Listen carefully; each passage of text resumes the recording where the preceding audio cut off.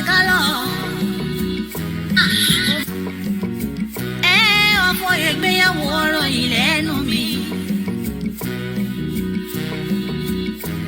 Mo ní igi là ń bẹ nígbò ìgbò. Ìgbò ìmà mi wò lọ. Àràbà yìí wá gbìyànjú kò dọ́mọ kó wà láyé lọ. Igi ńlá iyọ̀ wà lóhun tó máa fi ṣàràbà lóore. Oníwíwọ́ ní káràbà ìlọ́wọ́ láwùjọ igi. Oníléwò kò máa gbúdọ̀ wò. Àràbà ní ègùdọ̀ wọ́ láwùjọ. Ṣọ́dá àbáwọn sọ Fúlàní òyìnbó ṣe ń pa wá. Ṣó wá sùn ọkọ̀ Mádéyẹ mọ́ ṣe bẹ́ẹ̀ kó jáwọ́ ní. Àwọn àgbààgbà ikọ̀ wọn kò tíra mú. Odò sì wá kó wà láyé rẹ̀ lọ. Ó máa ṣe òre kò máa gbúdọ̀ wò. Àràbà ní ègùdọ̀ wọ́ láwùjọ.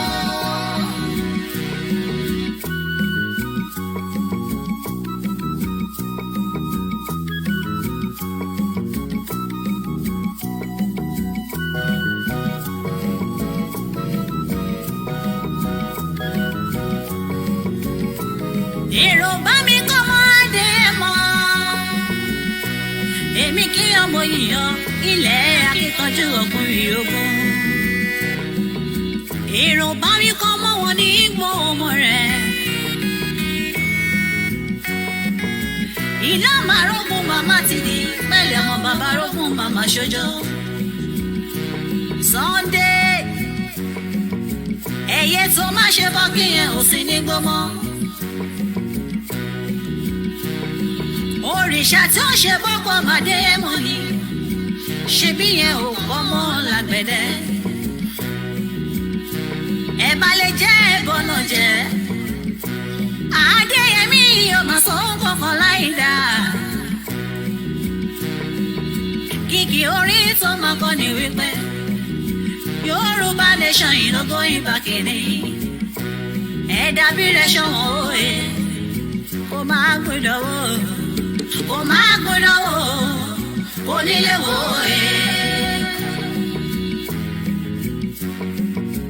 Ọmọ Yorùbá ẹ jẹ́ ká rórí. Ọjọ́ wo ni wọ́n dalẹ̀ Ifẹ̀ tán gangan? Àwọn kan sáré kó lè dára. Èrè bó bàjẹ́ kókò mí làwọn kan sá. Ṣó dára kí dára ṣó ìwà lọ́kùn. Yorùbá ìrònú kẹ́lọ́ fi mọ̀ ṣọ̀kan. Ọ̀tá ló pọ̀ tán ìwà ká. Kò máa gbúdọ̀ wò. Àràbà ní ègùdọ̀ wọ́ láwùjọ. Are you a professional looking to immigrate legally?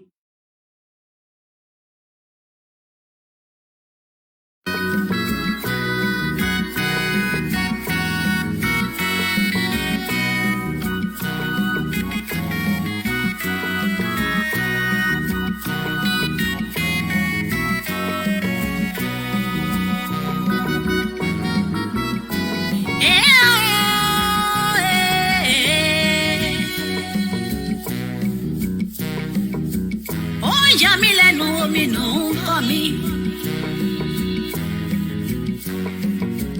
Ìdí táwọn àgbààgbà ìtàn kò fi lè sòdodo.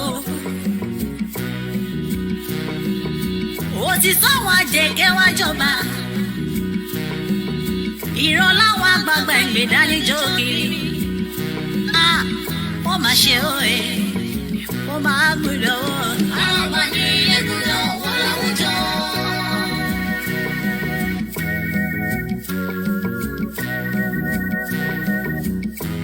Ọba mẹ́wàá ìgbà mẹ́wàá yóò máa lòlé ayé gbó. Lọ́ba lóye Yorùbá. Mo bẹ̀ yín ẹ ṣayé ire. Kò bàjẹ́ láyé Olúgbọ́n, kò má bàjẹ́ láyé Àrẹ̀sà o. Kò má torí tí yín bàjẹ́ òye. Abẹ́ orí àrùgbó Yorùbá ó máa fọwọ́ rọ́ọ̀rì kú mọ́. Ẹ bá náà lọ́mọ kékèké kú sí kiri. Ọlọ́kọ lè lóko nílẹ̀ Yorùbá mọ́. Kíjokíjo lọ́dọ̀ ló wọ̀n yìí wá ń sáré kiri.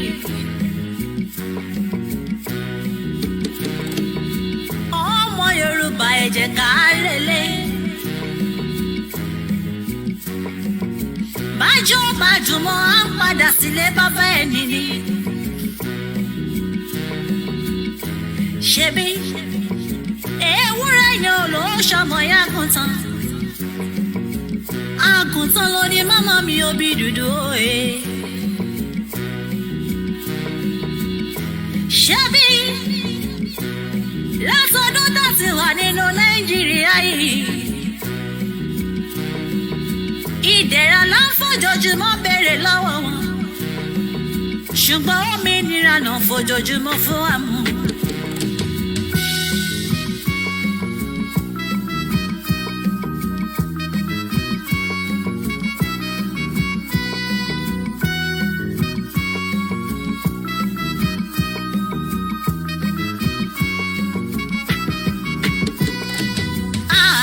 Ó ṣe àsìkò tí tó ilé tó lọ òmìnira àlàfẹ́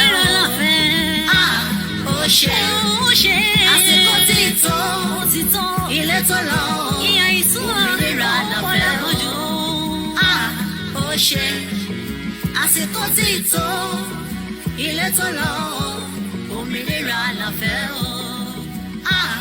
ó ṣe àsìkò tí tó ilé tó lọ òmìnira àlàfẹ́ o.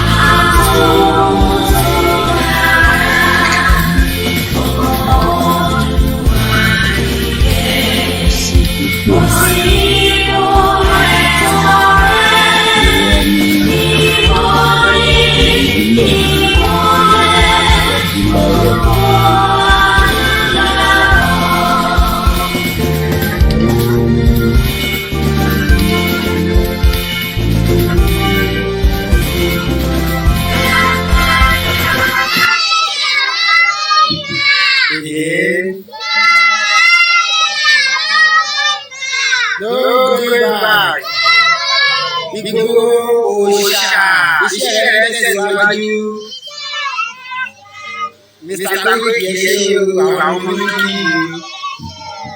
àwọn olókì lágbára Ọlọ́run àwọn amadé rere lórúkọ Jésù Yorùbá nation. Mo kí gbogbo wa pé ẹ káalẹ́ níbikíbi tí ẹ bá ti ń darapọ̀ tí ẹ ti fẹ́ gbádùn ètò talẹ́ yìí. Mo kí ìyá tó bí mi lọ́mọ torí pé ní gbogbo ìgbà tí ìyá yìí ò bá bí mi, probability wà pé ẹlòmíì ló máa ṣerú iṣẹ́ tí mo gbé dání.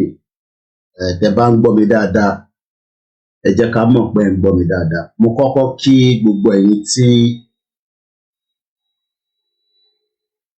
ẹ lo àkáǹtì ní gangan. Ẹ ti mọ̀ pé bíbá gangan náà ni òtítọ́ wà, but ẹ like láti máa parabolate káàkiri gbogbo different places. Tẹ́ bá ti wá lọ káàkiri tí ẹ rí òtítọ́, ẹ wá tún fi wá gbọ́ èyí tí Koiki fi sọ. Nítorí pé ẹ mọ̀ dájú pé arákùnrin tó jókòó yìí level tóun fi ń ṣe Yorùbá nation ó yàtọ̀ completely. Mo fẹ́ ká wo àkọlé ètò talẹ́ yìí torí pé mo fẹ́ kí bàbá wa dáadáa, the emeritus Professor Adébánjí Akíntóyè, tó bá fi dídà tèmi nìkan tí kò sí tìgbòho níbẹ̀, a ti dá ìjà rẹpẹtẹ sílẹ̀. But as of today, Yoruba Nation is still a non-violent movement. Ẹ gbọ́ mi dáadáa. Yoruba Nation, tí gbogbo ìgbà tí mo sọ pé lórí gbogbo àwa mídíà tá à ń sọ̀rọ̀, ibi báyìí nìkan ni ẹ ti máa gbọ́ pé a máa jà ṣá ni. But a máa jà yẹn kò tí replicate as a violent movement. It's still a conversation. Mo ti rọ́pọ̀lọpọ̀ tọ́tẹ̀ ti fi bú mi pé mo kàn máa ń dẹ́nu ni, irọ́ ni mò ń pa.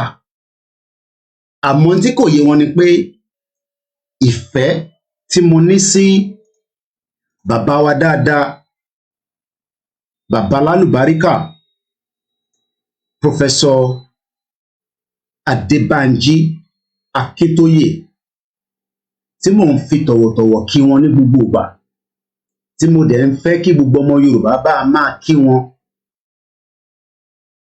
Mo máa ń sọ pé bàbá yẹn gbọ́ nígbà tí mo ní mo máa jó Nigerian Embassy ní UK. Ọ̀rọ̀ tá à ń fà lórí ọ̀rọ̀ Yorùbá Nation kò bá ti lọ sí violent tó bá jẹ́ pé mo take action yẹn. Bàbá yẹn ló wá pè mí, ó ní ọmọ mi, ó ní mo bẹ̀ ẹ́, òun forí ìyá ẹ̀ bẹ̀ ẹ́. Bàbá Awólọ́wọ̀ ló ní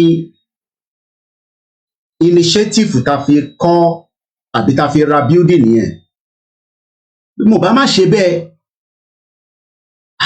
mo ní bàbá, ẹ̀yin ò mọ tèmi sọ fún bàbá níjọ́ yẹn tó pè.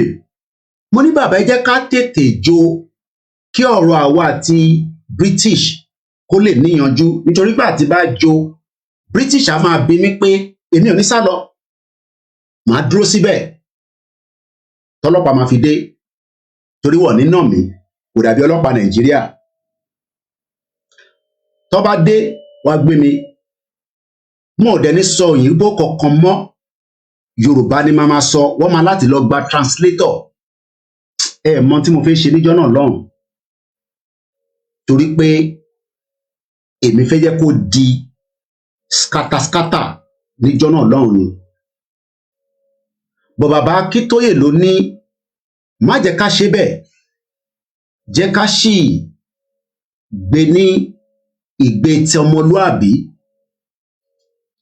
Mo ní bàbá, Yorùbá Nation ta fẹ́ gbà, ṣe ṣọ́ọ̀pá fẹ́ gbà ṣá. Bàbá yẹn ní gbogbo nǹkan tóun ní pátápátá lòun máa make sure pé ọ̀rọ̀ Yorùbá Nation kò ní di in tí kò ní bọ́ sí. Ìyá tó bí mi lọ́mọ náà pè mí, ó ní ọmọ mi ò bá má ṣe yẹn. Mo wá gbọ́ sí àwọn méjèèjì lẹ́nu.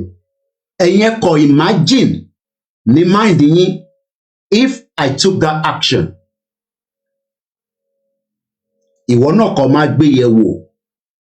Ìwọ má wọ́rì nípa èmi. Ìwọ kàn máa wọ́rì nípa ṣé kéèsì yẹn ṣì máa lọ àbí ọ̀rọ̀ yìí àbá ti di nǹkan míì, torí pé ó máa bring a lot of conversation around the world. But today, 3 years down the line, a ṣì máa sọ pé Yorùbá Nation is not a violent. Nígbà tèmi fẹ́ ṣe yẹn tí mo ò ṣe mọ́, ẹ jẹ́ ká tún lọ wo olóyè Ìgbòho nígbà tí wọ́n lọ ka mọ́lé. Expectation federal government òun ni pé Ìgbòho máa respond gẹ́gẹ́ bí akíkanjú tí wọ́n ti ń gbọ́rọ̀ ẹ̀, tí wọ́n dẹ̀ mọ tó lè ṣe. Àwọn rò pé tí bọ́ bá lọ ká Ìgbòho mọ́lé, Ìgbòho náà pa díẹ̀ nínú àwọn sójà, á pa díẹ̀ nínú àwọn tí wọ́n ń bọ̀, but Ọlọ́run Elédùmarè tí ó ní Yorùbá nation lótìtọ́ àwa là ń pariwo ẹ̀, Elédùmarè mọ bó ṣe máa parí ẹ̀. Ìgbòho yìn ọta ìbọn kan níjọ́ tó wá bá nílé. Gbogbo ọta ìbọn pátápátá tẹ rí àwọn federal government lóyìn. Ǹjẹ́ kò jẹ́ ká dúpẹ́ because mission yẹn ó fail. They thought that Igboho was going to also respond back. Ó di mélòó? Ó di méjì. Expectation federal government, gbogbo bí mo jẹ́ lára àwọn tó sọ pé kò ní selection ní Nàìjíríà nítorí pé mo gbàgbọ́ pé kò ní selection. Ọ̀rọ̀ pé kò ní selection yẹn, ẹ̀yin ò mọ bí federal government ṣe gbé dání sọ́wọ́. And the expectation from the federal government also led to the Inspector General of Police láti release a press statement just some few days before the fraudulent election. That election yẹn kọ́ was going to be disturbed by the Yoruba Nation campaigner. I'm sure a lot of you remember the press statement from the Inspector General of Police. Because again, from all their intelligence,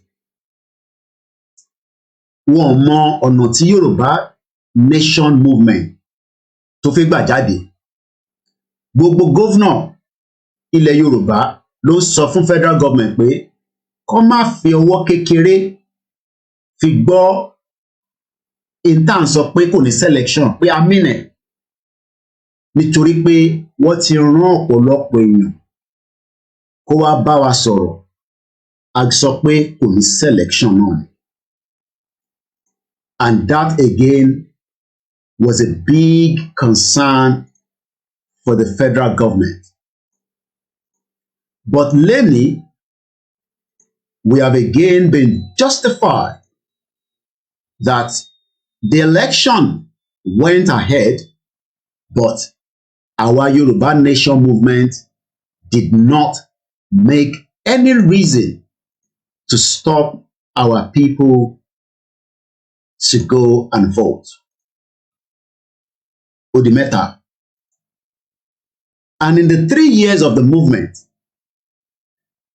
the expectation of the federal government of Nigeria was again that we would be able to create as many havoc that would eventually put Nigeria in a bad taste. And 3 years down the line, the Yoruba Nation movement remained a non-violent movement.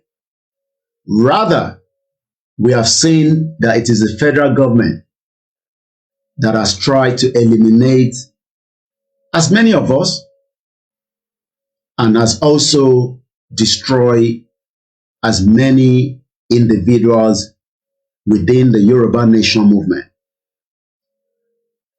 So by the time the country Nigeria tó bá di pé gbogbo ẹ̀ máa bẹ̀rẹ̀ sí fọ́ díẹ̀díẹ̀, kò sẹ́nì kankan tó máa jáde tó lè mẹ́rin kan pé àwa ọmọ Yorùbá Nation àwa la dá Nàìjíríà rò. Nigeria will be destroyed from internally, and it is building up gradually. It is building up slowly. it is just a matter of time that the country will collapse. That time frame is what a lot of us probably do not know, but I am quite assured that tonight, the 30th of March, Nigeria will never be the same as it used to be in the last 20 years of the democracy. Mo sọ lọ́pọ̀lọpọ̀ pé within the country called Nigeria, there are also people operating Nigeria from outside, and they are operating it very well. And one thing a lot of us don't understand is àmọ́ tó ń pè ní the network of people that can destroy Nigeria aside from those of us that you think want to destroy it. The same APC is in government in the last 8 years. They say Tinubu has been elected. But within the same APC, they have internal people that are ready to destabilize the federal government by making sure that Tinubu will not get there. Our Yoruba nation followers, mo fẹ́ ká fi pé Yoruba nation has not happened yet. Yoruba nation is going to be birthed. Wọ́n máa bí. Ìgbà tó fẹ́ bí yẹn ni gbogbo wa la ṣe ń try láti fẹ́ wò pé ìgbà wo ló máa bọ́ sí. But there is so much problem in Nigeria today that has never been in the last 63 years. And a lot of Nigerians are becoming wiser. Yoruba Nation movement started on a very, very good note. Tabanika play padà sẹ́yìn. And in the 3 years, it's a movement. But expectation àwọn tí wọ́n mọ̀ pé movement yẹn máa ṣì ní stamina títí di wákàtí, àwọn tó ṣì ń ṣọ́ọ̀kì jù òun ni àwọn ọba ilẹ̀ Yorùbá. Àwọn ọba ilẹ̀ Yorùbá thought àwọn ọmọ Yorùbá ń joke nígbà tá à ń pe a fẹ́ àwọn kan ní Odùduwà Republic, àwọn kan ní Yorùbá Kingdom, àwọn kan ní Yorùbá Nation. Our royal fathers thought we were joking when that movement started. Mokembe, Walata, Mokiyawa, Omolara, Mọ̀lẹ́kẹ́ àwọn kó ìkíni yàtì, màkẹ́ àwọn tó kù lẹ́tà. Àwọn balẹ̀ Yorùbá were very unprepared nítorí pé wọ́n prepare ọmọ wọn tó fẹ́ di president. I can imagine. Allah fún àṣẹ. Wọ́n prepare ọmọ wọn tó fẹ́ di president, but wọ́n prepare àwa ọmọ wọn tí oníhùn ṣe Nàìjíríà mú. Bá a máa kí dáadáa, màá bá wọn sọ̀rọ̀. Àbọ̀rọ̀ mò yẹ nísìn. Ọ̀rọ̀ tí mò ń sọ ọlọ́pọlọ ló máa yé. 2019 lọ̀rọ̀ Yorùbá Nation movement ló kickstart.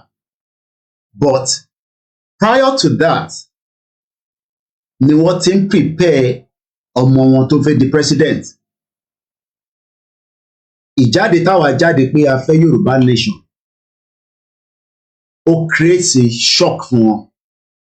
Lákọ̀ọ́kọ́ wọ́n try láti fẹ́ panú ẹ̀ pẹ̀lú bàbá wa Professor Banji Akintoye pé bóyá kó ṣe sùúrù díẹ̀. Ọ̀pọ̀lọpọ̀ tán ní bàbá fẹ́ jẹ́ kí wọ́n dìbò tán, gbogbo yẹn propaganda ni tí wọ́n instigate sára Yorùbá nation. Gbogbo pé bàbá ní another mission again is all blackmailing. I don't normally respond to internal problem within the Yorubas. Ọ̀pọ̀lọpọ̀ ti bi mí pé mo respond sí audio Baba Adeniran. I'm not going to respond to it at this time, but èmi mọ̀ Baba Adeniran ju ọ̀pọ̀lọpọ̀ yín lọ. Màá kọ̀ jẹ́ kí eléyìí wà on record. Mo sọ fún yín pé nínú movement wọ́n mọ value mi láwọn tó mọ̀. Mo fẹ́ kí àwọn tó súnmọ́ bàbá Adeniran kọ́ ní Koiki sọ pé lórí program ẹ̀ níbi tí wọ́n ní kémi àti Ìgbòho ká tẹ̀lé wọn lọ tí a dẹ̀ rìnrìn àjò yẹn, ta ló instigate, ta ló initiate? Ṣé bàbá Professor Adébánjí ló initiate àbáwọn? Adébẹ̀yẹn in tí Ìgbòho àtèmi expect òun kọ́ la bá, mo ní sọ jù bẹ́ẹ̀ lọ for now. Ẹ sọ fún bàbá Adéníran pé mo sọ bẹ́ẹ̀ lórí live show. If you believe whatever you are believing from that man, I will not say anything now. Inú Bẹ̀nẹ̀ láti lọ bá wọn, èmi àti Ìgbòho, àmì ìwọ̀n bàbá Adéníran, Ìgbòho, lápá àbí mẹ́rin. Ìrìn àjò yẹn nọ̀sẹ̀ díẹ̀.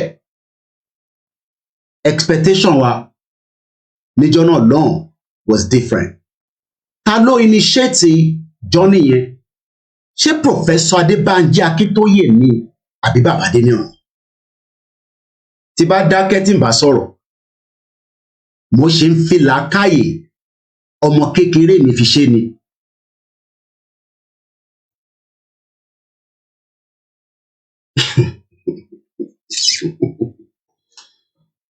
Mo ní sọ jù bẹ́ẹ̀ lọ, bọ̀ mo fẹ́ yẹ kẹ́ tẹ́kì nóòtì mi àtọ̀rọ̀ tí mo sọ. Kọ́ bí bàbá Adéníran pé Ọláyọmí Koiki of Koiki Media ní 11:27 p.m. Ó ní ìrìn àjò tí wọ́n gbé mi àti Ìgbòho rìn. Ṣé bàbá ló instigate àbí bàbá Adéníran? Àti pé ta ló mọ̀ nípa ẹ̀ tó fi di pé èmi àti Ìgbòho débẹ̀? Ìtàbá òun kọ́ ni expectation wa. Mo fìyẹn lẹ̀ fún ẹ̀yin onílàákàyè. Tí bá sọ fún yín pé loyalty mi pẹ̀lú Ìgbòho àti bàbá, nítorí pé mo mọ díẹ̀, ìyẹn kan, tó kù mo ti gbé pamọ́. And that's why I'm not going to respond to Professor Adeniran audio or whatever he has said, because I know more, and I'll just leave it there. Màá máa sọ fún gbogbo ọmọ Yorùbá pé ká máa dúpẹ́ fún Ìgbòho at any time. Even if he was trying to hide something from me, as someone that have lived in UK for 24 years and I stayed with him for more than 6 months, tí mo tún padà lọ after 6 months, nítorí pé CSI ló ní kí n padà wá again nígbà tá a fẹ́ lọ ṣe Lagos rally. I was not meant to be in Lagos. ìta ló yẹ kémi wà kí n ti máa operate from the media because he knows my capacity láti lè gbé ọ̀rọ̀ media yẹn. Mo dẹ̀ náwọn team tó wà on the ground tó dúró dáadáa tó jẹ́ àwọn ọmọ Koiki Media wọ́n dẹ̀ bẹ̀rù risk tí bá máa take òun ni ọmọ tó jáde lóru níjọ́ tó fi lọ pa Ìgbòho ló jáde. I will have taken that risk. Mo kàn máa ń dúpẹ́ pé ọ̀nà méjì ni pé wọ́n ò bá mi nínú ilé Ìgbòho. I will not say more than that. Anything would have happened. But bí Ọlọ́run ṣe fẹ́ lo ìrìn yẹn because ó sì fi jẹ́ kí n wà níbí ó dẹ̀ fẹ́ kí Ìgbòho wà so that táwọn tó ń sọ jágbajàgba tí kò yé wọn táwọn mọ bí nǹkan ṣe ń lọ àti èyí tó jókòó sí Amẹ́ríkà àti tó wà ní London àti ìyá wọn they don't have any clue about this movement. But àwa mọ̀ definitely pé wọ́n fẹ́ jẹ́ kí movement yẹn kó di violent so that wọ́n á lè rí nǹkankan mú dání. As much as bẹ́ẹ̀ mi ṣe ń sọ pé a máa jà tí mo dẹ̀ sì believe pé ìjà la máa fi parí Yorùbá nation láti fi kúrò ní Nàìjíríà a máa jà ni. Tí a bá jà federal government máa bẹ̀rẹ̀ ìjà tó máa involve Biafra. Tí Yorùbá ò bá wá jà ẹ lọ kọ sílẹ̀ Biafra máa bá federal government jà ó dẹ̀ máa dé ọ̀dọ̀ tiwa náà torí pé kò sí bí ìjà ṣe máa bẹ̀rẹ̀ níbì kan nínú Nàìjíríà tí kò ní ta sí gbogbo ibi tó kù. So gbogbo pé kò ní síjà yẹn a kàn ń pamọ́ ni. But as of today, the Yoruba nation is still a non-violent movement.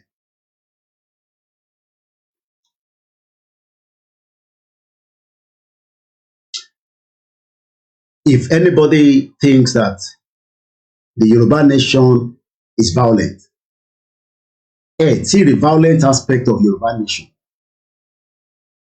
And that's why they are angry. They are upset. Pé Ìgbòho ò dìde as they were expecting him to do. Wọ́n expect pé Ìgbòho máa gbéra. Gbogbo time tá à ń jáde tí mo ní Ìgbòho máa jáde. Tí mo ní Ìgbòho ní ká lọ máa múra sílẹ̀, òun ti dé tán.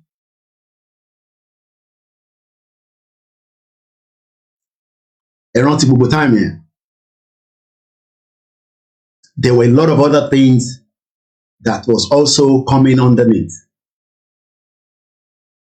Because wọ́n fẹ́ make sure pé wọ́n jẹ́ ká sọ Yorùbá nation yẹn di violent. So that tá bá ti sọ di violent ní federal government àti international community àtàwọn tí bàbá ń bá sọ̀rọ̀ then they will be able to say ṣe ríran. But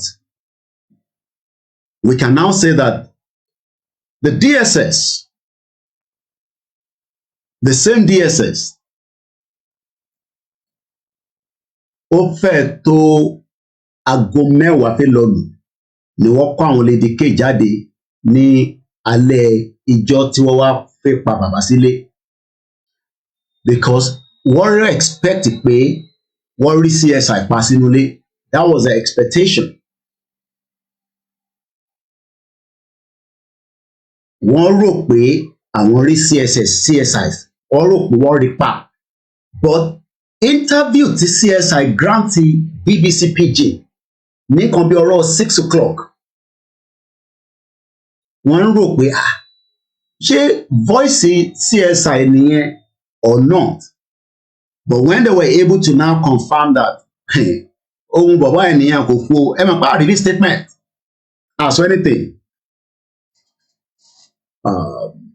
Down the line today, the federal government or Yoruba nation is not their concern anymore now because internally there's a lot of problem to erupt, to explode.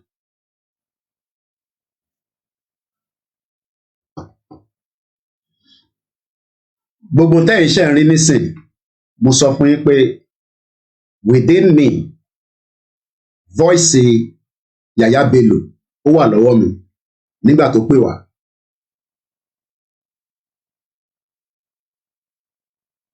The country is going to go into chaos. wọ́n kàn try láti make sure pé kò explode. Nigeria is going to collapse whether we like it or not. Ẹ̀rí pé FFK sáré wá níjọ́ náà lọ́hùn. I know some of you were saying, ẹ bá má jẹ́ kí FFK wá. Kò bá mi níjọ́ yẹn, but I spoke to him on the phone, but I don't have to give you all the details of the conversation. FFK ò bá chief nílé, ó sùn Ìbàdàn, ó dúró de chief.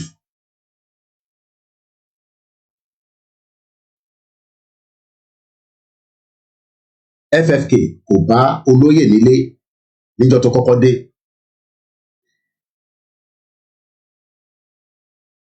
But one thing I always just to put on record tonight is the Yoruba nation is not, as of today, after 3 years, a non-violent movement. Tí a bá ṣe ìdajì tí àwọn IRA ṣe fún Nigeria, by now, there will have been a lot of changes.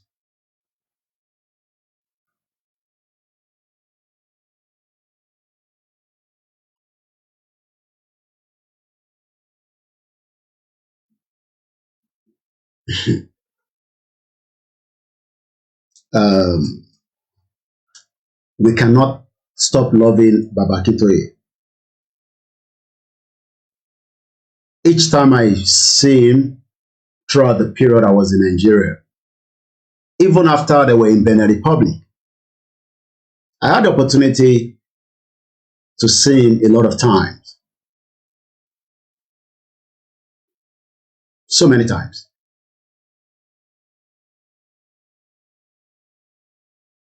I just pity those àwọn tó mọ bàbá yẹn, because expectation bàbá yẹn ni pé bàbá yẹn ó máa ta ìran ẹ̀.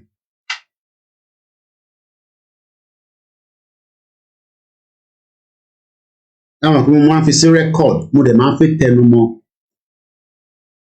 Bàbá tẹ̀ ń wò yìí bí wọ́n ṣe ń pè lọ́tùn lósì. Kí mò ń sọ nǹkan pé àwọn balẹ̀ Yorùbá wọ́n mọ̀ pọ́rọ̀ Yorùbá nation ó máa dé stage yìí.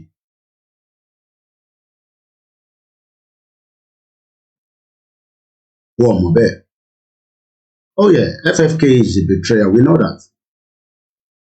But mission tó bá wá gangan lẹ́yìn ò mọ̀. But I won't leave that now. I'll leave that for some other time. Ẹ̀yin ò mọ̀ mission tó bá wá. They were all expecting Igboho to have done a lot. That is the expectation of the Yoruba politician. Àti Ṣèyí Mákindé ni o, àti gbogbo wọn. They all know Ìbẹ̀rù. Even though Igboho is not whole, wọ́n bẹ̀rù ẹ̀ bí ṣọ̀pọ̀nná ni. Ṣorí wọ́n tó ń sọ pé Ìgbòho kọ̀ jókòó sí Kútọ̀nù. Ìgbòho sitting in Kútọ̀nù, àwọn tó wà Nàìjíríà, nílẹ̀ Yorùbá, nílẹ̀ Haúsá, nílẹ̀ Ìgbò, ọmọ ẹni tó ń jẹ́ Ìgbòho.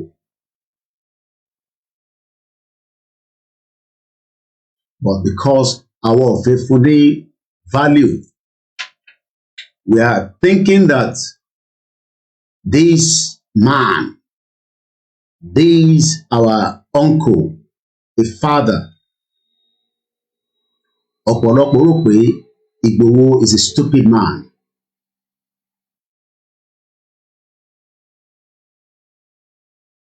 Ẹ rò pé kò ní làákàyè, ẹ rò pé kò ní brain.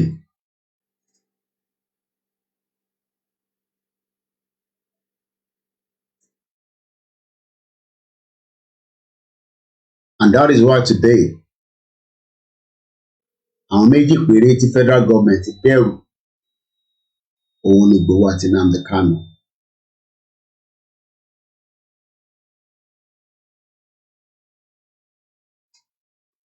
Bó ṣe rọra dúró yẹn, Tompolo ó bẹ̀rù ẹ̀ bí ṣọ̀pọ̀nná. àsárídòkúbọ̀ ó bẹ̀rù ẹ̀ bí ṣọpọ̀nà. Ẹ dárúkọ any one of àwọn tó ń pè ní Don nínú Nàìjíríà lénìí wọ́n bẹ̀rù ẹni tó ń pè ní Ìgbòho.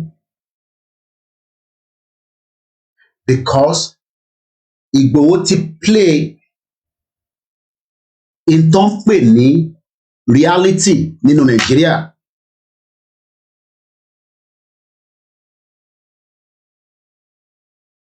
But that is why they were thinking that Ìgbòho part of this Yoruba nation movement ó máa wà bloody gan, ó dẹ̀ máa wà violent. Expectation wọn nìyẹn pé Ìgbòho máa sọ Yoruba nation di violent. So nígbà tí wọ́n ò rí yẹn làwọn kan ṣe wá ń wọ́ndà pé ṣáṣú ọ̀ pé bọ̀bọ̀ yìí ni wọ́n sọ pé òun Ìgbòho.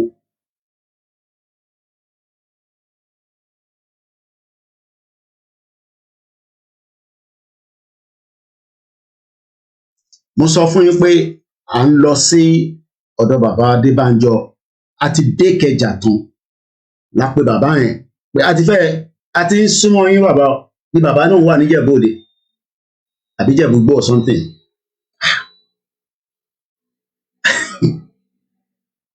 Tí tráfíìkì tó dé tráfíìkì burúkú Lagos Ìbàdàn expressway yẹn, it was a Sunday or Saturday.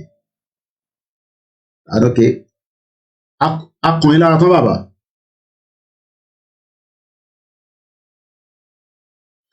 As we were heading out back, mo ti sọrí Dàpọ̀ Abíọ́dún bọ̀ pẹ̀lú convoy ẹ̀. Mọ́tò táwa gbé dání kò ju bí 4 lọ. Dàpọ̀ Abíọ́dún was going on a one way. Traffic yẹn pọ̀ gan. Báwa ti ṣe gbọ́ siren yẹn tó ń bọ̀. Àbí dá fíìmù sílẹ̀ níjọ́ yẹn. Ìlú olóní náà. Ẹ hàn pé sometimes àwọn spirit kan máa fẹ́ dìde.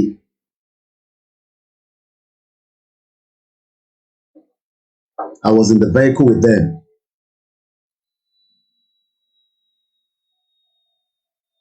Dàpọ̀ Abíọ́dún gan gbà tó kọjá lára wọn ó ti sọ fún pé mọ́tò tiwa tó ń bọ̀ yẹn because ẹ mọ̀ wọ́n ń pàṣẹ gbogbo mọ́tò abẹ́ yá wèrè ẹ̀yìn gba one way bọ̀ ẹni káwa move ẹ̀yìn pé gbogbo àwọn mọ́tò tí ń move bọ́ ṣe ń rí sójà nígbà tó dé mọ́tò convoy tọ̀dọ̀ tiwa.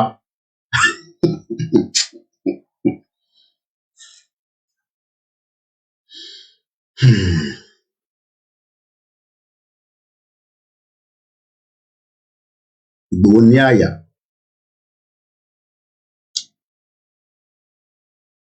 Ó ní àyà gidi. Nígbà tá wọ́n sọ dẹ̀rìn mọ́ wa lọ́wọ́ ni. Ìgbòho òòṣà bàbá. Gọ́vùnà yìí ló ń kọjá yẹn. Àwọn security, àwọn mọ̀pọ̀ gidi tó gbé G9 dání àbí G6 àbí G49 tó máa ń gbé dání. Mọ́tò 4 làwa fi ń drive. Ẹ wo convoy gọ́vùnà tó ń bọ̀. Wọ́n fún àwọn aláìka kọjá ni.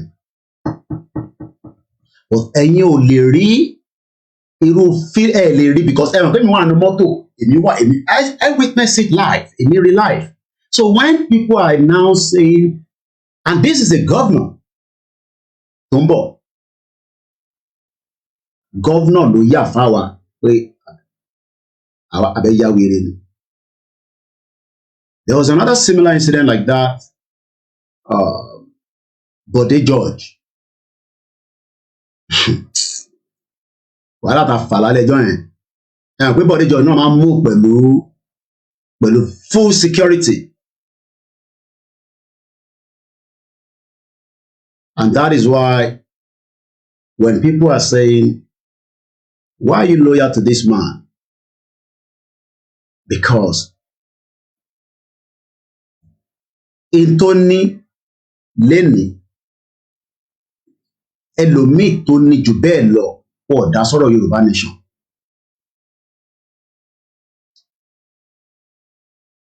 Mo sọ fún yín pé ọba méjì nílẹ̀ Yorùbá ìkànnì tó bá lè rí Ìgbòho pakọ́pa. Ọba kan pè wá títí àdé pálásẹ̀. Tó bá ti dé mi lọ́mọ á bá ìjọ ọ̀nà ń bọ̀. Because wọ́n ní kọ́ lọ bẹ Ìgbòho kó tempo ẹ̀ díẹ̀. And that's why people are thinking that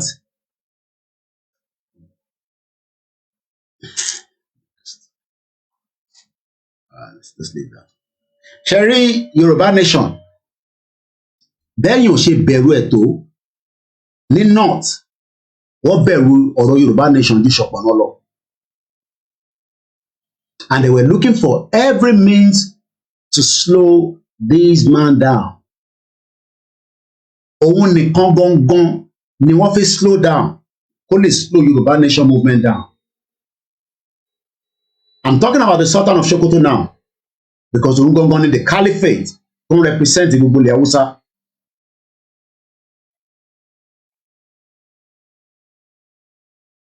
Sultan of Sokoto, if he has his means, they will do everything.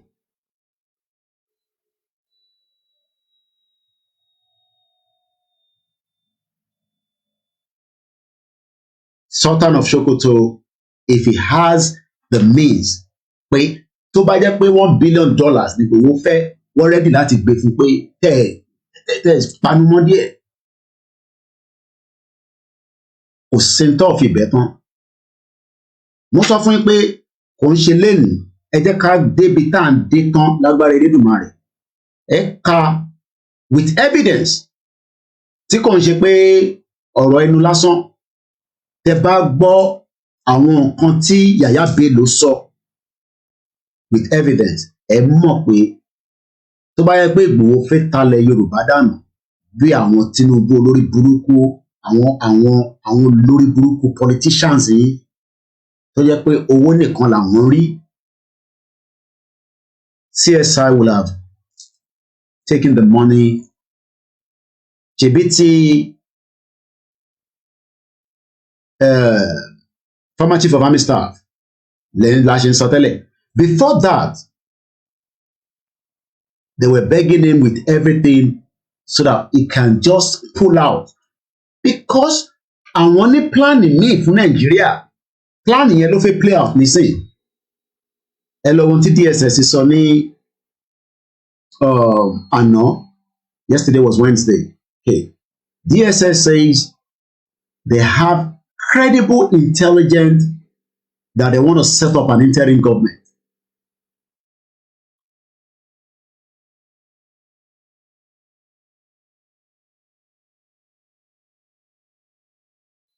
We want credible intelligence. Kunle Bakers, shout out to you, my brother.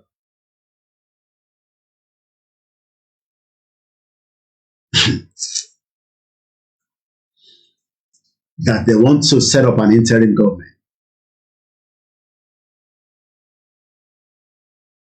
Nigeria is really on fire. But again, let us remind ourselves that the Yoruba nation is still an ongoing movement and nobody can stop it. No human being can stop it. Bí àfáà ò bá sọ pé Yoruba nation máa wáyé, bí babaláwo bá sọ, Yoruba nation will come. Because there's a lot of energy that is changing around the world. And energy is changing. But àwọn tá à ń bá tayò yẹn náà, wọ́n ń ṣèyàn kékeré. They are very, very powerful from the dark side of things. À ń gbàdúrà gbogbo à ń ṣe prayer a lot afẹ́ Yorùbá nation. But ẹ ti gbàgbọ́ pé àwọn kan náà wọ́n reverse ẹ̀ pé kó má ti wáyé. Because moment tí Yorùbá kingdom Odùduwà republic tó bá ti lè wáyé, that change the energy around the world. We are not fighting Yoruba nation because of our own alone. We are fighting these because something is going to change around the world. I hope you are following the news surrounding the dollar, the Chinese, and the Russia, the dollarization. How many people is following the dollarization? Do you know that dollar is what is used mostly around the world? How many people knows that? Let's take you through the back end and let's start going into the program. Once again, a very good evening and welcome. Mokibubwa Kakiri, Mokibubwa Yawa. Eitan say a very good evening to you. Good evening to the Koiki Media team and the rest of us as well. Now let's go into the program a little bit. Ẹ má bínú pé apẹ́ ká tó jáde. Ẹ mọ̀ pé ọwọ́ àbúrò yín kún. Mo kí ẹ̀yin Mùsùlùmí, Ramadan Kareem. Mo kí gbogbo Christians, Greeks, yeah, you're right, Waris. Dollarization might be coming to the end. How soon, I don't know. But America is very powerful, and I'm sure they're fighting. And that's why you can see the Kamala Harris moving very swiftly as they're going to different African countries. But it's just unfortunate that she's not coming to Nigeria. I'm not sure why. Maybe vision tó ń rí sí Nàìjíríà ti fẹ́ tán, so wọ́n fẹ́ mọ àwọn làwọn fẹ́ bá deal. Mo kí gbogbo alẹ́ kan sí.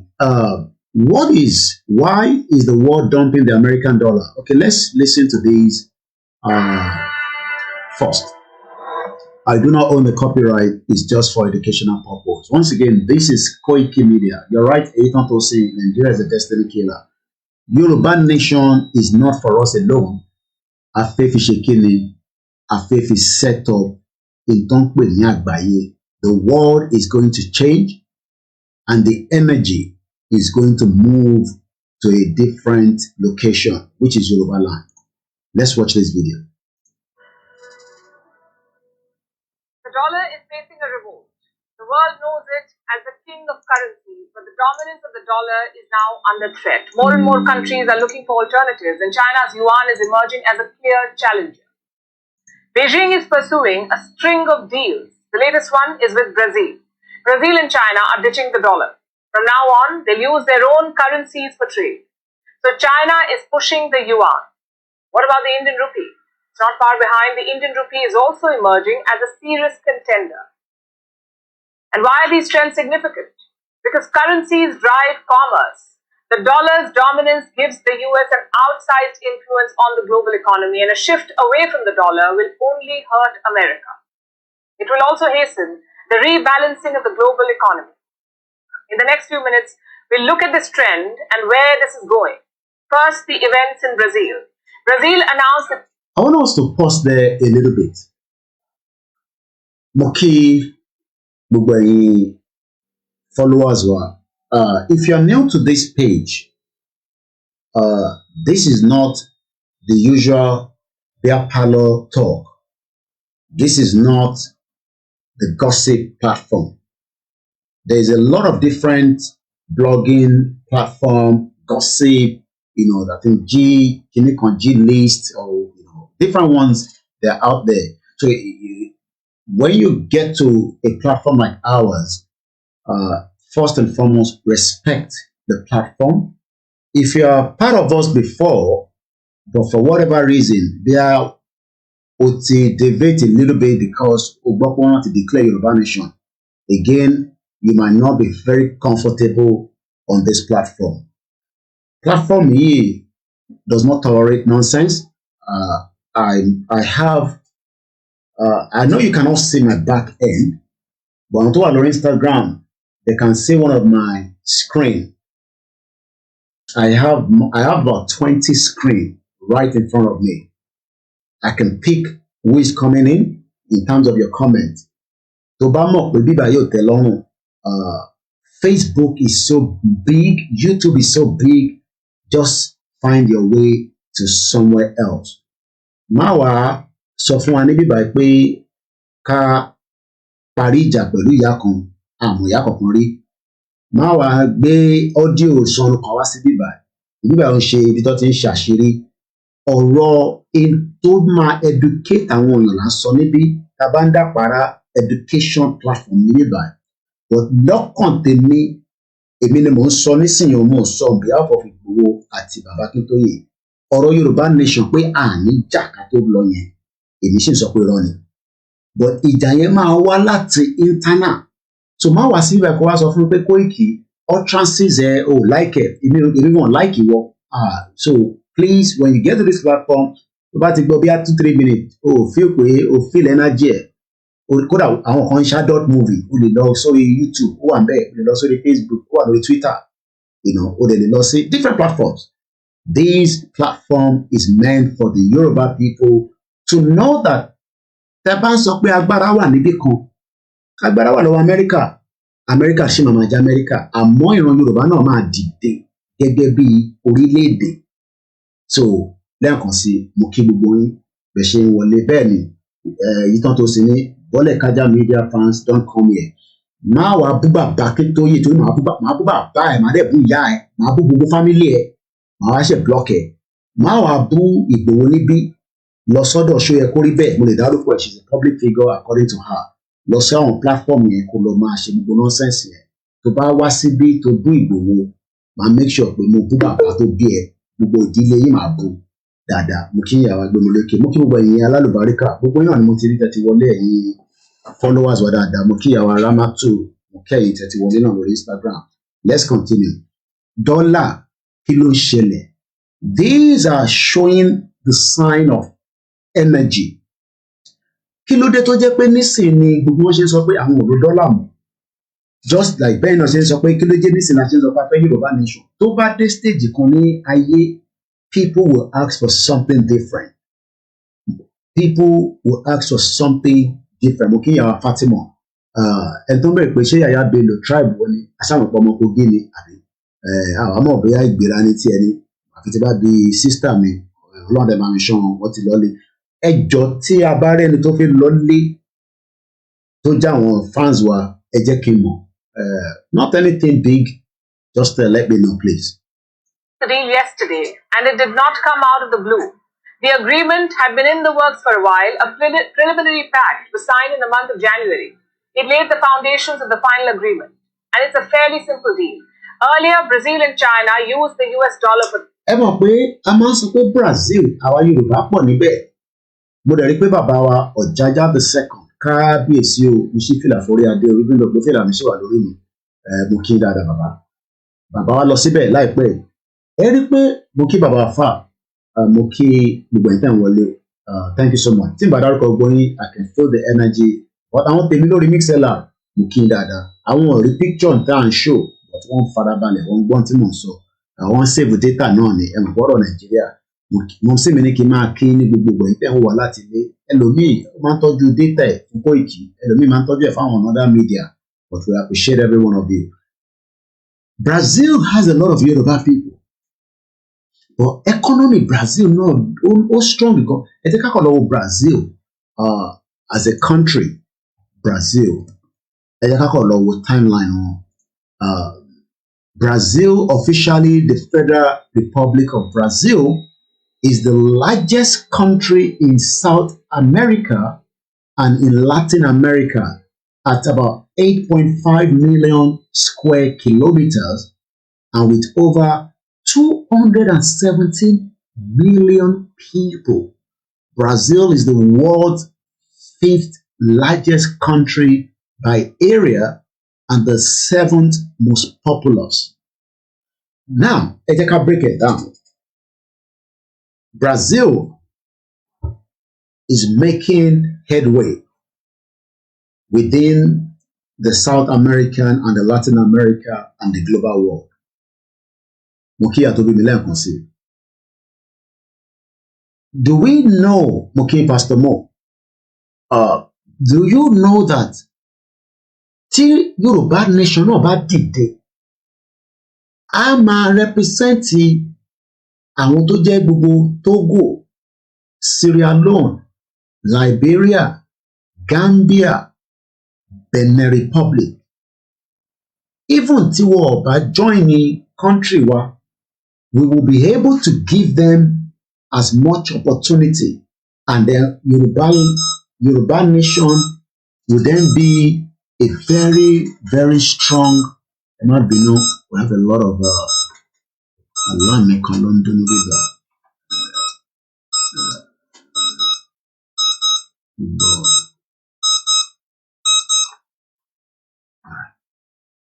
once again, a very good evening and welcome.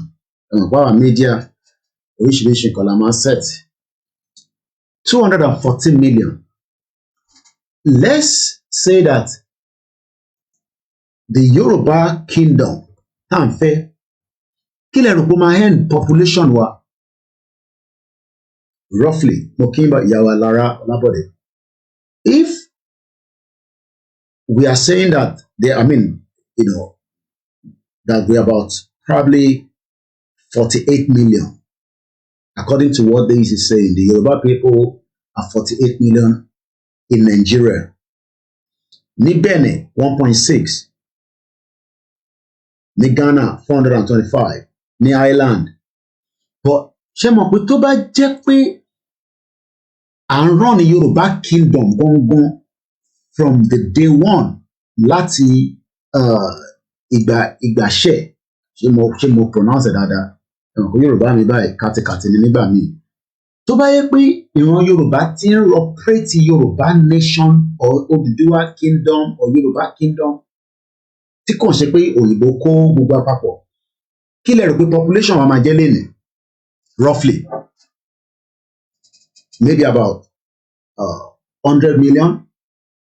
Mr. Falana, we were looking at Kabosa.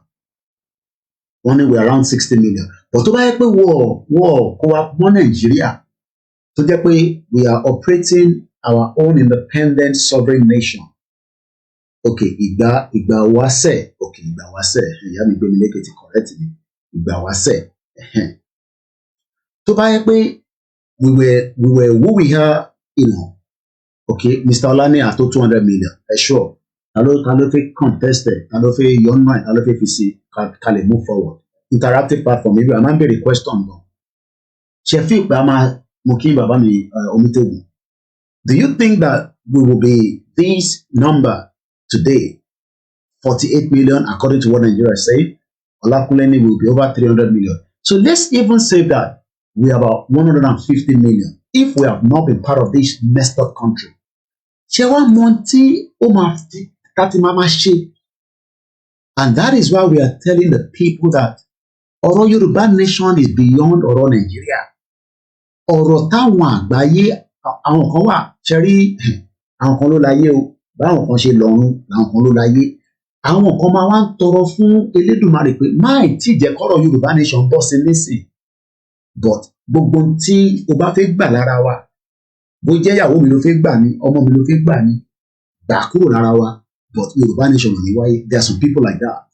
The reason why we are backward, is because there are still people within us that is slowing the Yoruba, race, the Yoruba people from getting into the stage like Brazil. So, Taban sọ pé Brazil ní àwọn Yoruba pọ̀ ní Brazil. Energy Brazil ọ̀tọ̀, energy ilẹ̀ Yoruba ọ̀tọ̀. And in everything around the world, I'm going to take us away from, we're going to come back to the dollarization. Let's come to mass exploration. I just want to move your mind away so that while you understand it, surely there's energy. No, I can know stars. Stars.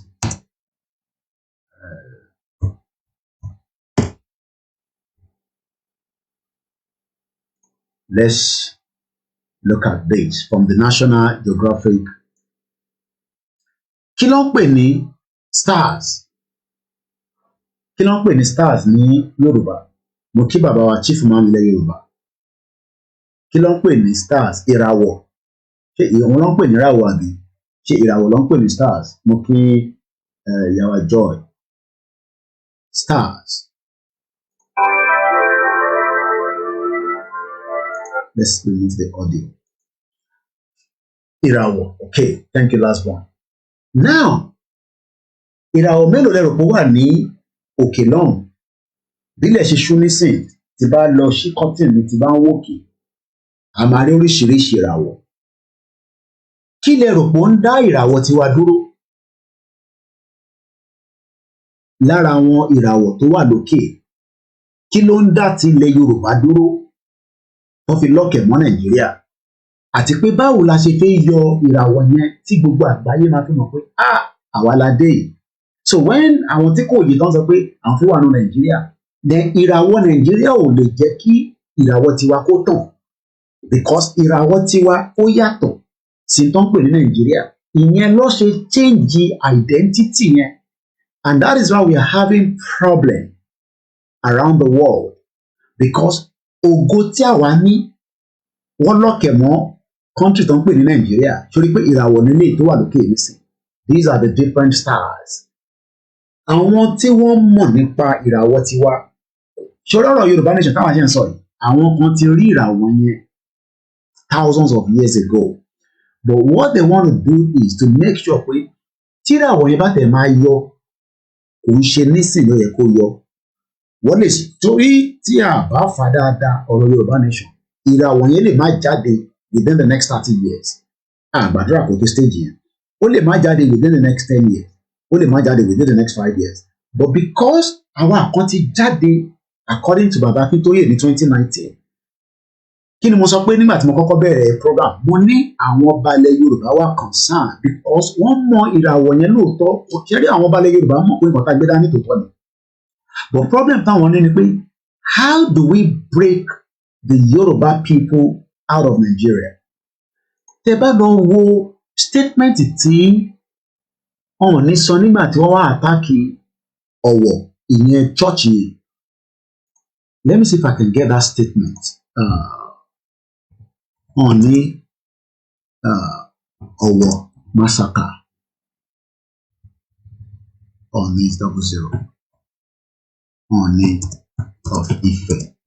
Ọ̀wọ̀ attack. Ẹ jẹ́ ká lọ rántí statement kan tí bàbá sọ nígbà yẹn pé we are prepared to defend ourselves. Kí ni kábíyèsí mean by that? Báwo la ṣe fẹ́ defend ara wa? Ṣé a máa lo ìṣẹ̀ṣe ni? Ṣé a máa pe àwọn orúmọlẹ̀ ni? Ṣé a máa pe ìràwọ̀ wa jáde ni? Àbí nítorí pé kábíyèsí ò sọ pé federal government will defend us. Ẹ wo statement yẹn. This was 6th of June 2022. Kábíyèsí sọ pé we are prepared to defend ourselves. But how? Kábíyèsí ò kò ẹ jẹ́ ká ka statement yẹn. The Ọọ̀ni of Ife, Ọba Adéyẹyè Ògúnwùsì, has condemned the heinous attack on the worshippers at the St. Francis Catholic Church, Ọ̀wá Olúwa, Ọ̀wọ̀, Ondo State. The attack was carried out during the mass, left over 35 people dead and many injured. A viral video posted online shows some of the slain worshippers in their pool of blood. Now, in a statement shared by his Instagram page on Monday, the monarch stated in a strong terms, mo fẹ́ ká wo ọ̀rọ̀ yẹn. Tó bá sọ pé nǹkan strong, a máa kọ́kọ́ lọ wo meaning ẹ̀ as English dictionary.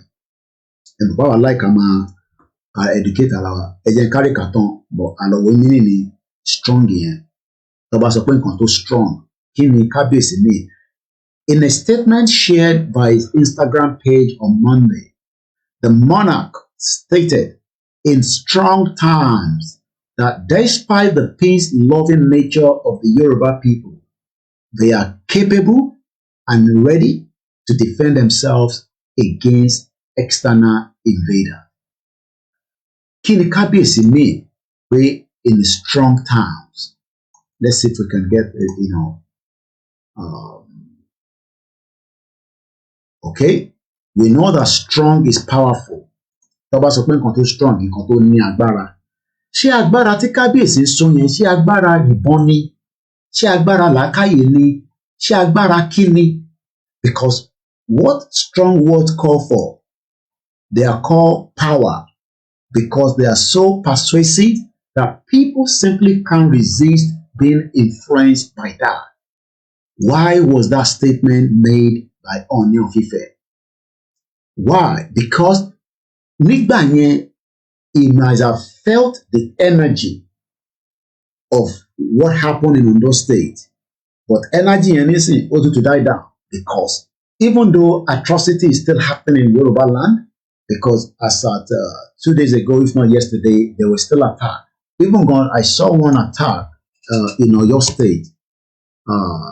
There was an attack, Oyo attack by terrorists. Yes, I think I saw that. Yeah, on the news.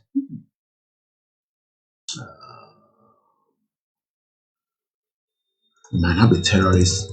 No, okay, Morilori Sahara reporter. But your attack. Yeah, Olele.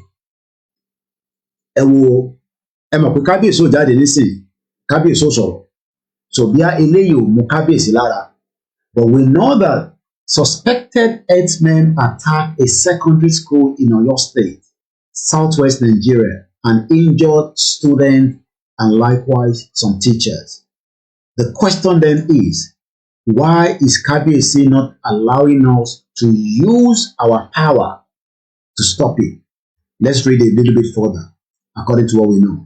Suspected herdsmen, let's give it a bit of blow. Suspected herdsmen on Thursday morning ìyẹn láàárọ̀ àná, okay, reportedly attacked a public secondary school community grammar school, Alaropo Inla, in Orire local government area of the state. It was gathered that the herders injured a yet to be identified number of students and teachers during the invasion, according to Vanguard.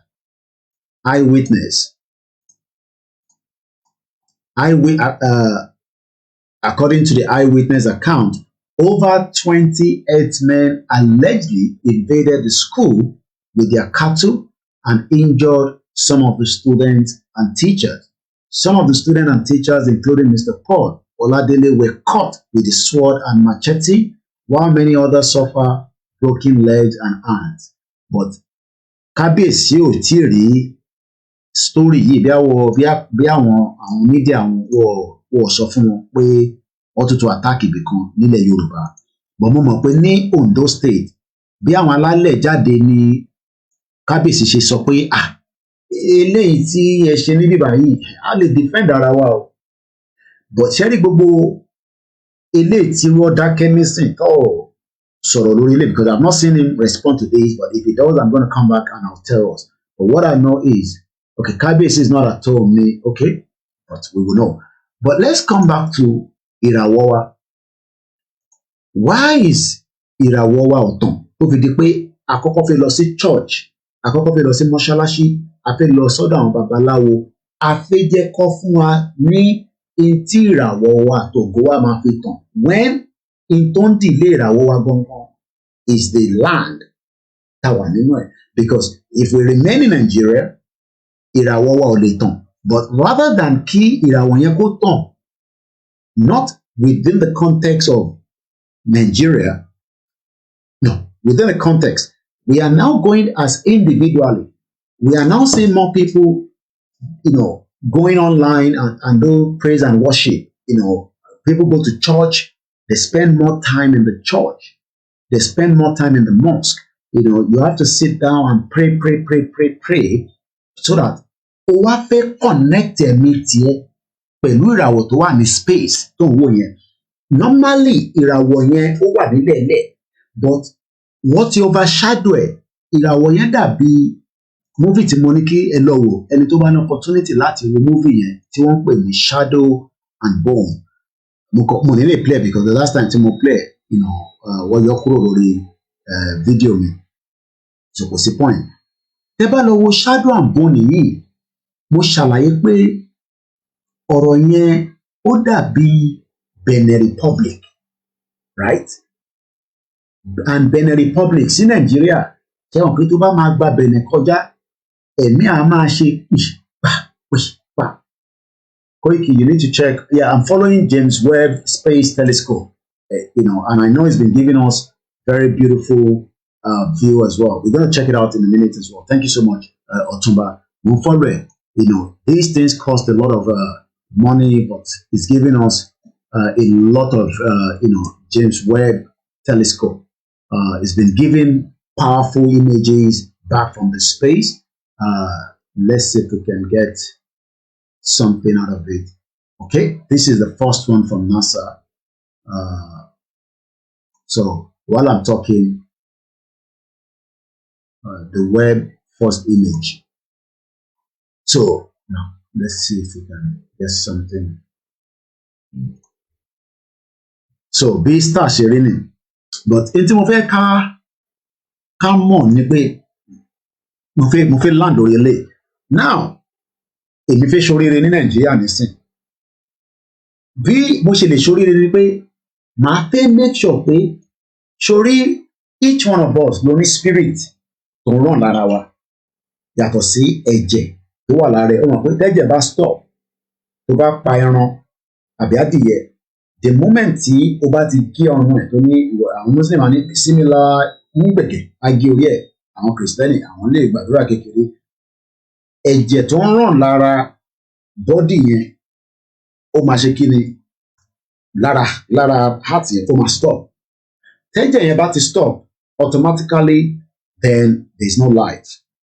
But sórí ẹ̀mí tiẹ̀ gangan tí Elédùmarè dá sí ilẹ̀ Yorùbá wọn ò jẹ́ kí ẹ̀mí yẹn ṣoríire, but ó wá ń lọ sí church láti fẹ́ connect ẹ̀mí yẹn padà pẹ̀lú ìràwọ̀ ẹ̀, because ìràwọ̀ tó jẹ́ kí ó wá fún gbogbo wa automatically nílẹ̀ Yorùbá wọ́n ti block ìràwọ̀ yẹn, wọ́n ò jẹ́ kó shine. So now ó wá fẹ́ lọ sí church, ó fẹ́ lọ sí mosque, ó fẹ́ lọ consult Ifá so that kí ẹ̀mí ẹ̀ ó lè connect pẹ̀lú ìràwọ̀ tiẹ̀ gangan. Whereas ìràwọ̀ yẹn ó jẹ́ kó wá automatically ni. Ìyẹn láti máa sọ pé a ní this nílẹ̀ Yorùbá, a ní natural resources, ìyà ṣe ń jẹ wá báyìí, ibi ṣe ń pa wá, because wọ́n ti block ìràwọ̀ wa. Wọ́n ti block ìràwọ̀ tó jẹ́ kó ṣe àǹfààní fún gbogbo ilẹ̀ Yorùbá. Àwọn wo ló wá block ẹ̀? Kí ni ìdí tó ṣe block ẹ̀? Ṣé àwọn ti rí ìràwọ̀ wa ni ló ṣe block ẹ̀ ni? Yes, òyìnbó aláwọ̀ funfun ti rí ìràwọ̀ wa because lára ìgbà tí wọ́n wá sọ́dọ̀ wa during the 17th centuries, àwọn baba ńlá wa wọ́n ti sọ àwọn àṣírí kan fún wọn tí kò jẹ́ kó sọ fún wọn. And that is why we are struggling today. That is why we are backwards today. That is why nothing is moving. But because àṣírí àwọn tó ń rí díẹ̀díẹ̀. And ọmọ Yorùbá yẹn ló ṣe dáadáa bẹ́ẹ̀. No, gbogbo ọmọ Yorùbá ló yẹ kó ṣe dáadáa automatically. But wọ́n ti gba ògo kúrò lára wa. And tó bá báyàn kan sọ̀rọ̀ nísìnyí, tó bá sọ A, a máa sọ B. Because òun rí B yẹn as the answer. Ó rí Tinubu as ìràwọ̀ Yorùbá, but kò rí pé ìran Yorùbá gbọ́ngàn ti wà in darkness. Tinubu fúnra rẹ̀ gan wà in darkness. Tí Tinubu ò bá sí ní darkness, ẹ jẹ́ ká padà síbẹ̀. Ó jẹ́ kí DSS. These are just some of the. Let's see if we can get the proper. We'll come back to this. I don't want to open too many browser, and so we got the message that last year June on Baba sọ pé a lè defend ara wa, but it didn't go into details. That means pé Baba gẹ́gẹ́ bí ẹni tó ń darí wa, he knows that we can defend ourselves. Èyí tí àwa ṣe ń sọ pé ẹja lọ train àwọn warrior kan, ẹja lọ ṣe kinní kan, ẹja ṣe this. They know what to do, but they are not doing it because aṣèwà nínú Nigeria. Baba might probably want Yoruba nation.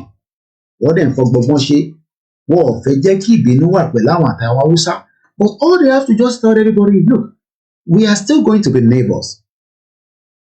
Ẹ jẹ́ kí ògo àwọn ọmọ Bàbá ṣe máa ní yẹn, àwọn donate ọ̀rọ̀ àkọ́mọ́ ní wọn ní palace ìjọ kan àwọn artisans ọ̀rọ̀ machine fún wọn machine mélòó lẹ fẹ́ rà fún àwọn èèyàn bàbá sewing machine mélòó lẹ fẹ́ rà fún gbogbo ọmọ Yorùbá lè ra sewing machine fún gbogbo wa because ilẹ̀ Yorùbá tóbi tẹ bá ra sewing machine fún àwọn bíi 20 àbí ká tẹ sọ pé 1,000 which I know that àwọn kan ló máa donate fún bàbá pé ọ̀dà ẹ̀fọn àwọn kan we are talking about every individual Yoruba sons and daughters ìràwọ̀ wa ó ti wà lock Ọọ̀ni of Ife knows that ìràwọ̀ wa ò tàn but they are not coming out to give us a clear clue why our stars is not shining.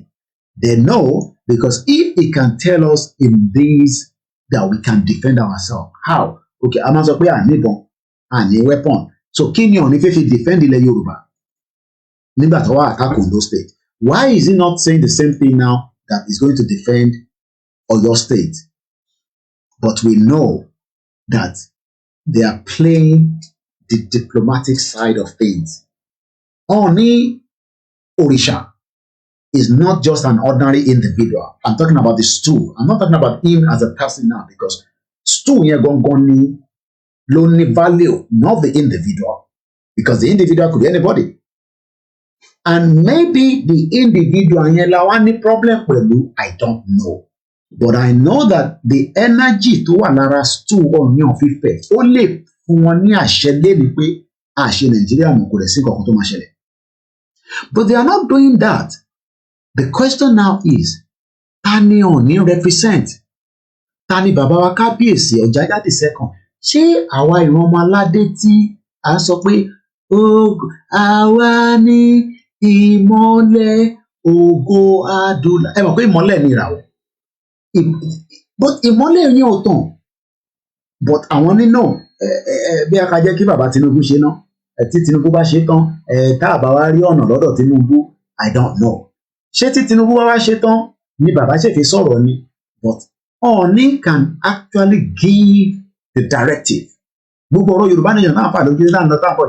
He has what it takes. But look, any gbogbo àtàkùn ṣẹ́rí àpọ̀lẹ́ ní gbogbo ẹni àwọn politician control ọba. Look, ọba mọ tó lè ṣe tí politician máa sùn lórí tó yẹ pé kódà. But they are not going to do it. And that is why today, every sons and daughters of Yoruba, ìràwọ̀ yóò ní tán. We are all lying. Because ìràwọ̀ tó yẹ kó tán has been locked with Nigeria. And that has been locked not today. It has been locked for thousands of years. Àwa tí àwa ń pariwo léraléra, tá ń pariwo kò ń ṣèmi o, àwọn kan ti ń pariwo bẹ́ẹ̀, mo rí article tí bàbá wa Comrade Victor Taiwo sọ. Nobody disagree with them that àwọn kọ́lọ́kọ́kọ́ bẹ̀rẹ̀ Yorùbá. Anybody can start Yorùbá nation. It's all about àwọn tó tún wọlé tó tún sọ̀rọ̀ lé lórí. Because nígbà tẹ́yìn sọ Yorùbá nation, nobody knows you. Nobody knows what you were saying. But àwa jáde nísìnyí, we are able to use the new technology. Àwa náà ń lo the new energy. Because energy làwa náà lò. As much as I was a bit tired tonight, but nígbà tí ìyàwó mi tó ní ọ̀dà òun sáré bá mi ṣe nǹkan kan tó sáré ṣe tí pátápátá tí mo jẹun yẹn tán, mo ní energy díẹ̀, ìyẹn mo ṣe lè jáde wá lálẹ́. I was almost not gonna come out anymore. But nígbà tí mo jẹ oúnjẹ yẹn tán, okay, nígbà tí mo ti ní energy díẹ̀, ẹ̀jẹ̀ ń jáde. So it's all about the energy. So nobody is disputing with Comrade Victor Taiwo. You started it. Yes, we all know that you started it. But as at the time you started it, the message was not traveling, as fast as what we are doing now. But what we are now doing is, à ń try láti pe energy gbogbo èèyàn, à ń pe gbogbo energy ọmọ Yorùbá, ẹ jẹ́ ká wá, ẹ jẹ́ ká jọ ṣe, àwọn kan nínú ẹ̀wò kọ́là kan tó pè ní ìjẹta kọ́ ni, ó gba 25 minutes lọ́wọ́ wa, ó sì tún sọ pé Nigeria is a sovereign nation. When Yoruba kingdom tó ti wà before Nigeria thousands of years, but òun wo Nigeria as a sovereign nation because nítorí ìbò sọ fún mi yẹn, kò wo lẹ Yorùbá as a system tó ti wà tí ìra. Because I'm sure tí Nigeria bá dání kò ní sáwá sí UK. So and nobody can say that mo wá sí UK mo wá kàwé irọ́ ni gbogbo àlà sáwá sí UK.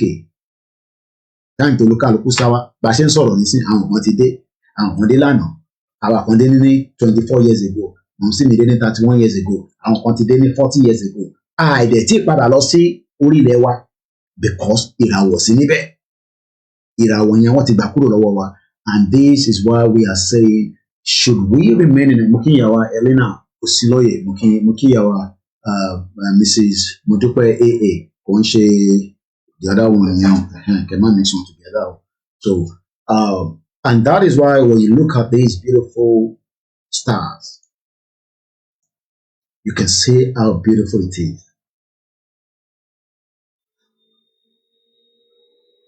Why is our own stars not coming out?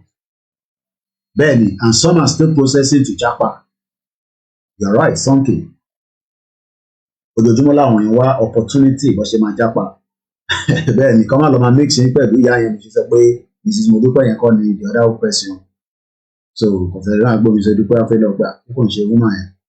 So, I hope you got the message. So, kí ni mo fẹ́ rí ní fàyọ nínú just trying amapara see the dollarization amúlátọ̀dọ̀ Brazil tàbá rántí mo ní tó bá jẹ́ pé Yorùbá Kingdom Oduduwa Republic ó ti ní exist before now mo kí Mr. Adeyanju and the rest of you Bibiri on Instagram as well mo kí Kelly Stephen Ishola mo kí Yawa Eunice Ẹ̀ṣẹ̀gan Ìràwọ̀ wọ́n ní would have been about 150 million. Mo kí Mr. Adekunle Ramon, Olúṣọlá Ọlọ́lẹ́yẹ, mo kí Màmá Dáadáa Ìyábọ̀ Olúbùnmi tí mo fi tọ́ ọ̀dọ̀ dárúkọ. Wọ́n ní that dollar will soon be like a shit, like worthless. Now we're gonna go back to the dollarization. So I hope you've been able to get the feel. If òyìnbó mo kí Grandma Felicia Ẹ̀ṣẹ̀gànnìmọ̀, wọ́n ti gba ìmọ́lẹ̀ wọn fún fi òkùnkùn rọ́pò ẹ̀. Àwọn ìyá tí ó ní làákàyè tó mọ bí ọ̀rọ̀ ṣe jẹ́ Grandma Felicia sọ fún mi pé Koiki wọ́n ti gba ìmọ́lẹ̀ wa wẹ́rà tá a bá kọrin nísìn àwa ní ìmọ́lẹ̀ ògo adùn ibo la ti jẹ́ ìmọ́lẹ̀ báwo la ti fẹ́ jẹ́ ìmọ́lẹ̀ tí ògo yẹn ò jáde ẹ̀rí pé orin yẹn sọ pé àwa ní ìmọ́lẹ̀ ògo adúláwọ̀. The question now is, go to Yoruba land and try to feel the energy and ask, ṣé ìmọ́lẹ̀ wà níbí báyìí ṣá? Kò ń ṣe pé ọ̀rọ̀ ṣẹ́rí ta bá ń sọ pé ìmọ́lẹ̀, I think some of you get it wrong. Ẹni nínú 24/7, ìbí pàpà. No. There is a built-in tí Elédùmarè fún gbogbo wa. Kò ń ṣe ẹ̀jẹ̀ tó ń ràn lára wa o. There is what they called the energy tó wà lára gbogbo wa. Kò ní kankan ṣe pẹ̀lú ọ̀rọ̀ Christian sí yìí o. I'm talking about something because everybody tó ń bí mo ti sọ rí lórí program yìí. Ṣe rí àwọn ọmọ wa tá à ń bí sílùú yìí. Àwọn òyìnbó wọ́n rí ìmọ́lẹ̀ wọ́n ń pa ògbó yẹn because àwọn ọmọ kan wà tó bí ní mo ní láti confirm pẹ̀lú Clyde again mo rántí year yẹn Clyde ọ̀rẹ́ mi astrology àwọn ọmọ kan wà tó bí sí UK tí wọ́n mọ energy tó ń gbé bọ̀ láti ibi tí Elédùmarè ti fi create wọn tó jẹ́ àwọn ìran títọ̀dọ̀ tiwa ní Áfíríkà àwọn ìlú yìí wọ́n dẹ̀ pa energy yẹn mọ́ wọn lára ẹ̀wá ọmọ mi a ní disability alọ́mọ mi a ní kò lè sọ̀rọ̀ dáadáa àdọ́mọ mi àwọn ọmọ yẹn ní kankan tó ń gbé bọ̀ wọ́n pa ìmọ́lẹ̀ yẹn mọ́ yẹn lára ni àwọn ti rí and that is the same problem we're having now bẹ́ẹ̀ yóò bá mọ̀ mọ̀ sí mi send the video kan sí mi wọ́n ní Koiki ọmọ mi dáadáa wo ìyẹ́ ọ̀rẹ́ dáadáa mo fẹ́ lọ mú fídíò yẹn wá gbogbo mo rí ìyá mi Ìyábọ̀ ní bínú fídíò tí máa play ìbú mọ̀ pé tẹ bá ti rí ìyá yẹn níṣẹ́ tí mo ìyá tí mo sọ yẹn àwọn ló máa ti tètè àyà yẹn mọ̀ wọn fi jẹ́ kí n gbé ìyá yẹn wá ẹ jẹ́ ká wo ìyá ẹ̀ ṣé mo post ẹ̀ sí bíbá yẹn níbo mo post ẹ̀ sí kẹ́ ṣé mo ti post ẹ̀ ni mo post ẹ̀ kẹ́ I'm sure I did. Engagement wà lórí Koiki Media kò ṣe kékeré rárá mo kí bàbá wa Àjàlá mo kí dádì wa dáadáa mo ní ọ̀kan tó jọjú wọn náà nísìnyí mo ṣe kí wọn àwọn yẹn ti ń pariwo Yorùbá nation nísìnyí mo kí ìyàwó yìí náà mo ti gbọ́ fídíò wọn yàrá lùbáríkà.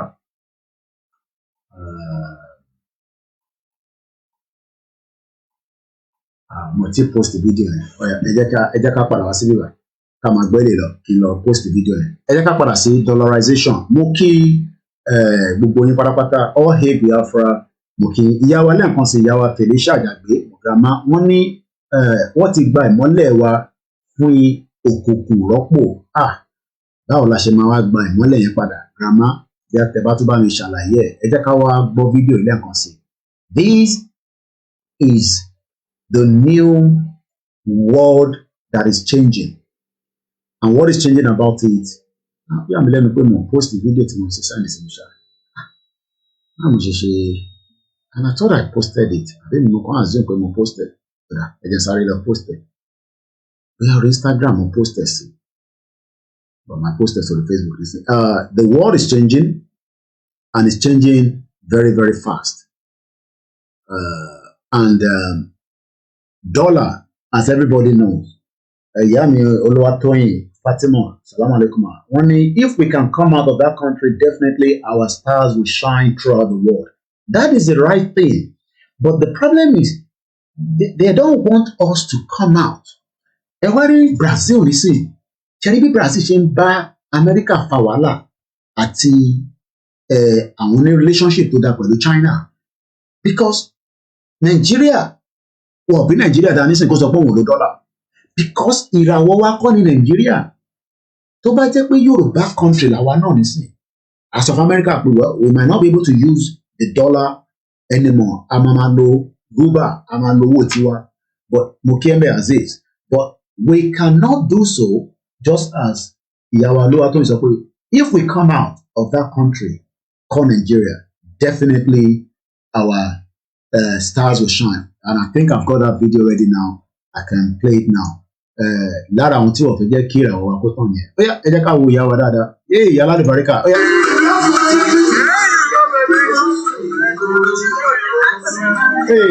Katrina baby. Katrina baby. Hey, Katrina baby. Katrina baby. Ọmọ àti padà sójú ẹ̀ lẹ́sìn. Ó yá Katrina baby ó ti dàgbòrú báyìí. Katrina baby. Katrina baby. You go baby. You go baby. Àwọn gbọ́ ògbó tiwa. Wọ́n gbókùn kèlè yín lọ́wọ́ sọ ẹni tó gbẹ bá yọ ama mẹ́kẹ̀ Katrina baby ó dàgbòrú ó máa ń jù kíkẹ́ Katrina baby Katrina baby àwọn ti gbọ̀gbó lẹ Yorùbá àwọn ti gbọ́ ògbó wa ó yá lára àwọn tó ti ní stars. Katrina baby ẹja tó padà sẹ́yìn yẹ. There you go baby. There you go baby.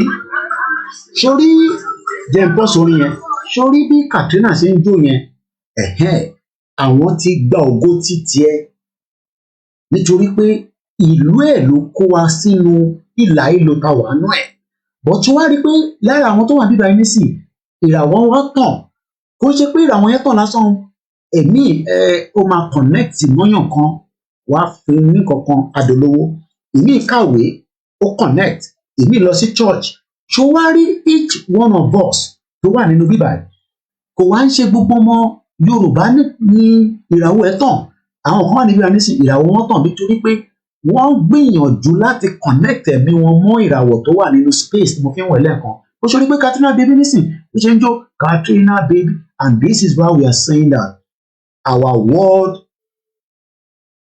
cannot Ogowa is locked because generation ni Katrina baby àwọn ni wọ́n dá wàhálà yẹn sílẹ̀ so that's about that. And now let's come back to dollarization. Koiki Media, you're still watching the live transmission at 12:35 a.m. It is now Friday. Jimoh Olóyin, Amabawalaye, Afiwale Loni. Mo kí gbogbo alẹ́ nǹkan sí. Ìyàwó ní Ọlọ́run á ràn wá lọ́wọ́ Ọlọ́run á ràn wọ́n ọrùn tí ó máa gbé wa níjà ogun ọ̀run tí ó máa gbà wá níjà sí wa ẹ máa gbé wa níjà á support wa má bínú Yorùbá yẹn ó kàn mí lẹ́nu díẹ̀. Deal in their native currencies. China will use the yuan and Brazil will use the Brazilian reais. How does it help? It will save costs. Look at the official statement. This is where we are meant to be. Juma the Barika. Katrina soon she go find man go online. Katrina grandma iná ti wọlé dé grandma comfort Adélẹ́yẹ. Mo kíyà mi mo tí gbúrò wọn màmá lálùbáríkà lájàdé yèyé ó dà pọ̀ busy the enjoyment time. True prayer and dedication to the cause will shame the darkness to light definitely. And ṣe rí ká tó padà sórí fídíò yìí in tó mú darkness yẹn máa fade away díẹ̀díẹ̀ òun ni ọ̀rọ̀ tí gbogbo àwọn media tá à ń pariwo Yorùbá nation tá à ń educate tá à ń ṣe this but láàrin ẹ̀ náà àwọn kan náà tún block ẹ̀ ojú wọn máa ti ń là kẹ àwọn èèyàn ló ń gbọ́ Yorùbá nation báyìí tó yẹ kẹ́ lọ máa gbọ́ gossip news tó yẹ kẹ́ lọ máa gbọ́ orin kẹ́ lọ máa gbọ́ music gbogbo nǹkan ló ní time àsìkò ìjọsìn wà tí aago kan bá lù nísìn àwọn tó máa lọ mọ́ṣáláṣí gbọ́dọ̀ lọ kírun tí aago 6 bá lù láàárọ̀ nísìn àwọn tó bá kí àsùbá wà ẹni tó sì máa ṣàìsùn àdúrà wà láàrin wa nísìn tá a bá parí program yìí ṣe máa bẹ̀rẹ̀ àdúrà ó fẹ́ connect mọ́ ó fẹ́ connect ẹ̀mí ẹ̀ mọ́ ìkọ̀kan because ẹ̀mí wa ló ń connect pẹ̀lú ìkọ̀kan làdúrà yẹn fi ń gbà kò ní gbà kódà bí ṣọ́ọ̀ṣì bá gbàdúrà fún títí tí ẹ̀mí tí ó bá connect mọ́ ìkọ̀kan kò lè lọ́lọ́pàá but ṣe rí ilẹ̀ yẹn gangan ṣe rí ilẹ̀ Yorùbá kọ́ ni zoo tá a bá ń sọ pé Nigeria is a zoo orúkọ yẹn gangan ni zoo ilẹ̀ wa wà flourish tó bá fẹ́ gbìn nǹkan opportunity wà níbẹ̀ tó bá fẹ́ kọ́lé ilẹ̀ wà níbẹ̀ but wọ́n ti blọ́ọ̀kì ògo yẹn and that is why we must continue to push a máa push ẹ̀ títí tá a máa fi délẹ̀ lérí lágbára Elédùmarè mo kí wọ́n ti Ghana mo kí ẹ̀yin ti Benin Republic mo kí Dr. Olóyè Adéyẹmọ Sunday Igboho Òòṣà. From Brazil, this is what it says. The expectation is that this will reduce costs, promote even greater bilateral trade, and facilitate investment. China is Brazil's biggest trading partner. Last year, China is Brazil's biggest partner. If Yoruba nation has been in existence in the last 63 years, àwa náà máa ní massive trade with any country. Rather than this trade that we are having as a country called Nigeria, but is not bringing any hope. Because when you look at the amount of money tí wọ́n ti sọ̀rọ̀ lé lórí ká fi ṣe so many programs tó ń jáde ní inú port wa, ìbéèrè tó yẹ ká máa béèrè ni pé kí ló dé tí ìràwọ̀ wa ò wá tàn? Because if you look at Lagos, that we all believe that is the only Yoruba land that can give us money, even though I disagree with that. Because all other Yoruba land from Ogun State, Ondo State, Osun State, Kwara State, Ekiti State, Kogi State can also generate, trillions of dollars. But the reason why it's not generating trillions of dollars is because we are locked in Nigeria. But look at what, these, presenter just said, that the Brazil and China, in terms of their trade, their bilateral trade, when we break away from Nigeria, to be honest, Mokiyawa Bisima Conjola, only Yoruba nation glory will surely shine. For someone, one gbìyànjú ni, whether you like it or not, Tinubu shine based on orí ọ̀rọ̀ Yoruba nation. But they're going to play a lot before May 29. We will continue to monitor the situation. And that is why the DSS is saying, I'm a padà sórí program in another few minutes now. DSS is saying that there is an interim government.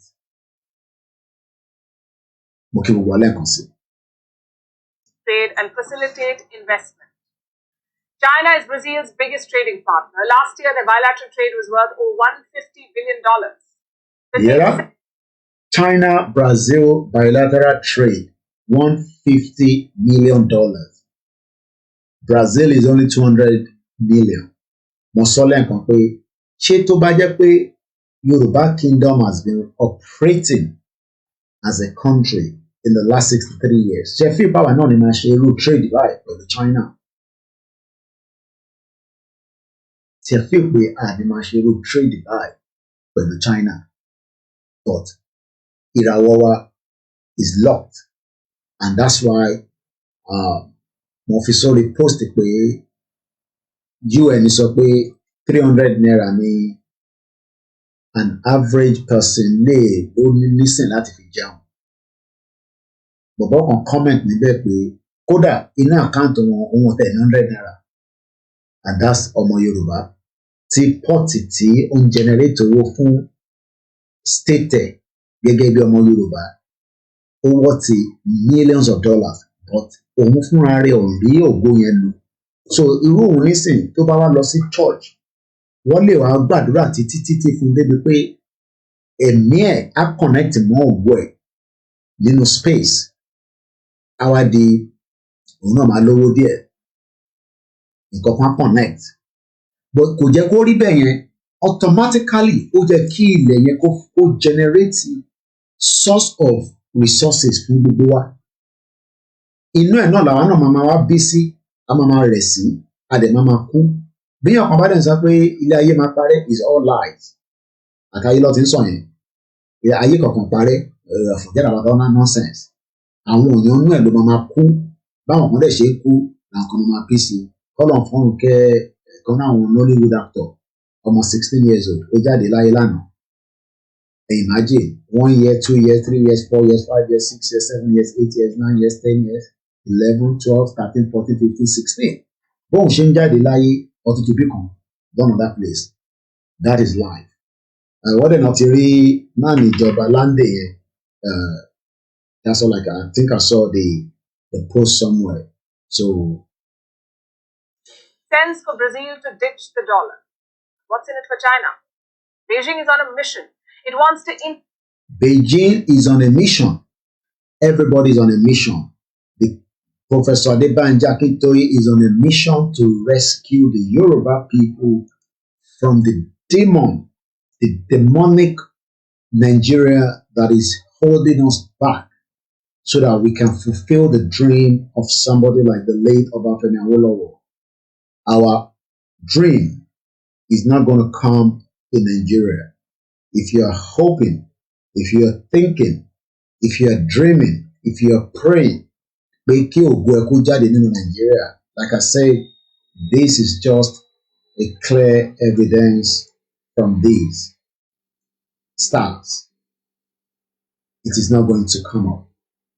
I think we should check James Webb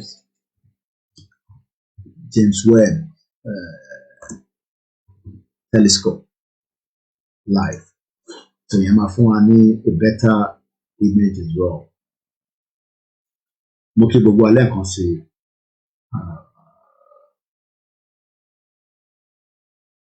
I think this should be, let's see this one.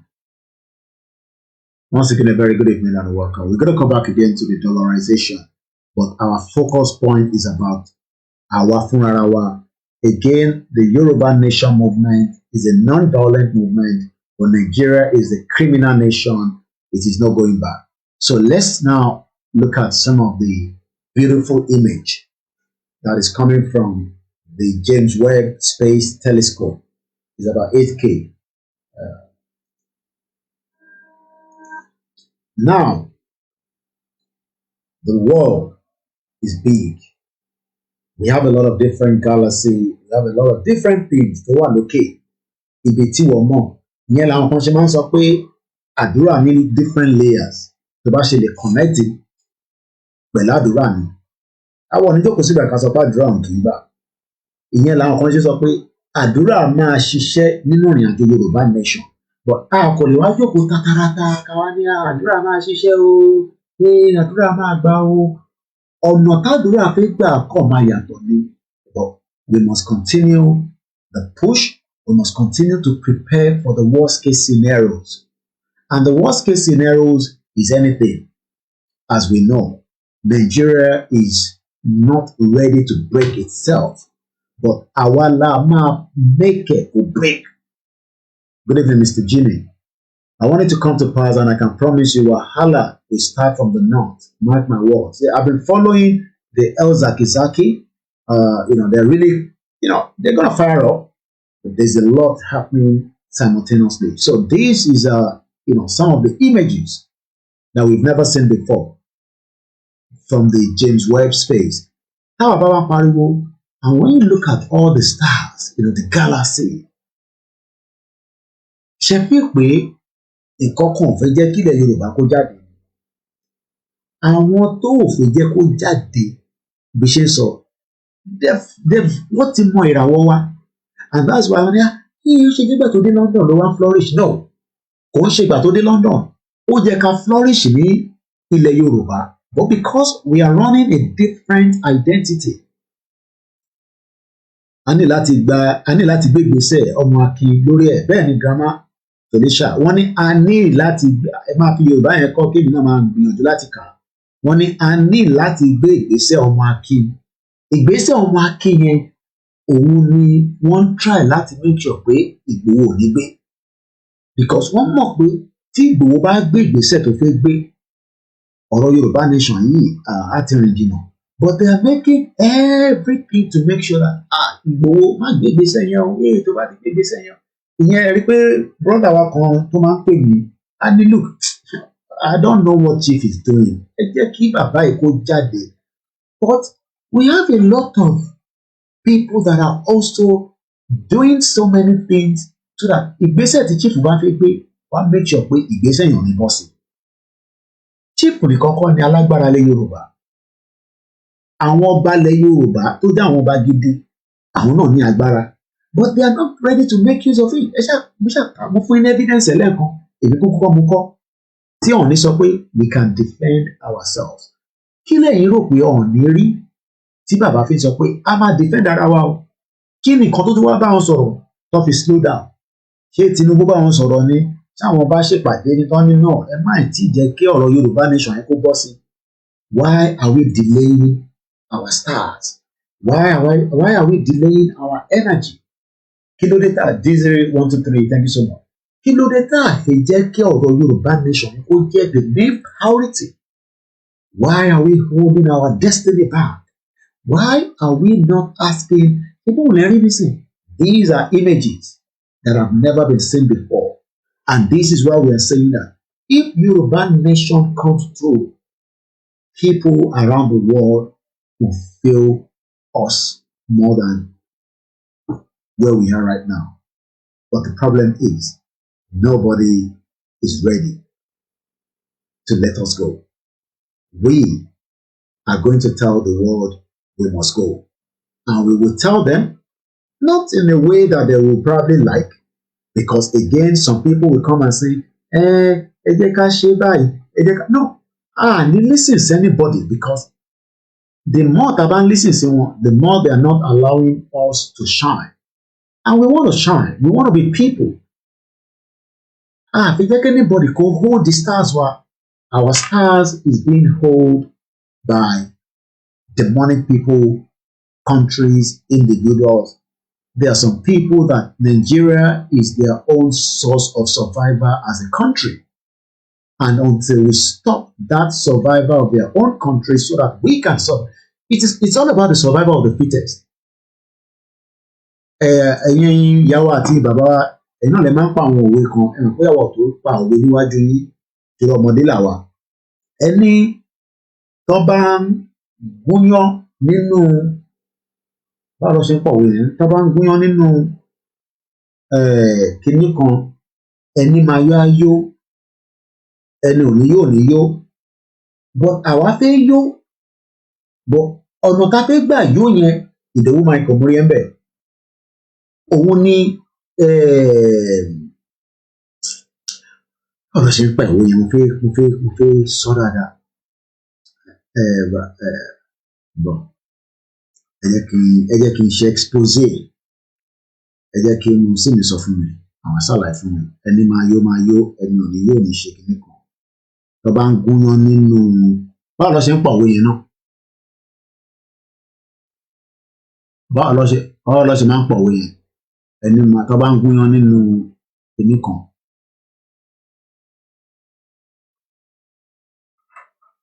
tó bá ń gúnyán nínú odó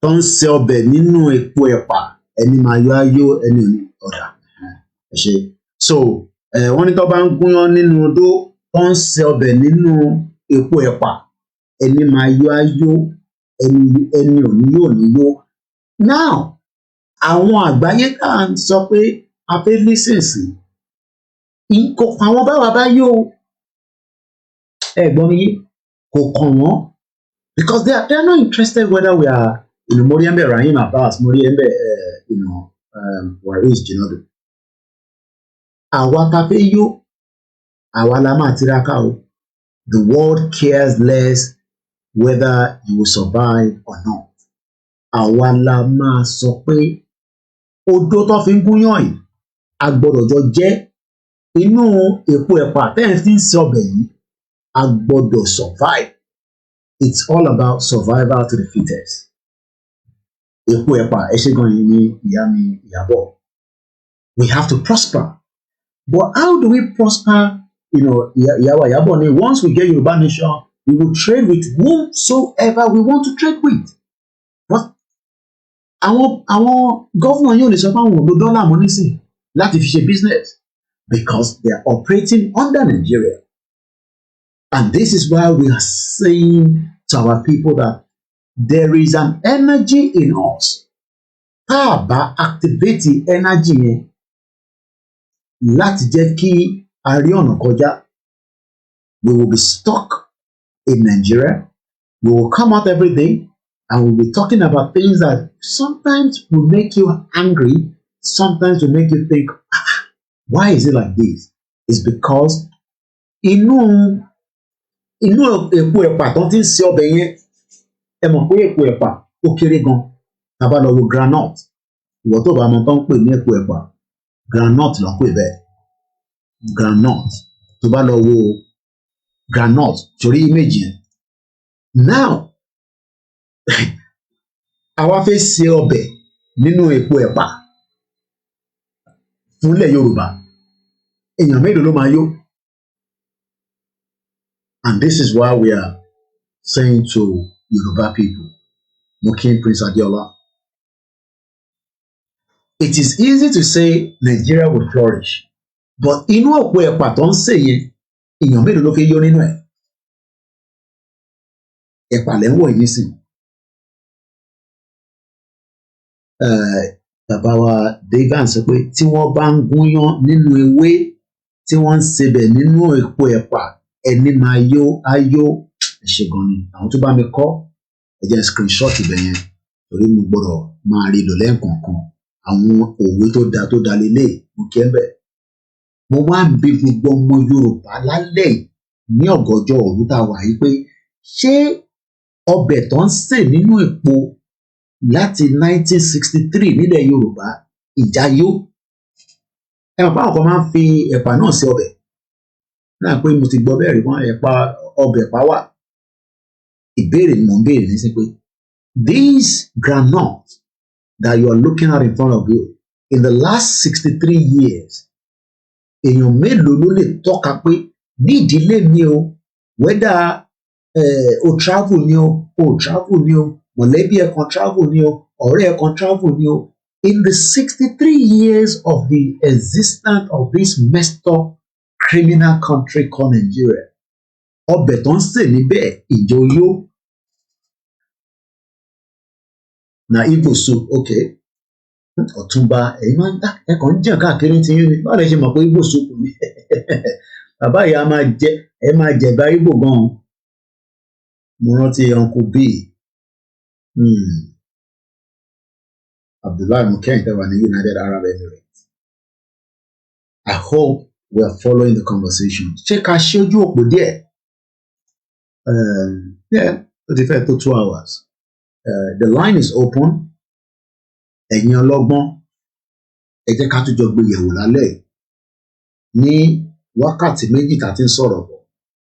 Mo lè gbé yín padà sí ibi tá a ti bẹ̀rẹ̀. Mo lọ sí ibi ọ̀rọ̀ bàbá Akíntóyè.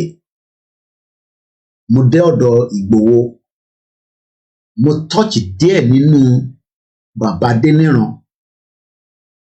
Màá tún sọbẹ̀ yẹn fẹ́yìn tí ẹ bá gbọ́. Ẹ bá mi bí bàbá Adéníran pé ibi tó mú èmi àti Ìgbòho lọ, ṣáwọn lọ instigate àbí bàbá Akíntóyè?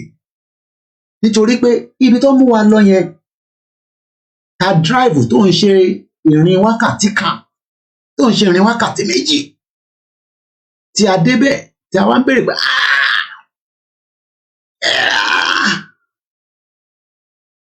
because I don't like responding to things. Ìdí tó kọ̀ mú mi sọ lálẹ́ ni pé mo gbọ́ nígbà tí ìyàwó Ọbásanjọ́ tí wọ́n ìyàwó yẹn tó máa ń ṣe program yẹn, àwọn náà ṣe gbọ́dọ̀ yẹn, èmi mo gbọ́n gbọ́dọ̀ yẹn, but àwọn ní Koiki ò respond sí. Tí bá respond sí ọ̀rọ̀ tí bàbá Adéníran, it will bring a lot of things that some of you will ask. But ẹyọ kan tí mo sì sọ yẹn, ẹ bá mi bí wọn, ẹ̀yin tẹ́ súnmọ́ wọn tí wọ́n náà ń release audio kan tó ń condemn bàbá Akíntóyè. Mo wà nú mọ́tò, Ìgbòho wà nú mọ́tò, bẹ̀láwà kódà àtúndébì kan tó jẹun kí n lè rán yín létí bí a bá ti gbàgbé. Èmi ọmọ yín náà ní o Koiki Media. Ìbéèrè ni mo sì ń béèrè. Ẹ rántí pé àdébì kan a park, a jẹun, àti wá tẹ̀síwájú. I won't say more than that. Ẹ jẹ́ ká gbọ́ látọ̀dọ̀ àwọn èèyàn wọn náà, torí after another 1 hour, kò wá ń ṣe bí wàtá bá fẹ́ wá end the program. Àwa máa gbé kọ́ọ̀lù wọlé o.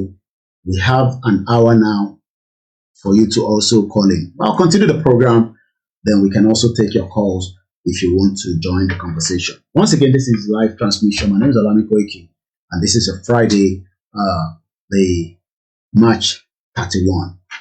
Yoruba nation cannot be stopped. What they slow it down, and they're using different energy.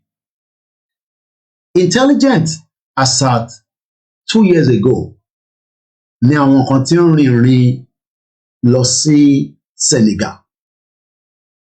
Bó ṣe ń fi Quran bá wa jà, ló ń lo Bíbélì, ló ń lo ìṣẹ̀ṣe. Mẹ́tẹ̀ẹ̀ta ni wọ́n fi ń bá ọ̀rọ̀ Yorùbá nation jà. I have video evidence, but a lè release evidence yẹn nísìn nítorí pé ọmọ tó record ẹ̀ fún mi ó tún ṣojú ẹ̀, which he should not have done.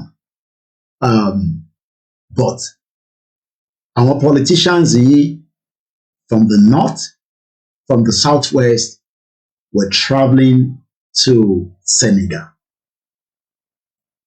to do all these gbé Kùránì kalẹ̀ kò tẹ́ tí ṣe gbà tí ìyá ìdé ni mo sọ yìí. So gbogbo time táwọn ọjà kan wọlé tó ń wá tó ń lọ, we know that because evidence is there. But one thing is, it does not matter how kódà tó bá lọ sínú ìwọlẹ̀. We're gonna go back to that video and then I'm gonna come back because I didn't come on the video, but I hope it shouldn't be any problem. Let's close this one. Then we're gonna come back into our full screen. Anyway, tẹ́ bá lọ láti fẹ́ fi destroy. Bẹ́ẹ̀ni, bàbá Wálé Adéníran ni mo sọ. Bẹ́ẹ̀ni. Bàbá Wálé Adéníran, èyí tó jẹ́ gbákejì bàbá Akíntóyè nígbà yẹn, tọ́nà ń release oríṣiríṣi. But èmi sọ fún wọn pé ẹ bá mi pass message pé ibì kan tó mú wa lọ, mo sọbẹ̀ yẹn kò necessary. Èmi àwọn Ìgbòho, àwọn dẹ̀ lọ pè wá ká fi lọ bá wọn. Àwọn ni wọ́n mú wa lọ. Ìbéèrè tí mò ń béèrè ni pé ṣáwọn lọ instigate àbí bàbá Akíntóyè? Because I know very well from ibi tá lọ pé àwọn lọ instigate. So gbogbo ọ̀rọ̀ tó ń pa pé bàbá Akíntóyè ṣe kíní kan yẹn is all to destroy the image of the man. It's all lies. Tell you about ṣẹ́rí àwọn tó jókòó sáà abroad tó ń pariwo àwọn èèyàn dákọ̀ kan they are all idiots. Èmi ní evidence àwọn kan tèmi bá sọ ẹni bàbá pé Kóìkì sọ bẹ́ẹ̀ pé mo parọ́ mọ́ bàbá Wálé Adéníran pé mo parọ́ mọ́ wọn. Èyí tó kù mo sì gbé pani sápò pé Kóìkì parọ́ mọ́ wọn lórí program but tọ́ba ní mo wá parọ́ ẹ̀kọ́ sọ́nà pé wọ́n náà ó ní ẹ tún páàkì mọ́tò pé ẹ tún jẹun ó dà ọbẹ̀ tó fẹ́ mi mínímọ̀ mo ń jẹ́rú ọbẹ̀ báyìí mo láìkẹ̀ ní búkà àti jẹun yẹn pé kọ́kọ́ fún mi ní nọ́mọ omi ọbẹ̀ àbí kankan kẹ́ lè mọ̀ pé ẹni tó jókòó yìí. So when the audio was circulating, I was not interested in it because ẹni tó dà kọ̀ọ̀kan mọ̀ tó kọ̀ wà lórí social media àtàwátàwà nínú fíìmù yẹn gangan is two different things. Àwọn yẹn ò lọ́lé náà. So ẹni tó ń bá bàbá Adéníran sọ lórí fóònù tó jókòó sí Amẹ́ríkà àbí Canada àti planet tó ń sọ jágbàjàgbà táwọn yẹn àwọn ẹ̀gbọ́n wèrè mo sọ fún gbogbo wọn àníwọ̀n ní balls. Èdè last year mo sọ pé kí gbogbo akápàdé ní airport ká lọ sí Nàìjíríà kí DSS kó gbogbo wa láti airport ó ṣe pé èmi ni máa lọ àmàrà ticket confam same airline àjọ máa jókòó sínú plane mo sọ ní last year gbogbo wọn padà wá láti sọ pé Kóìkì ká lọ wọn ní balls nígbà tá a débẹ̀ yẹn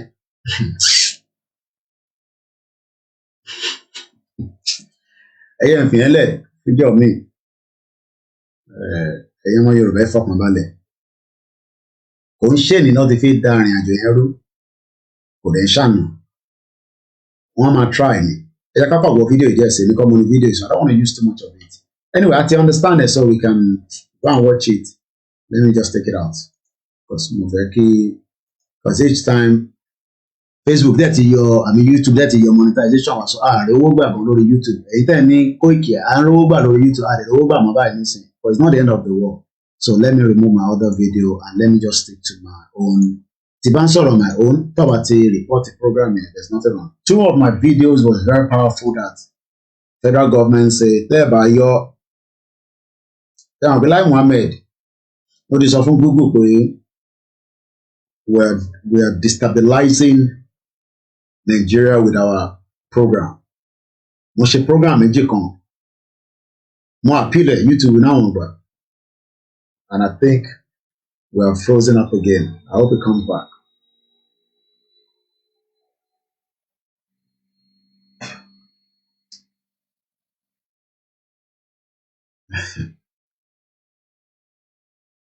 Èyí tẹ́ wà lórí Instagram nìkan ni àti cut out. Oh, it's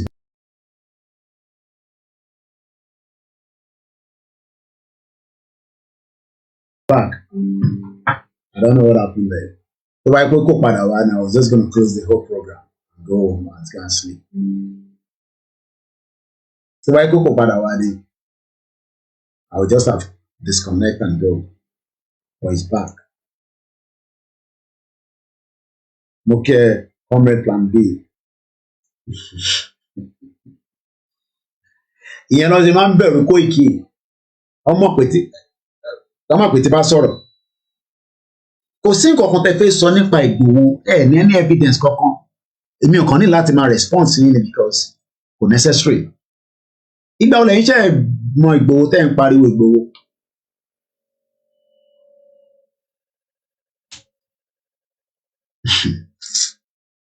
àní Ìgbòho ṣe this Ìgbòho ṣe that ìwọ mọ àwọn tí Ìgbòho tó ń pe Ìgbòho Tinubu tẹ̀ ń pariwo yẹn ẹ mọ àwọn tó ń pe Ìgbòho àti Tinubu tẹ̀ ń pariwo Tinubu yẹn ẹ mọ many times mo sọ fún yín pé tó bá ti pe Ìgbòho á pè mí á rédíò mi coordinator ẹ má á ṣe wàá pe kọ́ọ̀lù yẹn padà àgbèsí speaker and I listen to every conversation between àwọn tó ń pè. So if he has anything that he was hiding from us, I would have known. àti Tinubu ẹ mọ iye ẹ̀bẹ̀ tó ń bẹ Ìgbòho all the time because they know his worth. Muki Prince Adebayo Shitu. So the Nigerian politicians have confused majority of Nigerians by telling them that Tinubu will bring back Nigeria glory. Tinubu kan tí ní glory bí tó wà kọ́lọ̀ fún lálàáfíà. I just say that kọ́lọ̀ fún lálàáfíà níbi tó wà. On rest. All right. There's a lot going on. Ọ̀gẹ̀ bá ti rẹ́rìn múkẹ́múkẹ́ báyìí. But let's just know that the Yoruba nation has not been a violent one as they wanted it to be. So, at least, tí n bá tẹ̀ meet Baba Adeniran àti Prof, mo meet for more than enough time. Physically, ẹ mọ̀ pé gbogbo ẹ̀yin tẹ́ ń bá wọn ṣe Zoom meeting ó yàtọ̀ sí kíyàn bá ní NAS mo sọ ní program pé Tony Nande energy ẹ̀ kò fílẹ̀ pẹ̀lú Ìgbòho níjọ́ ta lọ ṣe ti ní NAS. Náà pé ẹni tó wá láti abroad you can tell you can feel the nísìnyí la lè sàwọn ọ̀rọ̀ yẹn because rí o pé tí wọ́n ní bàbá Adéwálé Adéníran sàn it's not necessary. He doesn't need it. That's what I'm just going to say. He doesn't need it. But kò ń ṣe lẹ́nu ni wọ́n ti fi discredit bàbá yìí. Kò ń ṣe lẹ́nu. They've been finding ways to discredit him for a very long time. At least níwọ̀n bá tèmi náà rí. Ṣùgbọ́n wọ́n ṣe ọ̀dọ̀ chief. And I see. It was a good thing I went to Nigeria at that time. Risking was worth it. I'm grateful I did. Kódà nígbà tí mo tún padà tí CSI tó ní náà pé kí n máa bọ̀ pàjọ máa lọ sí Lagos yẹn ni. So when people are now saying, pé Koiki ló set up Igboho and all that nonsense, I just laugh because they don't know, they don't have, the back end information. Mo rò pé mo lò tó 2 weeks ní UK mo tó fi fly padà. So, but nobody can stop the Yoruba Nation movement. They might try to, but they can't stop it. So, gbogbo ìtí kàjọ tó ń play tó fẹ́ discredit bàbá yìí. Àwọn balẹ̀ Yorùbá gan wọ́n respect bàbá yìí gan. Bàbá bẹ́ẹ̀ ń wò rẹ̀ wọ́n respect rẹ̀. But then àwọn easy fáwọn èèyàn láti jókòó sórí social media kẹ́ máa sọ jágbajàgba. So tó bá fẹ́ rí wọn ra plane ticket kó lọ sí Benin Republic kó lọ rí wọn níbẹ̀. So that's all I'll say. But tí mo kàn lè sọ ni pé Bàbá Adéníran ibi tí a lọ yẹn ẹ ṣáà mọ̀ ta ló initiated torí mo mọ̀ pé ilẹ̀ initiated but mo fẹ́ kẹ́ jáde kẹ́ debunk ẹ̀ pé ẹ̀ gbé wa rìnrìn àjò kan tó wá jẹ́ pé bàbá lẹ wá fẹ́ da gbogbo ẹ̀ lé lórí ẹ̀ àpá ilẹ̀ fẹ́ da gbogbo ẹ̀ lé bàbá lórí nísìnyí èmi ti jáde èmi ọmọ bàbá ti jáde pé èmi wà nínú ìrìn àjò yẹn o ẹ mọ̀ pé èmi náà wà nù ẹ mọ̀ pé èmi náà wà nù fíìmù yẹn ẹ mọ̀ pé máa ní Koiki ó káàkiri but at least mo wà nù fíìmù yẹn tẹ́ ẹ̀ bá dẹ̀ rántí pa páàkì níbì kan á jẹ́ òkèlè ẹ rántí ẹ bá ń parọ́ fún gbogbo ọmọ Yorùbá ẹ mọ̀ pé mi wà ń lé Adé house hello caller. Ètò nìyẹn 1 hour ló kù táwọn fi parí program so just 50 minutes so kò ní ju 3 hours lọ ẹgbọ́n sókè ẹ̀ tó pọ̀ ṣe kíákíá. Okay, sir. Ọlọ́run jẹ́ kó rẹ̀ yín o.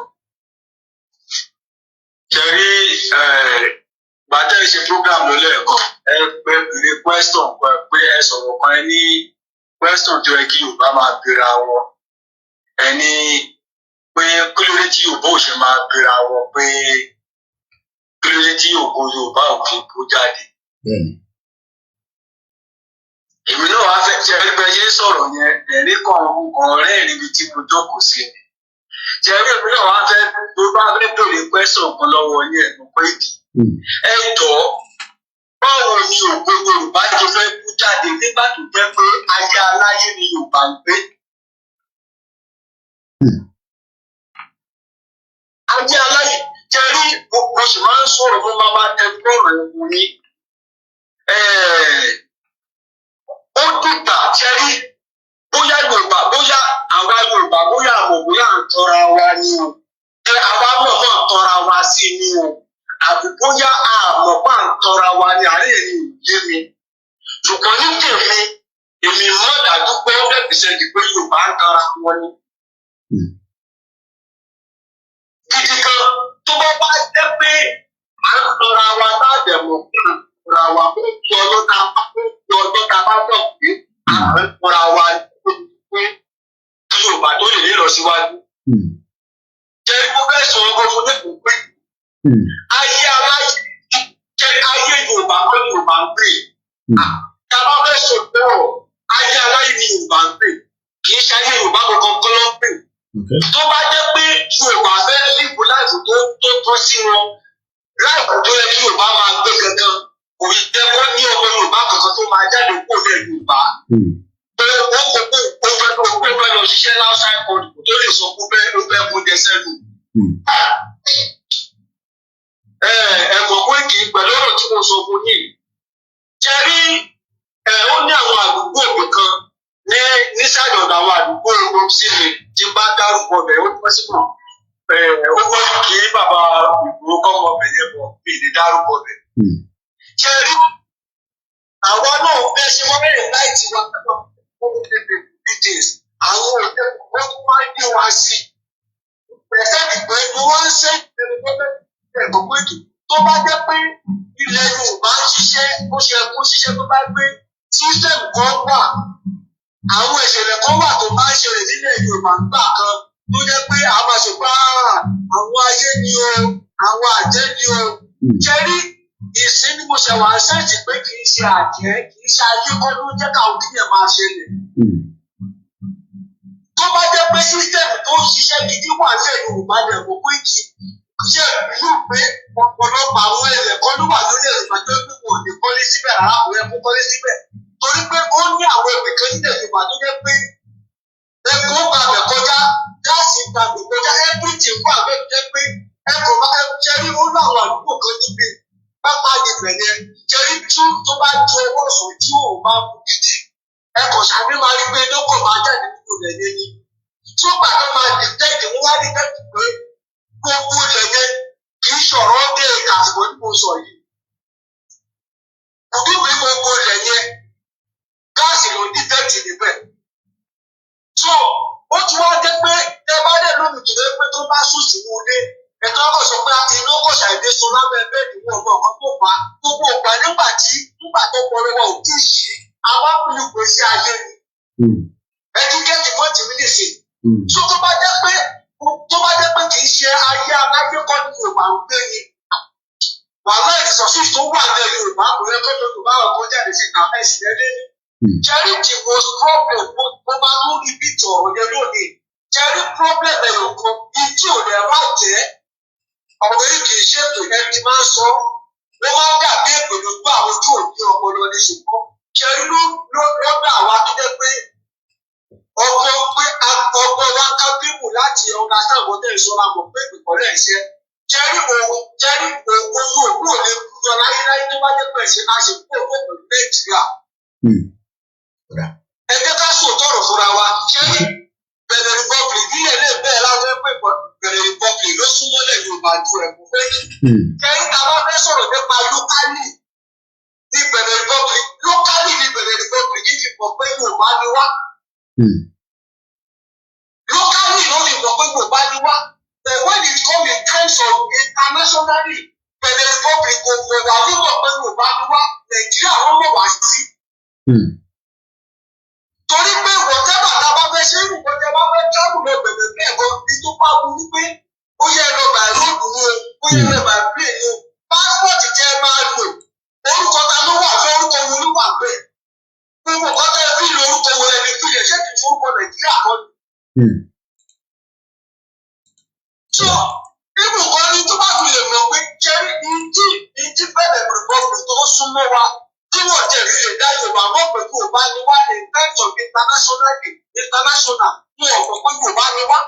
Nàìjíríà ló mọ̀ wá sí. So, locally ààrẹ ara wa sára wa ló mọ̀ pé Yorùbá ni wá. So, ẹ bá sọ pé báwo ló pè kó Yorùbá ibẹ̀ jáde.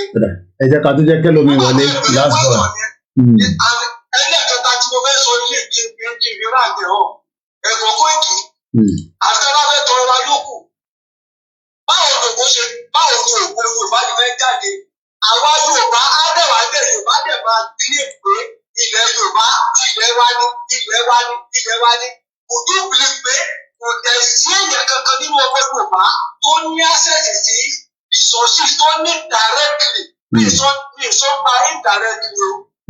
Kò sí èèyàn kankan tó jọ ọgbẹ́ Yorùbá tó jẹ́ pé rí indigenous Yorùbá tó ní opportunity indirectly sí resources kankan nílẹ̀ Yorùbá tó ń pọ̀ pé ó kẹ̀ nígbà tó fẹ́ pọ̀ pé Yorùbá ló ní resources yẹ̀ wá bíbá yìí. Àṣẹ ọmọ Yorùbá oníláàjì láti lọ rú kò sí. Nínú kan ó kẹ ẹ màjì tó tẹ̀lé tó fi kí ó rúbà àwọn ìgbà Yorùbá. Ṣẹ́rẹ́ àtàrà mi táwa kó bá ronú tí wọ́n kó ṣe máa ń dùn wà ló máa ń káwọ́ lára sí ìlérò kó ń tó àwọn ọba ní bẹ́ẹ̀. Ó kè ẹgbẹ́ oníṣe. Ká sọ pé àwọn ọba alá méjì ta nílẹ̀ Yorùbá which is Ọ̀yọ́ fífẹ̀ àti Aláàfin Ọ̀yọ́. Ẹ̀yìn màjì èkó Kóìkì. Ó jẹ́ pé irú Aláàfin Ọ̀yọ́ àti Ọ̀yọ́ fífẹ̀ wọn ò ní directly sí ìsọ̀tìtì kankan nílẹ̀ Yorùbá àyàfi kọ́ lọ pẹ́ directly. So nínú ọ̀nà ìbílẹ̀ bá fẹ́ mú kankan nílẹ̀ Yorùbá nísìn. Wọ́n kí federal government of Nigeria bá tó bá kúrò ní òbíbẹ̀ nígbà ahead. Imagine pé òun number one was class ọba nílẹ̀ Yorùbá. The president now adé tó ra wa. Ẹ wá sọ pé òkú Yorùbá ẹgbẹ́ tó jáde. Ẹ ṣe gan ni last born. Number one kì í kò Yorùbá náà. Kò ní àṣẹ lórí ìsọ̀síjì kankan nílẹ̀ Yorùbá. Indirectly òjìjí àwọn ọba Nàìjíríà máa tó láṣẹ ẹ wá sọ pé ilẹ̀ Yorùbá ni. Ọ̀dọ́ ilẹ̀ Yorùbá jẹ́ ti tẹ́ ibi tẹ́ pé ilẹ̀ Yorùbá tó yẹ pé ẹ ìmájì o kẹ máa wo ibi tá mo sọ láti sọ̀rọ̀ kẹ máa wo ibi tí àwa Yorùbá ibi tá a kò dé ibi tá a kò dé kìí kan. Ẹja fẹ́ lómi láyé last born. Ìgbò tó sọ wípé Ìgbò tó fẹ́ lọ́ra wọn sọ Ìgbò tó lẹ́gbẹ̀ẹ́ nìkan ló fi sọ wípé Lagos state is no man's land. Òun la fẹ́ tọrọ wọlé lórí ẹ̀kọ́ Kóìkì. Ìlú ọ̀fẹ́ bẹ̀rẹ̀ kankan ẹ mọ̀ bí China ṣe jìnnà sí ilẹ̀ Yorùbá sí. Tẹ̀wá fẹ́ gbé flight láti China wá sí Nàìjíríà tí ẹ̀rọ kó ṣe jìnnà sí. So ẹ wá sọ fún mi kí ni solution kò China dẹ̀ ti àgbọ̀nà bẹ̀rẹ̀ wá wá góòlù nílẹ̀ Yorùbá wọn ò rí ìkankan ṣe sí yẹn. I'm sure the message is clear. Ẹ ṣe gan ni.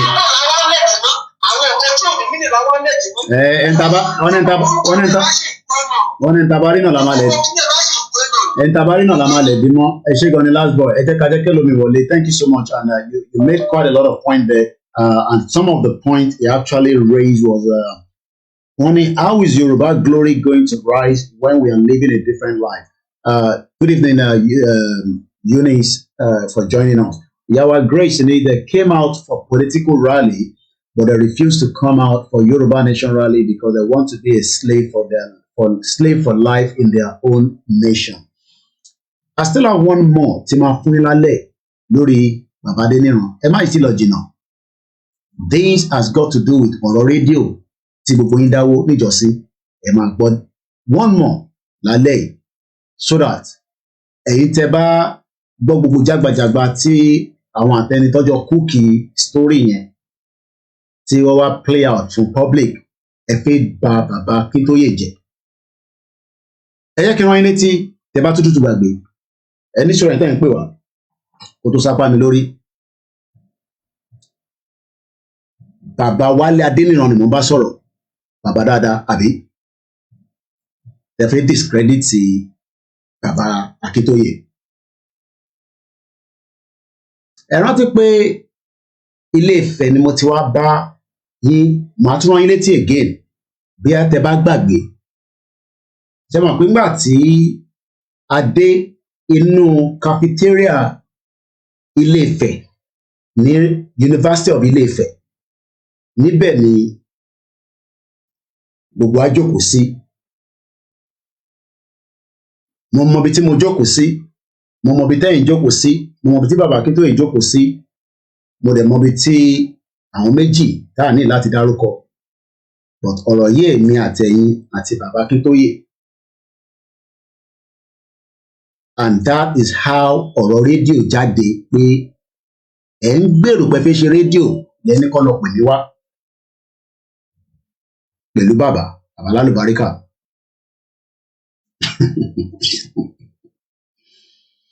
Àwọn àpáwọn ọ̀rọ̀ yìí mo ti tọ́jú ẹ̀ pamọ́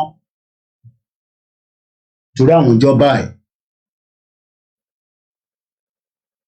Àwọn tó mọ tó ń play ní background, but nígbà tẹ́ jáde tẹ́ fẹ́ discredit bàbá, èmi á wá jáde láti rán yín létí.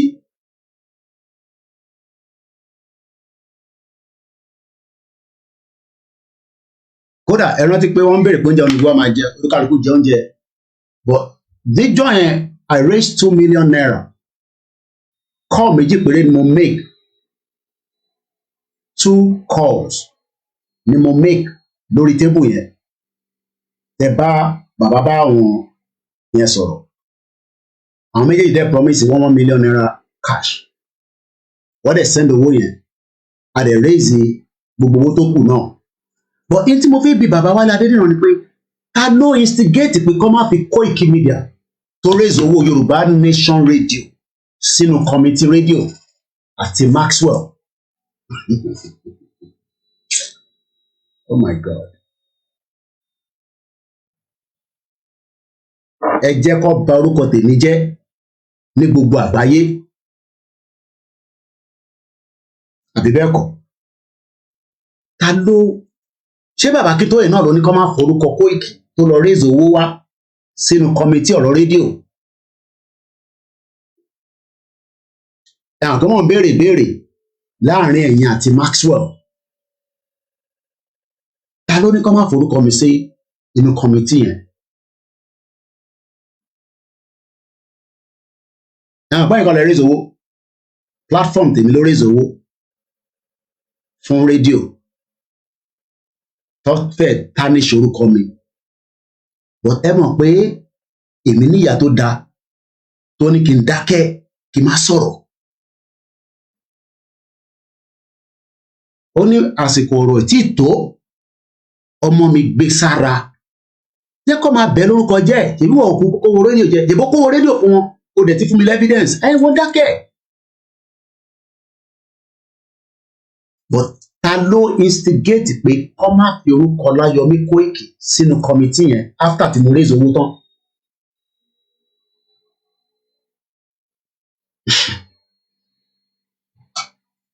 Méjì tí máa fún jẹ lálẹ́ ilé yẹn, ẹja tó fi ìtókù pamọ́. Mo sọ fún yín pé èmi ni last man standing gbogbo yín. Ṣé rí gbogbo àwọn tó lọ́lé tó ń bá wọn ṣe Zoom telephone meeting, ó yàtọ̀ sẹ́ni tó ń rójú wọn. Ẹ mọ̀ pé mi ń wojú gbogbo yín tí bá wálé, tí mo wà lé yẹn. Ẹ̀mẹ́tẹ́ bá dì mí, tó bá jẹ́ pé Ìgbòho máa dalẹ̀ wa, màá ti rí lára ẹ̀.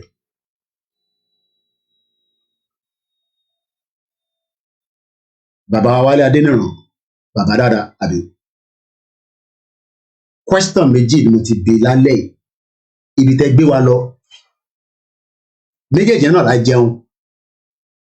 Bàbá náà jẹun nígbà tí wọ́n la jẹun. 2 million naira ni mo raise on the spot kọ́lọ̀ bá ń dúró ti àwọn méjèèjì yẹn wọ́n doubt mi bí ṣe pè wọ́n Koiki Media àfẹ́ṣe báyìí ọ̀yà ẹ̀ bá bàbá sọ̀rọ̀ wọ́n dẹ̀ send 2 million wọ́n $1 million wọ́n mọ̀ra wọn rí tí mo ní tẹ́ ẹ̀ bá dé gbogbo yín mo sọ fún yín pé èmi ni last man standing Yorùbá nation èmi ni last man standing ẹ ti gbé orúkọ mi lọ sọ́dọ̀ Ifá lọ́dọ̀ babaláwo ẹ ti gbé lọ sí ọ̀dọ̀ wòlíì ẹ ti gbé lọ sọ́dọ̀ àwọn àfáà wọ́n sọ fún yín pé òtítọ́ lọmọ ìgbé dání èmi wá raise owó tán mo gbé fún yín ẹ̀yin wá instigate pé kọ́ máa forúkọ tèmi sí kò ń ṣe bàbá Akíntóyè o pé kò ń ṣe bàbá Akíntóyè ló ní kọ́ máa forúkọ mi sí o so ká lè clear dáadáa but kí ló dé tí wọ́n fi orúkọ mi sínú kọ́mítì rédíò tí Maxwell tó raise owó tó wá di ẹ mọ̀ pé mo ní evidence gbogbo conversation yín pátápátá pẹ̀lú Dr. Koka tó raise rédíò tí ó fẹ́ ṣe rédíò tí mo gbé wá gbogbo conversation yẹn bẹ́ẹ̀ ṣe fi forúkọ mi sí gbogbo ẹ̀ wà lọ́wọ́ mi wọ́n sọ fún yín gbogbo ọmọ Yorùbá ẹ̀yẹ́ fọkàn balẹ̀ ẹ̀ lè bá Yorùbá nation jẹ́ ẹ̀ kọ́ ma àti ìyàwó èrè àti gbogbo yín ẹ̀ tó bẹ́ẹ̀ ni mo sọ ẹ̀ ní evidence kankan mo dé mọ́ bẹ́ẹ̀ ẹ má bínú ìtẹ́jú tó wà ẹ jẹ́ nǹkan ìpàdé mo kí ìyá mi Sarah Oyèlọ́wọ̀ mo rí ẹ̀ ń bẹ̀ bàbá Àlátà mẹ́tẹ́ ń bá dé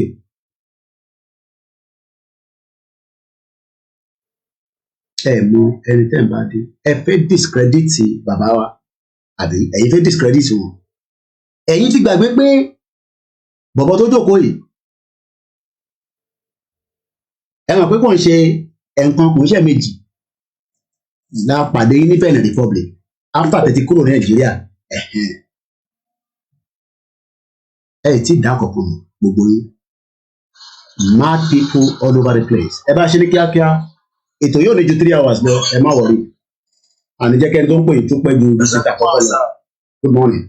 ẹ̀sà mo kí pé ẹgbẹ́ ètò náà sá ètò nìyẹn. lágbára Ọlọ́run máa tẹ̀síwájú ní ṣubú dànù èmi ò ní inú mọ̀ọ́sí láti sọ ọkọ̀ fẹ́ pé ìkíkiri ni fún àwọn strong message because èmi wà lára àwọn tí mo gba lára strong message yìí nígbà tó gbẹ dà òun last year tàdé ṣe dúró up to date lágbára Ọlọ́run kíbi tó bá yẹ kẹ́ dé ilé ayé Ọlọ́run máa fún yín débẹ̀ lágbára Ọlọ́run ìdúró tí ẹ dúró tí àwọn ọmọ Yorùbá yìí bá máa gba Yorùbá nation lágbára Ọlọ́run nígbà tí a bá gbà tán wọn ní fi ń ṣàwátì lágbára Ọlọ́run gbogbo tó ń ṣẹlẹ̀ yìí just for the meantime my belief is that we are meant to have our nation and that will surely come very soon. Wọ́n bá bring out a lot of propaganda but believe me ni wípé kò sí ibi tí èèyàn máa dé ní ayé èèyàn máa face a lot of challenges afẹ́ gba ilẹ̀ wa àwa sọ wípé a ní face àwọn ogun tó pọ̀ tó bá jẹ́ wípé a ti gba Yorùbá nation last year ni problem tá à ń rí lọ́wọ́lọ́wọ́ báyìí pátá àti ìgbà yìí òun gbogbo náà máa kojú padà bá gbà tán ṣùgbọ́n a dúpẹ́ wípé Ọlọ́run ọ̀tá yẹ sílẹ̀ Ọlọ́run á fi àwọn ọ̀tá Ọlọ́run fi àyè wọn Ọlọ́run fi wípé àwọn báyìí enemies bá èmi lè sọ categorically and boldly wípé ní January because abẹ́ nígbà tó fẹ́ ṣe rally tí wọ́n fẹ́ ṣe January nígbà tí bàbá wa olóyè Adéyẹmọ gbé rally ní January yẹn I received call from ìkan lára àwọn tí wọ́n ṣe òmìnira tí bá parọ́ tọ́nà kó fi ìyà jẹ mí láti bẹ̀rẹ̀ ni mo ti kó ọ̀dọ̀ bàbá Adéníran ẹni yẹn pè mí lọ́jọ́ yẹn because èmi jẹ́ ẹni tí mo máa ń kó àwọn èèyàn tèmi káàkiri tí wọ́n jẹ́ àkàndá wọ́n sọ fún mi nígbà yẹn pé àwọn ọmọ fẹ́ kó wá sí declaration wọ́n ní àwọn ní máìkì fún yẹn ní máìkì fún gbogbo yẹn ohun tí CSA bá ti sọ ní final state ti tàwa nígbà tó wá pè mí ní January wọ́n ní ṣe mímọ́ ní kọ̀ọ̀tàn ṣẹlẹ̀ wípé even bàbá Adéníran kan fẹ́ wọ àárín àwọn but àwọn fún wọn ní instruction tí bá parọ́ ó kù lóko náà wípé màmá fún wọn ní instruction wípé kí wọ́n lè mọ wọ́n ṣe máa kó lọ́dọ̀ bàbá Akíntóyè náà àwọn nǹkan tó bá lè ṣe tó máa fi kó lọ́dọ̀ máa yẹn wọ́n lè máa ṣe wọ́n lè wá join àwọn nígbà gbogbo eléyìí ṣẹlẹ̀ ẹ̀ sìn I'm not surprised because ohun tá a ti gbọ́ tẹ́lẹ̀ and a lè mọ̀ wípé òtítọ́ ló máa lékè wọn bá bring out anything tó bá wù even lórí CSI àwa dúró ní àdúró tán wípé ohun tó bá wù wọn kàn sọ because máa yẹn ò ní lọ́pọ̀ wọn because there are a lot of things tí máa yẹn ṣe ní Nàìjíríà kan tó pọ̀ bí èmi ní àwọn ìpínlẹ̀ tí wọ́n jẹ́ jìsìnkú tí olóyè ràn lọ́wọ́ tó fún olówó school ẹnìkan pé tó débi pé ó ní ilẹ̀ àwọn táwọn tí wọ́n tún wá bàjẹ́ láti wá gbà ó kàn ra bí nọ́mbà olóyè lásán ó dẹ̀ sọ owó náà pé ẹjọ́ sá ṣé mo lè gbé pósítà yìí kan gbé sórí ilẹ̀ mi ó dẹ̀ gbé síbẹ̀ up to date ẹni tí parí ilé ẹ̀ ìgbà wọn ṣe a lot of things táwọn bá kò tó kó síbi kan tó wò ní máa yẹn rí wọn kò máa wò àwọn rọ́ọ̀ṣì tí ò ní ìtumọ̀ kan I was just looking at everybody saying rubbish about that man but àwọn mọ̀ wípé òtítọ́ ló máa lékè wọ́n ti máa yẹn fi sílẹ̀ àwọn ìyá tó ti jẹ kó máa bí oníkálukú tí wọ́n dalẹ̀ máa yẹn pátápátá because ẹni tó lówó lọ́wọ́ tó jẹ́ ènìyàn tí òwò ti gbogbo àwọn nǹkan tó ń ṣẹlẹ̀ wọ́n dúró tó wípé òun tí ó sọ ọmọ Yorùbá nígbà tẹ́ ṣe báyìí fún Ìgbòho àwọn tó lẹ́ prominent people nílẹ̀ Yorùbá báwo lẹ́fẹ́ kó join agitation. bẹ́ẹ̀ni ọmọ sá lọ ní ọ̀ní darapọ̀ bẹ́ẹ̀ni. ẹ̀kọ́ ẹ̀ jọpọ̀ ẹ̀ tẹ́ pé ẹ ti ṣẹ́ ìpè fúnra yín gbà kan ẹ̀ wọ́n kọ́ ẹ̀ ṣe tẹ́wọ́ bí àwọn gbogbo tẹ́ ẹ̀ plant ni I know everything but mo mọ̀ wípé lọ́jọ́ kan ọ̀dọ̀kan Ọlọ́run máa fi dé òdodo hàn Ìgbòho Ọlọ́run máa gbé lékè àwọn ọ̀tá ẹ̀ because ohun gbogbo tó ṣẹlẹ̀ just for him to know the true believer of this láti mọ àwọn tó yẹ kó súnmọ́ pẹ̀lú àwọn tó yẹ kó sáwọn. God bless you. More wisdom and you still need your encouragement message. No problem. The main part of the program is always be strong. Thank you so much. Thank you. Lágbára a máa délé ní nísà. Lágbára Ọlọ́run. Moment tó ń sọ̀rọ̀ ẹ ṣé gan ni ẹ bá ń kí àwọn tó kù yín Ọlọ́run bá ń dúró ti gbogbo yín. Thank you so much. Lára àwọn èèyàn wa dáadáa náà ni mẹ́tẹ̀ bá dé bá dákẹ́ ìyá tó bí mi lónìí kí n máa dákẹ́ ìyẹn mo ṣe sọ̀rọ̀ ní gbogbo 2 years àbádé nìran o ẹ pọ̀ bẹ́ẹ̀ ẹ jẹ́ kẹ́lòmí tún jáde tẹ bá ṣe ń jáde èmi á máa jáde pẹ̀lú yín oṣù 6 mo lò lé gbogbo yín ni mo rí tán ẹ rí pé máa ń ṣe bí ọ̀dẹ̀ mẹ́tẹ̀ bá dé ẹgbọ́n sókè àndókè wà.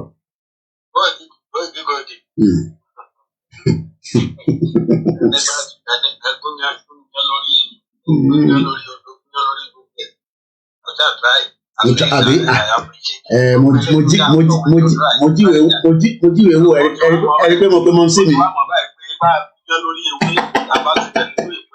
bẹ́ẹ̀ ni ẹni máa yó ni kọ́lọ̀ máa kà á mẹ́ni máa yó ni ẹ ṣe gan ni sà. àwa wọ́n ní tí ọmọdé ò bá bá ìtàn àròbá dẹ̀ ní bàbá ìtàn. kì í tẹ ṣètàn ní eléyìí báwa àwárí àwa mọ̀ dáadáa ni.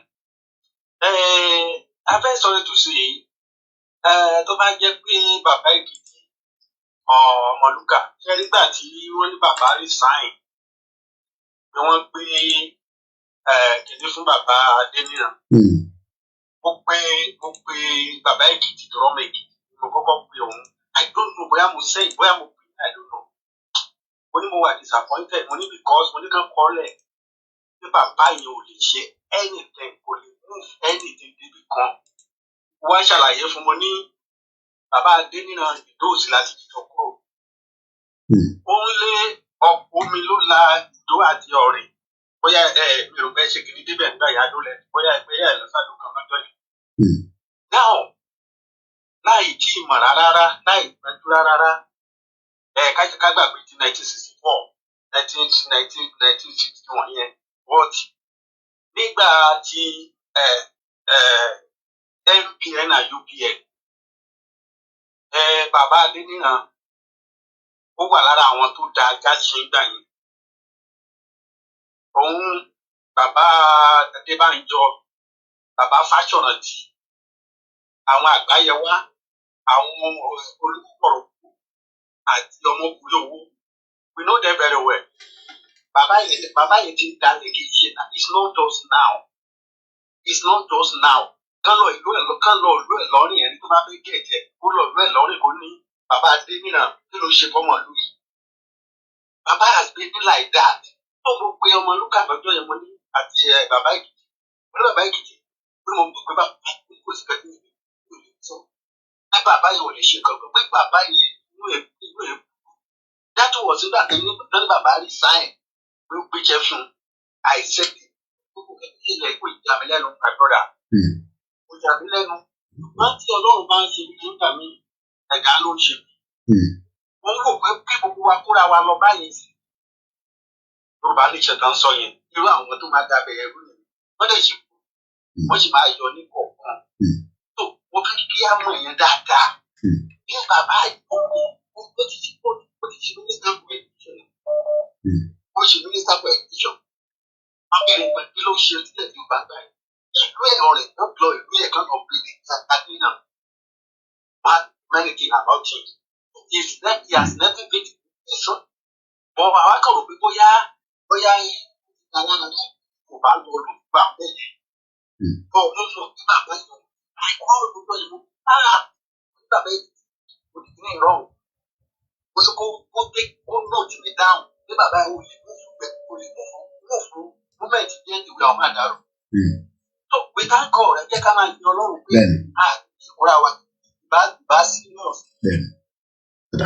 Káyọ̀ kàǹtà kúrò nínú Ọlọ́run bá yọ owó kúrò ara wọn. Ọlọ́run ń ṣiṣẹ́ ẹ̀yẹ ṣáà ẹ jẹ́ ká máa tẹ̀síwájú ẹ ṣé gan ni sir thank you mo kí gbogbo alẹ́ nǹkan sí ẹ̀yin àfọkànbalẹ̀ purpose tí èmi fẹ́ fi lọ́lé èmi ti achieve ẹ̀ tọ́lọ́run sì tì mí lọ mo sọ fún yín pé ìjọ ti máa lọ Nàìjíríà mo lọ dágbére fún ìyá tó bí mi lọ́mọ ó wò mí lọ́wọ́ báyìí ó ń wò mí báyìí bó ṣe wò mí nì ìjọ tí mo fẹ́ kúrò ní UK Ìgbòho nìkan mo sọ fún pé mò ń bọ̀ nílé mẹ́tẹ̀ bá dì ń jáde fẹ́ discredit Ìgbòho fẹ́ máa discredit kálẹ̀ yín ẹ káàbọ̀ sórí ètò ìyàwó. Ẹ káàárọ̀ ẹ kúṣẹ́ mo kí gbogbo ọmọ Yorùbá. Ó ṣe ni láàánú pé bàbá Adéyẹmí lè wà. Mo gbọ́ díẹ̀ lára àwọn ọ́díò through dedicated platform. But ṣé mọ̀ ká dúpẹ́ fọ́lọ́. Initially I felt so bad. Bẹ̀gbọ́n kọ̀ọ̀kan tó sọ pé ká bá bàbá Akíntóyè yin Ọlọ́run ló. Let's thank God for bàbá Akíntóyè's life. Torí bàbá yìí Adéníran àti bàbá Akíntóyè bí iṣan ọrùn náà sún mọ́ra wọn jọ ń gbé ilé kan. Tó bá ti yín bàbá yìí lọ́rùn àbí tán ti fún bàbá ní oògùn èkútélé jẹ ńkọ́ kí làbá máa wí. Because I don't know why our people are so evil. Why are we so evil to the level tá a máa ṣe báyìí? Mi ìdálé blame bàbá Akíntóyè torí pé movement yìí bàbá rò pé is for everyone. Àti màmá Dagboru pé ká nígbà tí gbogbo wọn ti wá gẹ́gẹ́ bí ọmọ Yorùbá pé ìjà Yorùbá yìí náà làjọ ń jà not knowing pé wọ́n ní their evil agenda. Bàbá Adéníran ìtẹ́ bá ń wo bàbá yẹn mo máa ń wò pé bàbá inú ẹ̀ ò dáa you can see it from his face. Bàbá ló kàn fi inú tán pé ẹni yóò is a good man. He's never a good man with his attitude. Initially tí ìyá èmi ni tó ń bú bàbá Adéníran ló ṣe nǹkan tí màmá yẹn fi ń àtàkì bàbá yẹn. And I believe pé through bàbá Adéníran ni Ìyọnítìrì ṣe ń gẹ̀tì all the information tí wọ́n nǹkan tó bá ń ṣe ló ṣe ń líkì sí lọ́wọ́. Ká dúpẹ́ fọ́lọ́ pé bàbá yẹn ó ti dalẹ̀. Ó dẹ̀ máa rántí pé òun búra òun bá wọn fi òògùn búra. Gbogbo àwọn èèyàn tó bá dalẹ̀ náà máa bálẹ̀ lọ. Ó gbọ́dọ̀ from now kó lọ ronú ẹ̀ and come back to his senses pé ìwà ọ̀dàlẹ̀ burúkú lòun wù. Ìwà ọ̀dàlẹ̀ dẹ̀ máa ń bálẹ̀ lọ. A ní ṣe bí fún bàbá yẹn àgbàlagbà tó wá bọ́ síta tó bẹ̀rẹ̀ sí ní sọ jágbajàgba àti rédèrèdè bí ìgbà tó wọ́n sà. It's a shame. Big shame, big time. Ọlọ́run á mú bàbá Akíntóyè ní ẹ̀mí. Ọlọ́run á túbọ̀ fún wọn ní ọgbọ́n. Ọlọ́run á túbọ̀ dì wọ́n mú. Tó jẹ́ pé Yorùbá nation yìí ó máa ṣojú ayé wọn, ó máa ṣojú ẹ̀mí wọn. No matter the force, the gate of hell will not prevail against the Yoruba people. Lágbára Ọlọ́run. Gbogbo wọn ṣe lásán ni. Wọ́n ì máa yọjú o, there's still some of them still coming up with their evil agenda. Wọ́n ì bọ̀. Ṣùgbọ́n Ọlọ́run á di bàbá ìlú. Ká sí pé bàbá Adéníran ní ọ̀nà tó fi lè jẹ́ trillion bàbá Akíntóyè. People have done so. Bẹ̀tọ̀ Ọlọ́run ò fún ṣe. Bàbá yẹn ìfẹ̀bà owó this that ọ̀dàlẹ̀ burúkú ni bàbá yẹn. Thank God pé ó ti expose ara ẹ̀. And people ó rò pé òun fẹ́ fi ẹrẹ̀ rá bàbá yẹn lára ni. Ẹ̀kọ́ ara ẹ̀ ló fi àbùkù pọ̀. Ó put ara ẹ̀ to a big shame. It is a sorry case. So ẹ ṣe gan ni Ọlọ́run ràn wá lọ́wọ́. Thank you so much. Ẹ ṣe gan ni. Mo kí gbogbo wa lẹ́ẹ̀kan sí àtẹ̀yìntẹ̀ ń darapọ̀ mọ́ ètò náà. Mo kí ìyàwó Eunice. Ẹ fẹ́ ká fọkàn wa balẹ̀. Question méjì tí mo fi síta lálẹ́ is not something that anybody have. Ẹ lè gbọ́ anywhere. But èmi wà nú ẹ̀. Ibi tí bàbá Adéníran ní ká lọ pẹ̀lú Ìgbòho tá a débẹ̀ ta ní bàbá ìyẹn kan mo sọ̀rọ̀ ti rédíò èmi ṣe raise owó tẹ́yìn wá make a decision pé ẹni tó raise owó gbọ́dọ̀ wà nínú committee rédíò òun ló jẹ́ kí gbogbo ọ̀rọ̀ rédíò yẹn tí a ṣe rí result ẹ̀. Imagine if I was involved ẹni tó fẹ́ ṣe sọ pé ẹ fi Kóìkì sí no ẹ má fi Kóìkì sí mọ́ ẹ má tó gbé Kóìkì wá sínú bíbá ẹ mọ́ àbí bẹ́ẹ̀ ṣe sọ́kọ́ nìyẹn gbogbo mítìnì kọ̀kọ̀ tẹ́ ń ṣe ẹ̀yin àti Maxwell èmi lèmi lọ raise owó wá fún rédíò ẹ̀yin decide pé èmi ò ní sí nínú ẹ̀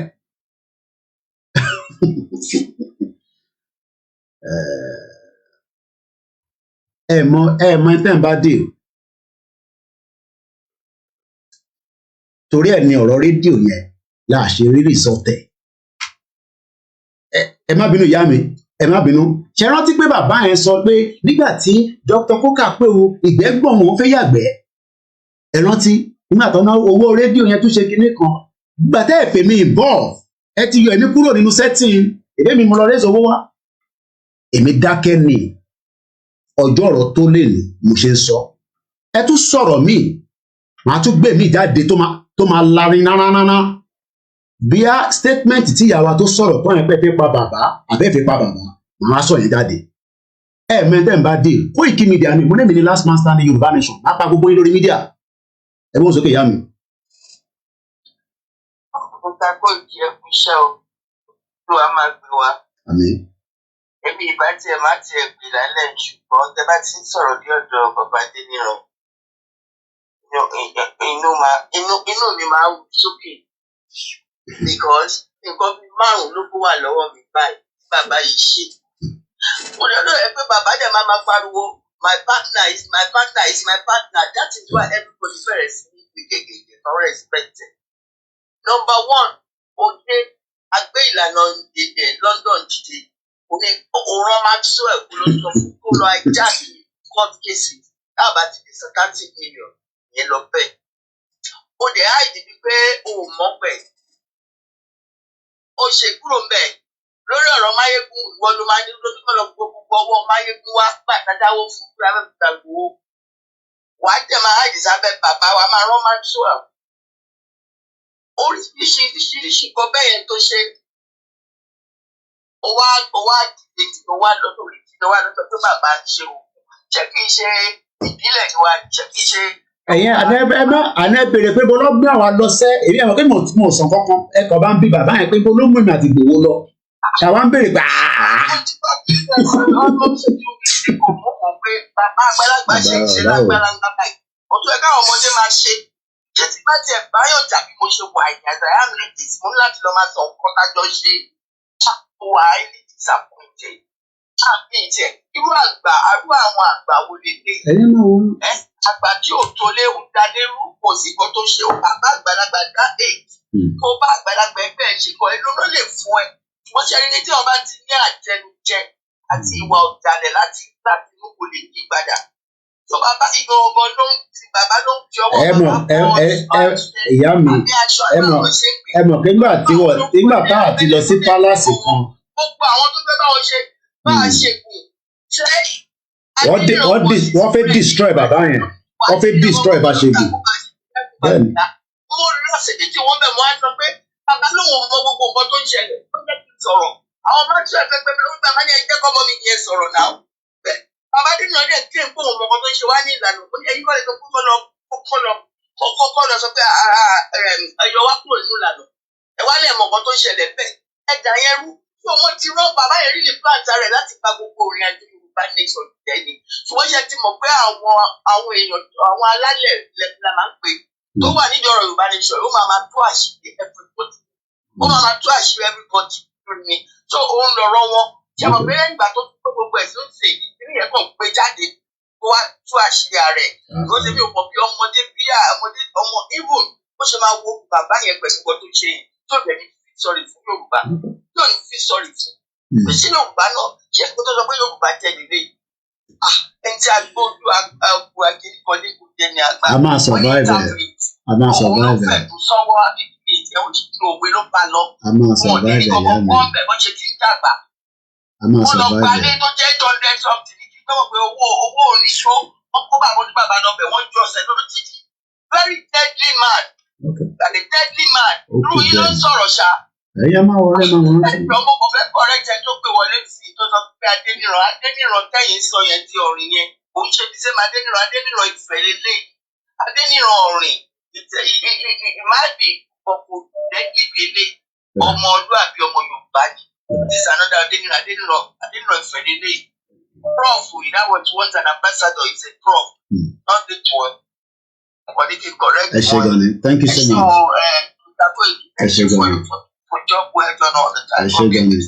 ẹ ṣé gan-an. wọ́n fẹ́ bà orúkọ Báṣegùn jẹ́. For now, I'm not involving with anybody ni mo sọ. Mo tó láti máa ṣe program mi tí bàbá bá fẹ́ bá gbogbo wa sọ̀rọ̀ máa lọ bẹ́ẹ̀. I'm not getting very anybody because this movement yìí ẹ fi compromise it. For now, yàn mí pé mo ń bá gbogbo media jà náà. Independent. Màá ṣe program mi ẹ pé màá lọ ìtìbá tó fi wá màá sọ̀rọ̀. Every day I have a lot to talk about. Ti Scotland wà níbẹ̀. Èmi gan tá a bá fẹ́ sọ àtúnisọ àtúmọ̀ padà wá ń jọ mi. But one thing is ẹ lè destroy movement yìí.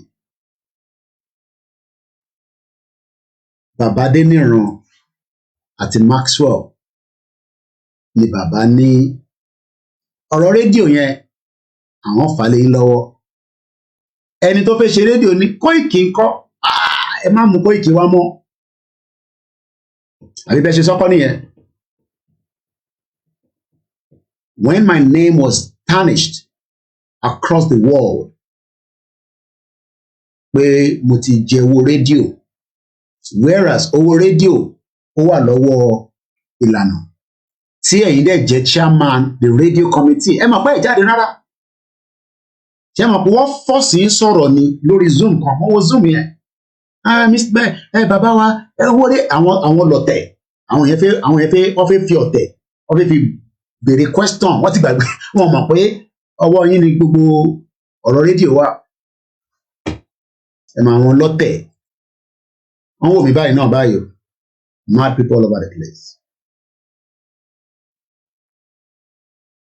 Òun ni everyday ni mò ń kàn kan sílẹ̀ mo ní note everything ẹ̀yin ọmọ ní bí n bá délé mi kọ record sílẹ̀ gbogbo conversation má kọ́lẹ̀ mo kí ẹ bẹ̀ wà látàlẹ́ nǹkan sí gbogbo yín pariwo níjọ́ náà but ẹ bí bàbá Adéníran pé ọ̀rọ̀ rédíò tá a rí ṣe yẹn is involved rédíò tí kò jáde tí gbogbo yín dáwó fún lórí Koiki Media bàbá Adéníran ni kò jẹ́ kọ́rọ̀ rédíò yẹn kó bọ́ sí gbogbo rọ́tà pé pamọ́ kó ká nǹkan yẹn táwọn mídíà kan náà jáde gbogbo wọn lọ jáde mo mọ gbogbo mídíà tó jáde kókà wo kókà tó mọ kankan ṣe kókà tó ṣe kankan ní London kíníkan wọn ní evidence kankan olùkàlùkù kan sọ tẹ jábà wọn mọ tí màá yẹn ṣe orí bíbá yìí ìyẹn Dr. Kókà yẹn wọn mọ tó ṣe o olùkàlùkù ló ní line of expertise ẹ títí dọ̀là nísìnyí kò sí ọkàn tó lọ́rọ̀ rédíò ṣe nígbà tó tún máa lọ máa gbọ́rọ̀ rédíò jáde ṣe mọ̀ pé online rédíò ló gbé jáde rédíò táwa fẹ́ ṣe tó máa jáde lórí AM tí kò ṣe pé ní Nàìjíríà nìkan ló ti máa gbọ́ òun ni rédíò tá a fẹ́ ṣe.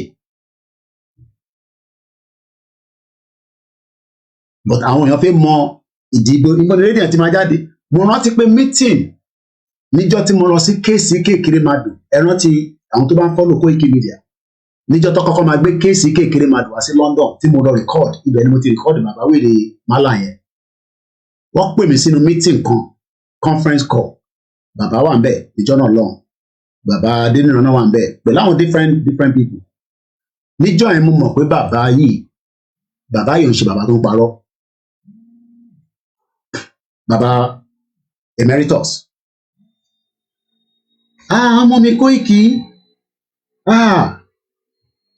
ọ̀rọ̀ rédíò yẹn la pè é fún ní bíbá nísìn àwọn tó wà nínú meeting yẹn wọ́n sọ fún bàbá pé a máa lọ establish rédíò láti African country kan bàbá yẹn no ẹ mọ̀ tó ń pè Nàìjíríà if you know what is federal government has ṣe mọ̀ pé intelligence kan mo fi sórí social media ní lálẹ́ 200 Nigerian soldiers have been taken to Gambia for whatever nonsense when Nigeria is a mess ìkan àwọn intelligent ló ṣe send ẹ̀sìn mi lálẹ́ ẹ mẹ́tẹ́ bá dé mi tẹ bá mẹ́tẹ́ bá dé mi ẹ mọ̀ pé tí bá dákẹ́ nítorí pé kí nǹkan má bàa bàjẹ́ but ẹ̀yin fẹ́ bà nǹkan jẹ́ bàbá Adéníran ẹ̀ tó bẹ́ẹ̀ tó bẹ́ẹ̀ ni mo sọ fún yín ẹ fẹ́ discredit bàbá Akíntóyè tèmi sì wà láyé abẹ́ ti gbàgbé ní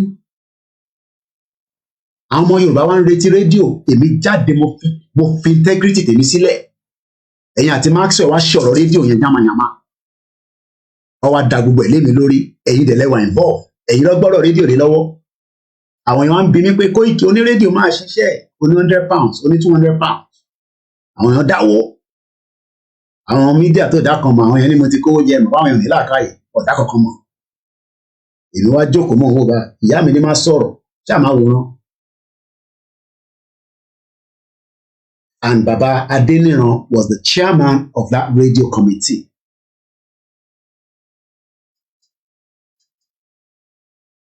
mo sọ fún yín ẹ má tún sọ mí o tẹ bá jáde sọ mí ṣẹrí tí máa tún gbé jáde àwọn ọmọ Yorùbá gan lè máa wá yín o so ẹ jẹ́ ká rọra tẹ̀ slow but méjèèjì tí mo sọ yẹn tó bá ní mo parọ́ mọ́ yín at least mo wà nù fíìmù yẹn ẹ rẹ̀ hàn pé mídíà tèmi dọ́ọ̀ mo ní evidence ká má tu gbogbo ẹ̀ délẹ̀ at least èmi àti bàá mi wà nù mọ́tò pẹ̀lẹ́ ẹ̀yin dẹ̀lẹ̀ instigate ìrìn àjò yẹn làwa ń bí pé ẹ̀yin lẹ́yìn wá ń jáde nísìn tí ìyàwó èrè kan náà wá ń sọ pé kinní kan pé àwọn kan ń lo dúdú wọn lo kinní kan definitely we are Yoruba people àwọn tá à ń bá fa wàhálà gan wọ́n rin ṣígínní mo sọ fún yín pé 2 years ago Dangote Yorùbá politician tọ́pọ̀ lóríṣiríṣi ló ń lọ sí Senegal ló ń dáná kúkú sílé wa lórí ọ̀rọ̀ Yorùbá nation ẹ̀yin rò pé ìjà kékeré là ń jà ni you think it's just a small fight we are fighting the evil monster but ẹ̀yin ò understand it ní bàbá Adéníran kan sọ̀rọ̀ tẹ́ bá jáde tún sọ míì láti discredit bàbá ẹ̀ máa ṣe full program fún yín pẹ̀lú evidence ẹ̀yin wò àwọn kan mo dákẹ́ ni ṣẹ́rí ti rédíò tẹ́ ṣe fún mi yẹn tí bá ní kò dùn mí rọ́ ni mo pa ìyàwó mi máa ń calm me down lórí ọ̀rọ̀ rédíò yẹn tí bá ní kò dùn mí ẹ̀yin àti Maxwell mo dákẹ́ fún yín ẹ jáde ẹgbọ́n sókè nǹkan pọ̀ ẹ má bínú. ẹ ṣe ẹkúṣẹ́ òbí wa wà pẹ̀lú orúkọ Jésù jẹ́rìí bí ọ̀pọ̀ ó ti pẹ́ díẹ̀ tí mo ti fọ́lọ̀ gbogbo kan tó lọ because I was discouraged but at the same time I'm encouraging myself. Èmi kéde pé gbogbo nǹkan tó ń ṣẹlẹ̀ Ọlọ́run mọ̀ mọ̀ ẹ jẹ́ ká ṣe wọ́n tó ní Ọlọ́run mọ̀ mọ̀ tó àṣírí gbogbo àwọn tó ń ṣiṣẹ́ ibi tí wọ́n dà lọ́dà sókè dà síbẹ̀. So at the end of the day, àwọn gbogbo àwọn tó kù, àwọn gbogbo àwa tó kù jẹ́ ẹgbẹ́ tí ń tọkùn láti fọ́lọ̀ fún ìgbékalẹ̀ nínú ìgbọ́ máa ṣe. Nínú èmi tí mo wà bàbí báyìí, I have nothing to do today, but I just a voice for the next student. I'm an advocate for the next student. Why you treat people like this? Àwọn tó yẹ kó máa jẹ́ nu ọ̀la nù ọ̀rọ̀ ẹ̀ wá gba ìjẹ́ lẹ́nu wọn. Sọ wọ́n di tí ò ní ilé tí ò ní ilé ìlú kankan. Ẹ̀dẹ̀ gbàgbà fún gbogbo resources ìyẹn mọ́tò. Ìyẹn ló kàn máa ń tẹ̀lé lára ìgbéyà ilé ìgbà yóò yá. Ó tán bọ̀ tí ká máa wò bọ̀ Ọlọ́run máa gbà so. Àwọn Ọlọ́run dẹ̀ máa gbà ṣe lórúkọ Jésù. Ẹ ṣé gan ni ẹ má ẹ kó sóyin. I know it's kind of discouraging when we look at a lot of things happening, but we will continue to educate people. There's a reason. Àwọn èèyàn kàn ní láti mọ reason ni pé ògo wa ìràwọ̀ wa máa tàn but kò tí ì yá òun ni. Ẹ ṣé gan ni, thank you so much ma. Ẹ ṣé gan ni. Mo kí gbogbo ọmọ Yorùbá lẹ́ẹ̀kan sí ẹja fọkànbalẹ̀. Wàá máa gbìyànjú ni. Mo sọ fún yín pé wàá máa gbìyànjú fáìlì kan wọ̀ tèmi náà bọ́ ẹ mà pọ́kùnrin lè nínú iṣẹ́ obìnrin bọ́ tí bàbá gé rẹ́nìrán ẹ tẹ̀ slow ẹ ra tẹ̀ ẹbí tẹ ṣé dé yẹn ṣàrà máa lọ ẹ mà pé bẹ ṣe ń pè wá pé ká lọ palace tá lọ palace pẹ̀lú Ìgbòho tẹ̀ǹtẹ̀ bọ́tìn ká wá lọ palace àmọ̀dá fi lọ mú ní palace ẹ̀gbọ́n sókè.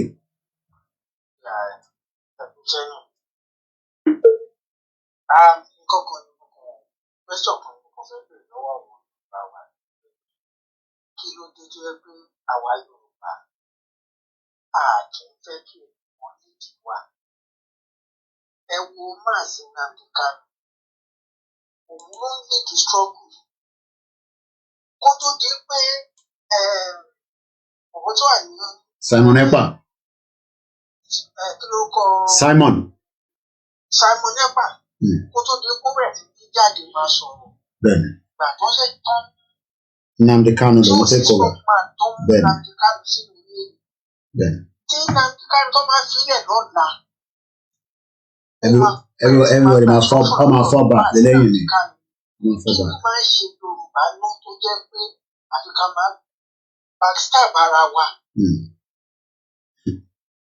Kí ló dé tí wọn bàbá dín ní wọn à ń kó pẹ̀lú wọn tó ń díje káàkiri àwọn onídìrí àgbo àná rẹ̀ kí ló dé pé they cannot just kill behind this baba. Tí ó bá jẹ́ pé evil agenda ni gbogbo wọn ní ó sad fún àwọn ọmọ Yorùbá. Àwọn ẹ̀yà kejì wọn tàjà máa ń dá Yorùbá máa ń kàwé pé wọ́n wá arrogant wọ́n ṣe kíní kan. Wọ́n kí ò sí ẹ̀yìn Mazi Nnamdi Kanu gbogbo wọn bẹ́ẹ̀ ni wọ́n contrary opinion. Bẹ́ẹ̀ni. Lẹ́yìn tí Mazi bá ti sọ̀rọ̀, nǹkan tí Mazi bá ti sọ ní final. Bẹ́ẹ̀ni. Àwa Yorùbá ní problem kan I just don't know bí ìwọ̀n nǹkan tá lè ṣe sí.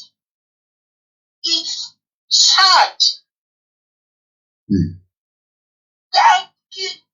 Ìwọ àgbàlagbà tó bá lè jẹ́ pé àwọn yúùtù àwọn kéékèèké lọ́jọ́ jókòó lọ́jọ́ ṣe àwọn nǹkan. Ó tẹ̀jì máa different àgbàlagbà ó jẹ́ profession.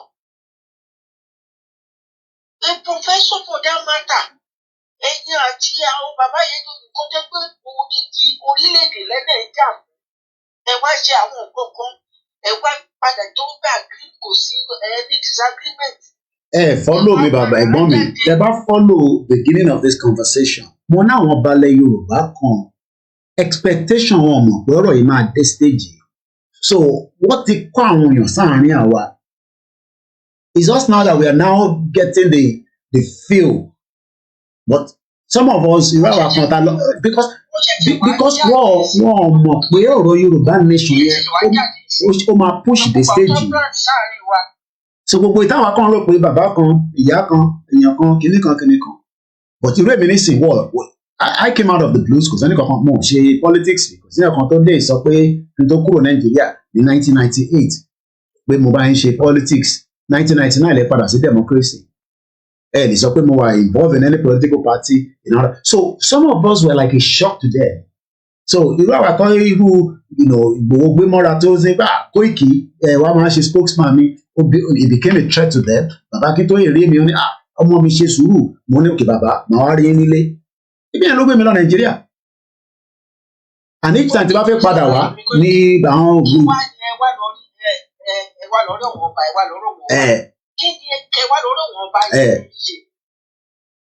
Ọba lè sọ pé òkè o ẹ̀kọ́ náà ṣe yẹ o kábọ̀ fúlàní náà kò fi ọkọ̀ mi pariwo kọ́ federal government ni o àbí kí ni.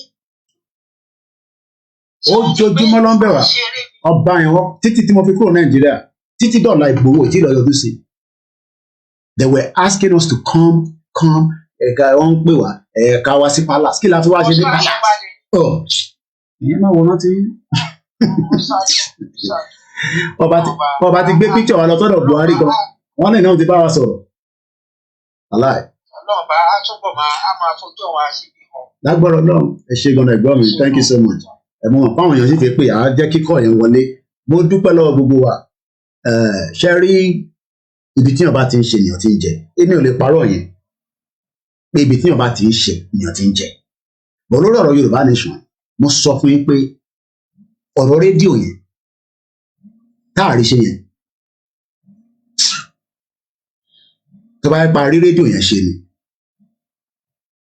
àti fọ́ Nàìjíríà pláàni tó tún wà lórí ọ̀rọ̀ rédíò yẹn tí mo fẹ́ go into details nísìn but àwọn ò jẹ́ kí rédíò yẹn kó execute bàbá dé nìran ni àwọn ni wọn ò jẹ́ kọ́rọ̀ rédíò yẹn àwọn ló convince bàbá lórí ọ̀rọ̀ rédíò yẹn bàbá dé nìran ló convince bàbá tẹ́ẹ̀pì lọ́rọ̀ rédíò ṣe wọ́n wá gbé rédíò wọn lọ ṣe Lámìdí wá bá wọn ṣe online radio èmi mo gbé rédíò wá pé ká ṣe rédíò tó máa dún nínú stereo àwọn èèyàn tí wọ́n ní sanwó tó dín rédíò nínú kódà a tún ní plan pé a máa tó import rédíò láti China mọ plan tí mo nígbà yẹn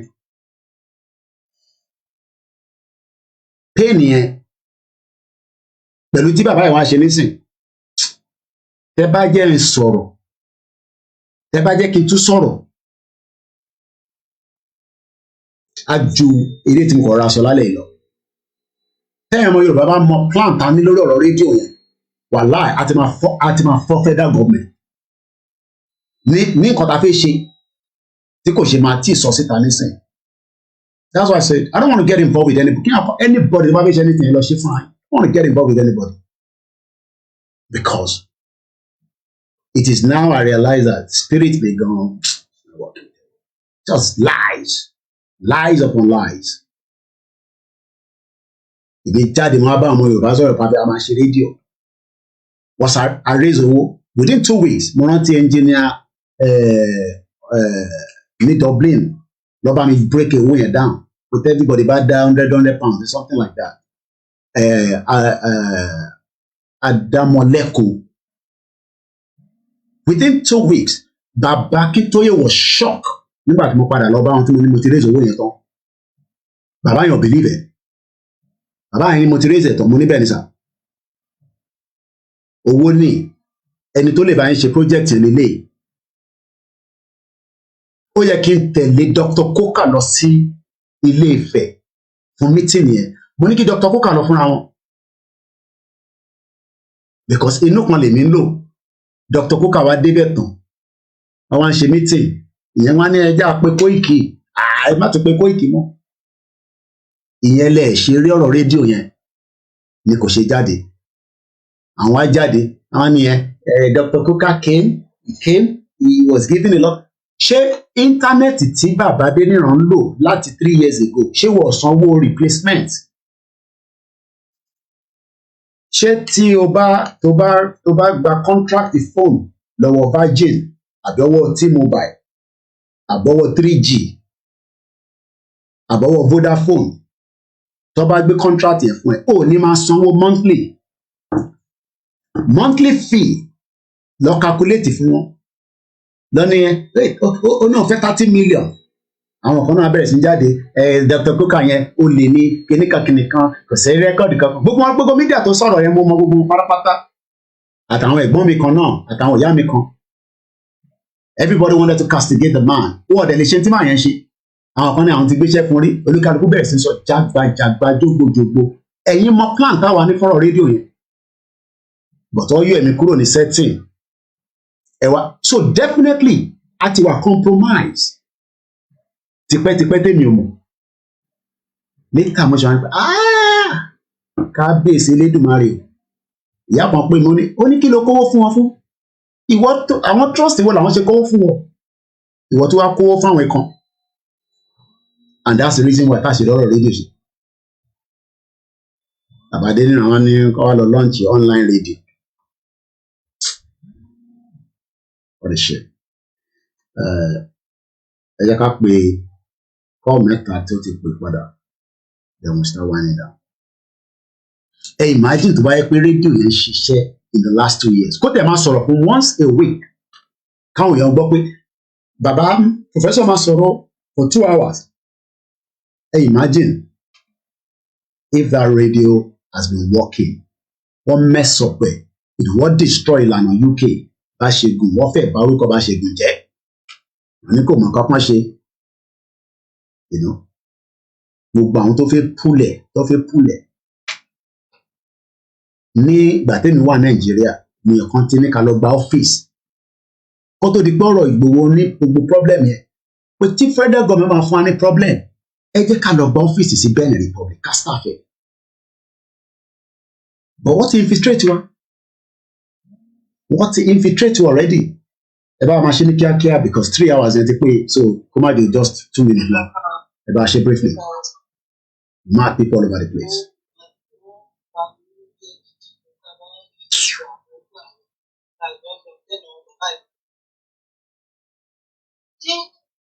Irú àwọn àgbà òfò láti wá nínú àwọn àgbà ìyà, àwọn àgbà òfò, àwọn àgbà dákùnfà. Àjọ láwọn àgbààgbà tó lè jáwọ́ ọ̀gá wa ní ojú òfin ká jẹ́ kí wọ́n mú òun lọ síwájú fún olùbámọ̀ rẹ̀ láìláàlẹ̀ fún ìtàlẹ̀ fún lágbà. Irú àwọn àgbà ìyà, àwọn àgbà òṣì tá a ní ní bíbélì yìí.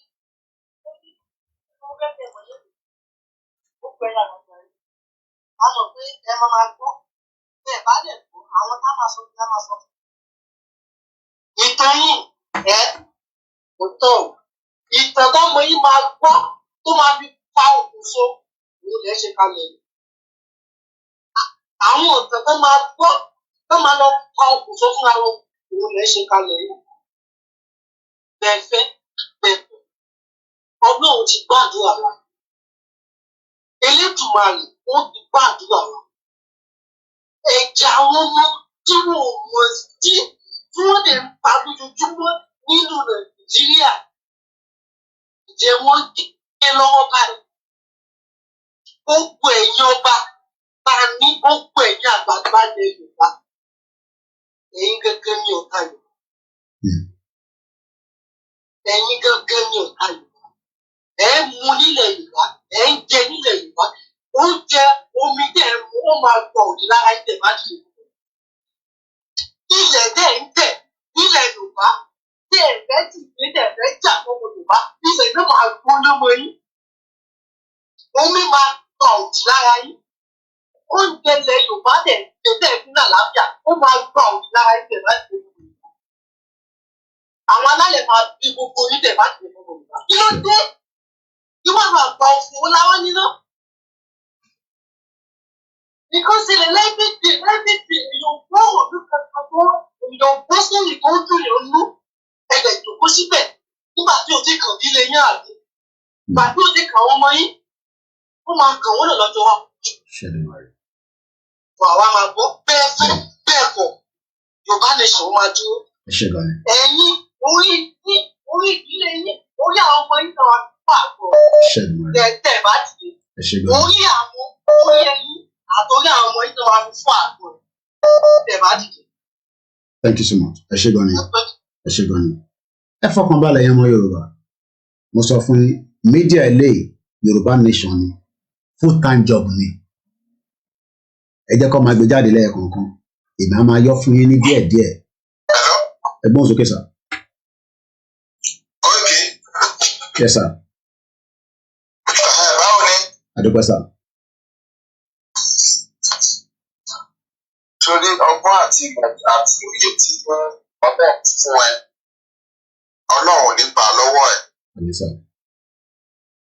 Àdúrà tí màá gbà fún ẹ nìyẹn. Lágbára Ọlọ́run ló bá ọwọ́ àwọn níbi òní bá àti wà ìyàwó àtàwọn.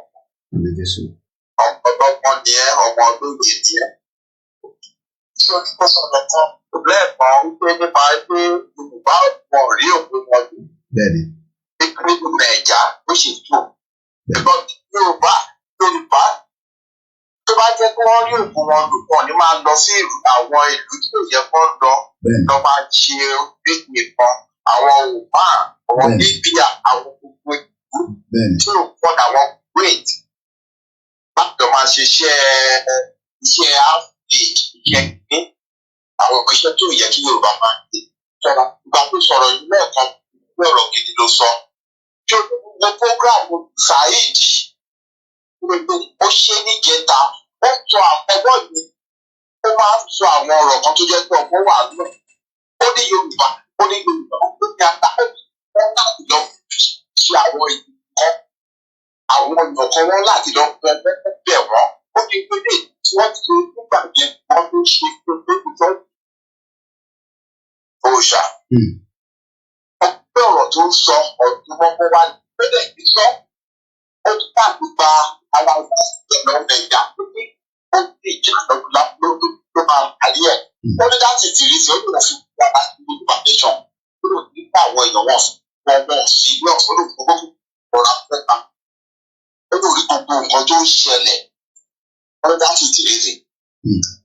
Sori point of correction èèyàn kan sọ̀rọ̀ nípa Professor Adéníran.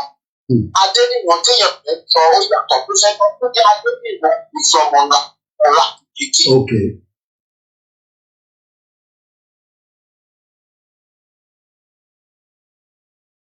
Látọ̀dọ̀ ènìyàn ní network. Látọ̀dọ̀ wọn ni.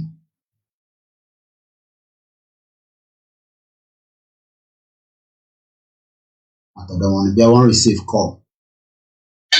Ẹgbẹ́ ààrẹ ìdáǹgbọ́n yín nísìnyí. Ó yàtọ̀ yẹ pé fẹ́ sọ pé Adéníran nìyẹn ọmọ ọ̀la kìkì. Okay. Ó lé ìfẹ́. Okay. So bàbá Adéníran tá à ń sọ yìí Ifẹ̀ làwọn àbí.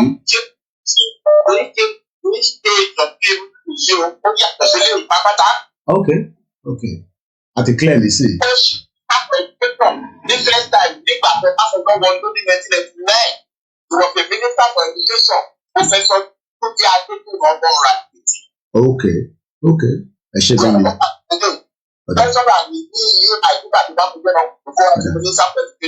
Okay. Very good. Àti clear yẹn nísìn. Ẹ ṣe gan ni daddy. Thank you sir. Mo kí gbogbo ẹ̀yin ọlọ́gbọ́n.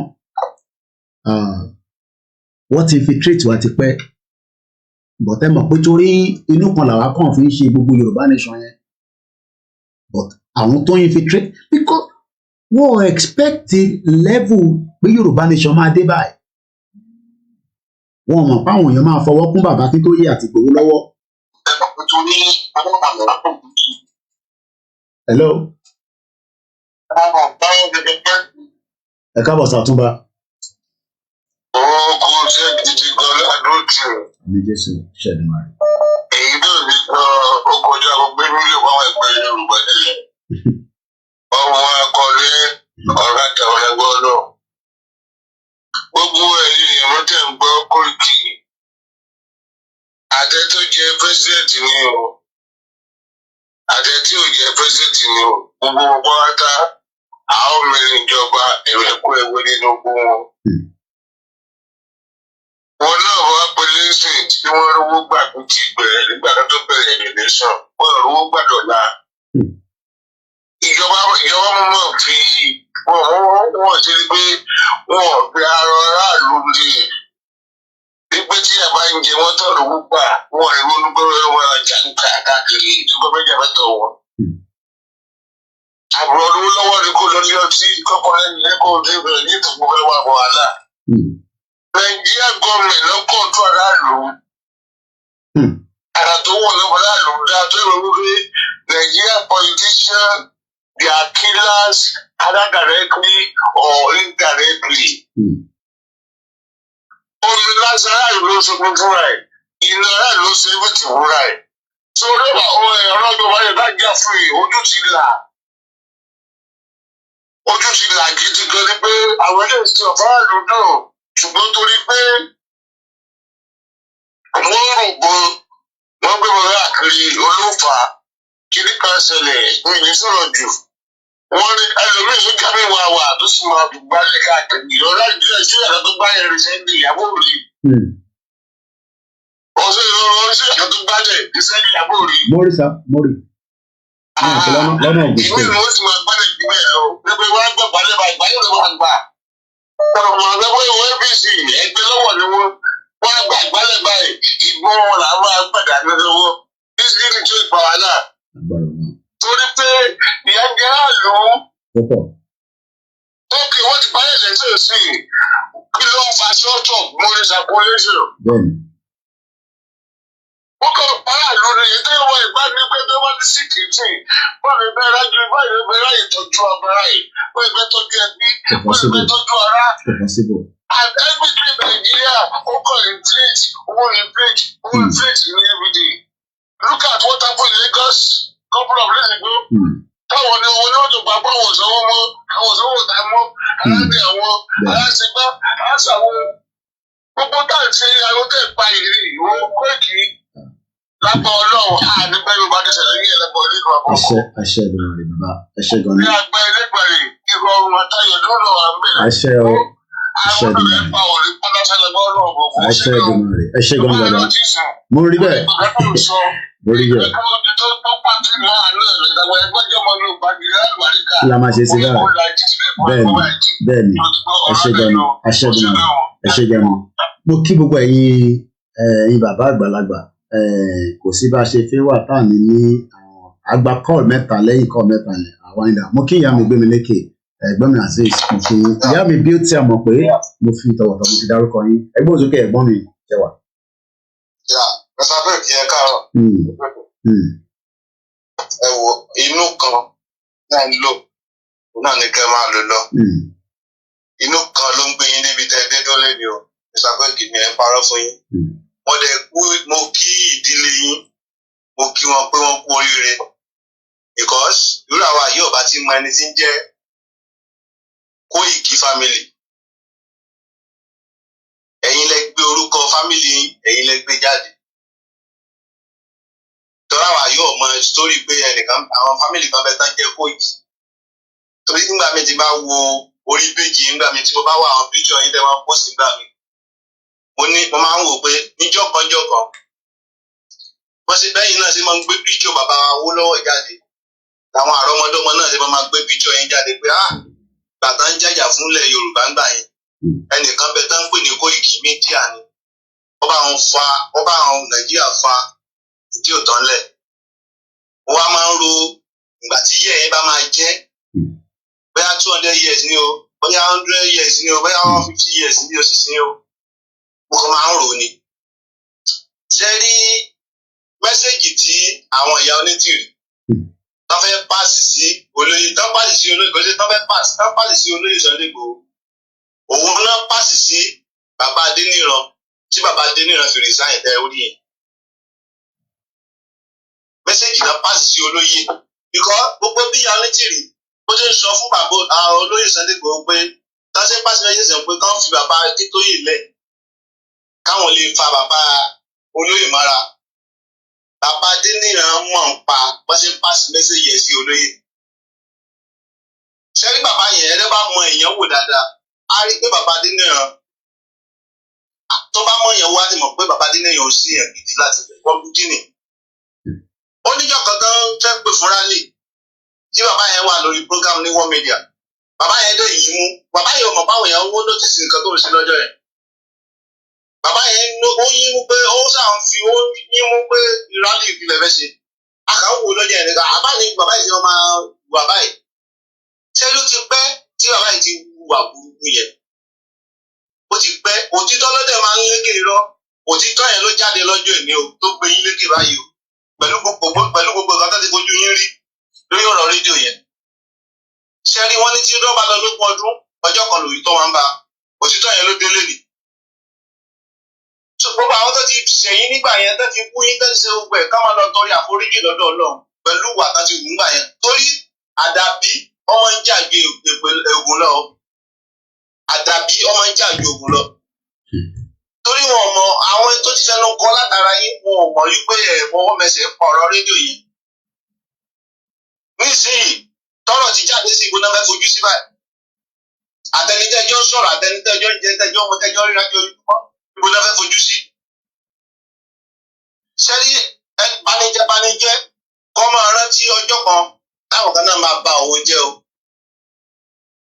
kọ́ máa rántí ọjọ́ kan táwọn kan máa ba wọn jẹ́ ṣé àwọn èèyàn nọ́tìsì gangan ni àwọn tó gbé bàbá Adéníran sáàrin wa láti Ilé Ifẹ̀ lọ̀rọ̀ ẹ̀ ti jáde wá pé táwọn èèyàn mọ̀ láti Ilé Ifẹ̀ ní ọ̀rọ̀ ẹ̀ mẹ́sẹ̀gì bàbá náà ti fi bàbá Adéníran láti fi pàrókò sínú Yorùbá nation bẹ̀tì kò yí àwọn èèyàn bẹ̀tì Ọlọ́run dẹ̀ mú pé bàbá Adéníran tẹ́ mọ̀ pé ìjọ tí heritage máa kọ́kọ́ ṣe ìbúra fún bàbá wa Bánjí Akíntóyè ṣe mọ̀ pé nígbà tó ṣe ìbúra fún bàbá Bánjí Akíntóyè tán níṣojú gbogbo àgbáyé ni heritage ṣe ìbúra fún bàbá Bánjí Akíntóyè náà ó tún pé bàbá dì sí bàbá Adéníran wá sórí program rẹ̀ láti wá ṣe ìbúra àwọn Yorùbá lè sọ wípé ọjọ́ tí ọmọdé tó bú ìrókò tó bojú wẹ̀yìn ni òjò kọ́ lolúwere máa ń pa ni o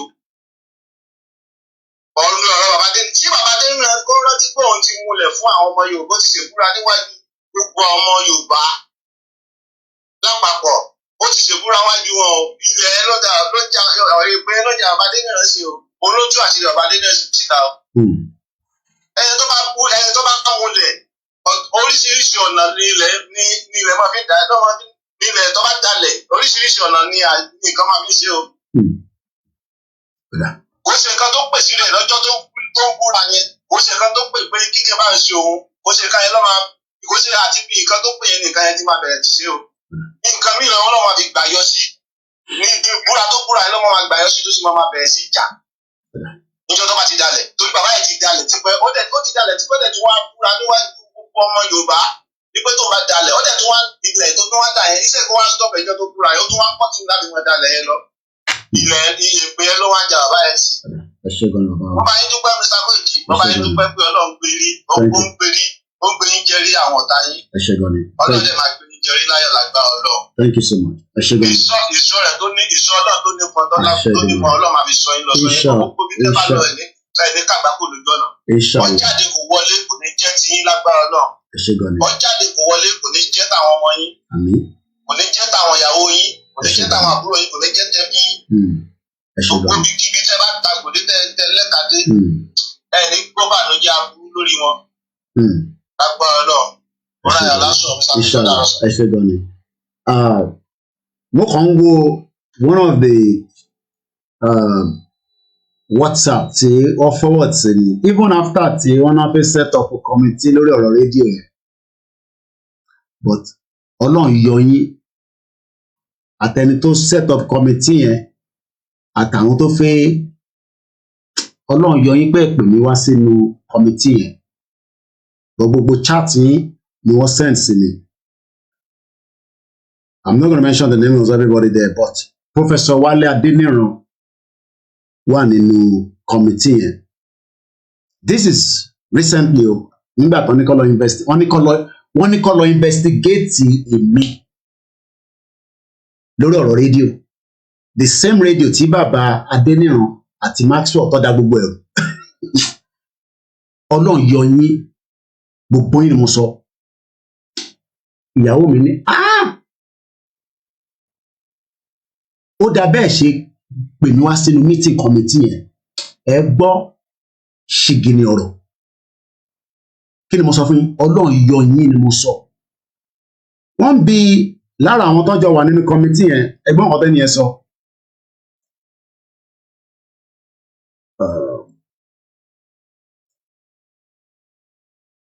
ẹni tó bí wọ́n pé good day sir I would like Mr. Koiki to be part of this committee good day ma I would like Mr. Koiki to be part of this committee Professor Wale Adeniran ni have you been able to reach mo ní dárúkọ ẹni kan tí wọ́n ń dárúkọ wọ́n ní no sir that is why I called you I wanted to get a number from you sir then the next person tó béèrè pé good day sir I would like Mr. Koiki to be part of this committee good day ma I would like to Mr. Koiki to be part of this committee arábìnrin wa ń béèrè lọ́wọ́ Professor Wale Adeniran pé deputy alana sir do we need to add Koiki to this committee with a question mark lẹ́yìn tẹ́ gba owó rédíò lọ́wọ́ èmi tí mo kó fún yín tẹ́yìn dá gbogbo ẹ̀rú pẹ̀lú Maxwell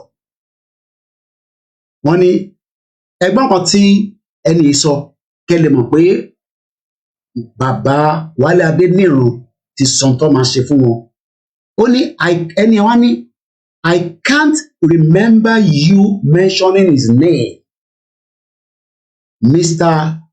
Ayo wants him to be yes sir ẹ mọ̀ tí Professor Wálé Adéníran sọ at 14:18 p.m. is it necessary pé so necessary kémi wà níbẹ̀ because wọ́n mọ̀ pé ó máa tú àwọn ọ̀rọ̀ sílẹ̀ but Ọlọ́run yọ gbogbo yín o ẹ lọ dúpẹ́ fún rí yín pé ẹ pè mí sínú committee yẹn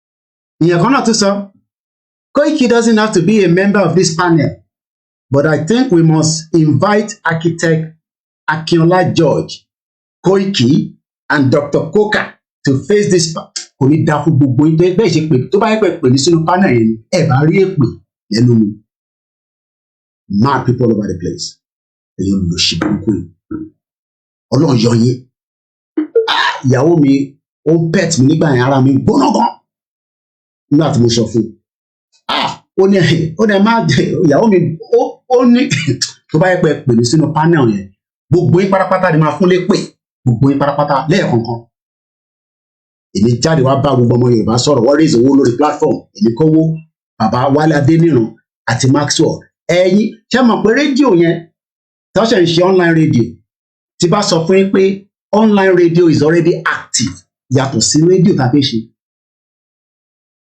there's already online radio pẹ̀lú apps tí Dr. Kuka ti ṣe mad people all over the place wọ́n ti infiltrate wa lórí ọ̀rọ̀ Yorùbá nation àkọ́ ń pariwo Yorùbá nation no going back Yorùbá nation ẹjẹ́ àṣe protest ẹjẹ́ àṣe rally ẹjẹ́ àṣe this àwọn kan fà wá sísàlẹ̀.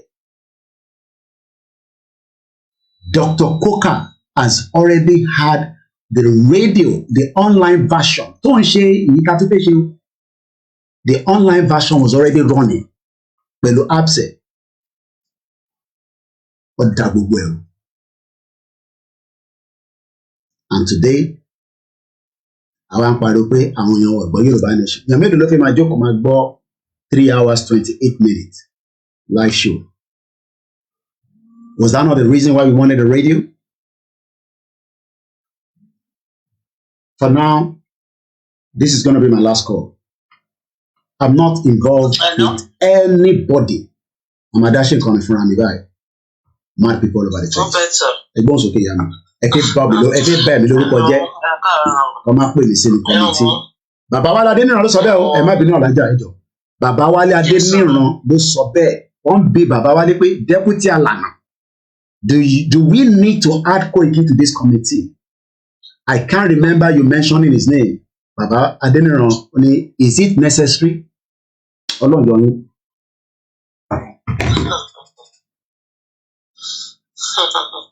Hello? Ẹ̀gbọ́n sókè mà. Ṣe rí ọ̀rọ̀ àwọn Yorùbá àfi kéèyàn fi sẹ́nu kó dákẹ́. àti kọ́ ló ń ṣàánú fún wa. Àwọn bàbá tó jẹ́ pé yẹ ká máa wò kó jẹ́ pé kó máa ní pé ó yá ibi tó ń kó wa lọ káwa náà máa tẹ̀lé wọn. Àwọn náà tó ń ṣe bá ṣe ń ṣe. But mo ṣàmọ̀ pé dájúdájú Ọlọ́run á bá wa ṣe. A dè máa débi tó yẹ ká dé lágbára Ọlọ́run ọba. Ọlọ́run kàn sí gbogbo wọn náà báyìí sí pé àti sí ìpàtà bá débi tàǹdé. Àwọn èèyàn náà iná náà máa bára lé náà máa ní pé àwọn ìbò àdéhùn ti àwọn wọ́n máa sọ nǹkan ní bálabàlà mọ́ nínú lọ́wọ́ ni. Ọ̀gá ìgbọ̀ tó lóun bá fojú wọn hàn Ọlọ́run ọba ló máa dá ẹjọ́ fún wọn. So, ní gbogbo ìgbà tó ń pariwo ti ní lórí ọ̀rọ̀ rédíò, everybody gbogbo all these media tó ń sọ̀rọ̀ bí àbọ̀ ìkejì náwó oṣùkọ́wó rédíò jẹ́ kọ́ńtìrì lọ́wọ́ Koiki kọ́ bẹ̀rẹ̀ mo mọ̀ pé dákẹ́ ẹ̀sán kankan gbogbo ìgbà yẹn. So, and the wisdom tó lọ fún yín lágbára Ọlọ́run ọba kò ní ìgbà lọ́wọ́ yín lágbára Ọlọ́run ọba. Gbogbo bọ́lọ̀ bẹ̀rẹ̀ ṣe ń ṣe lágbára Ọlọ́run ọba ní ṣàṣe tí ojú òde ní tì mí lágbára Olúwa.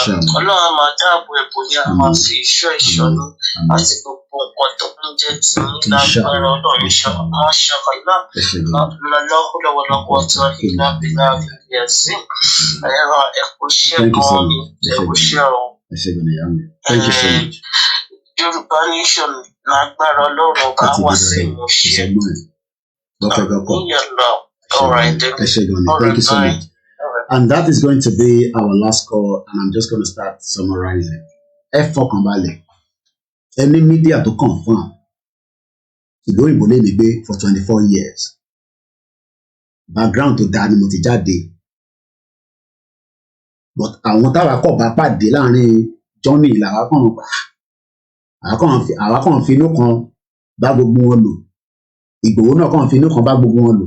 At the end of the day, they had a different mission. Bàbá yẹn ló máa jáde tèmi máa bè. Mo rántí reaction ní bàá mi.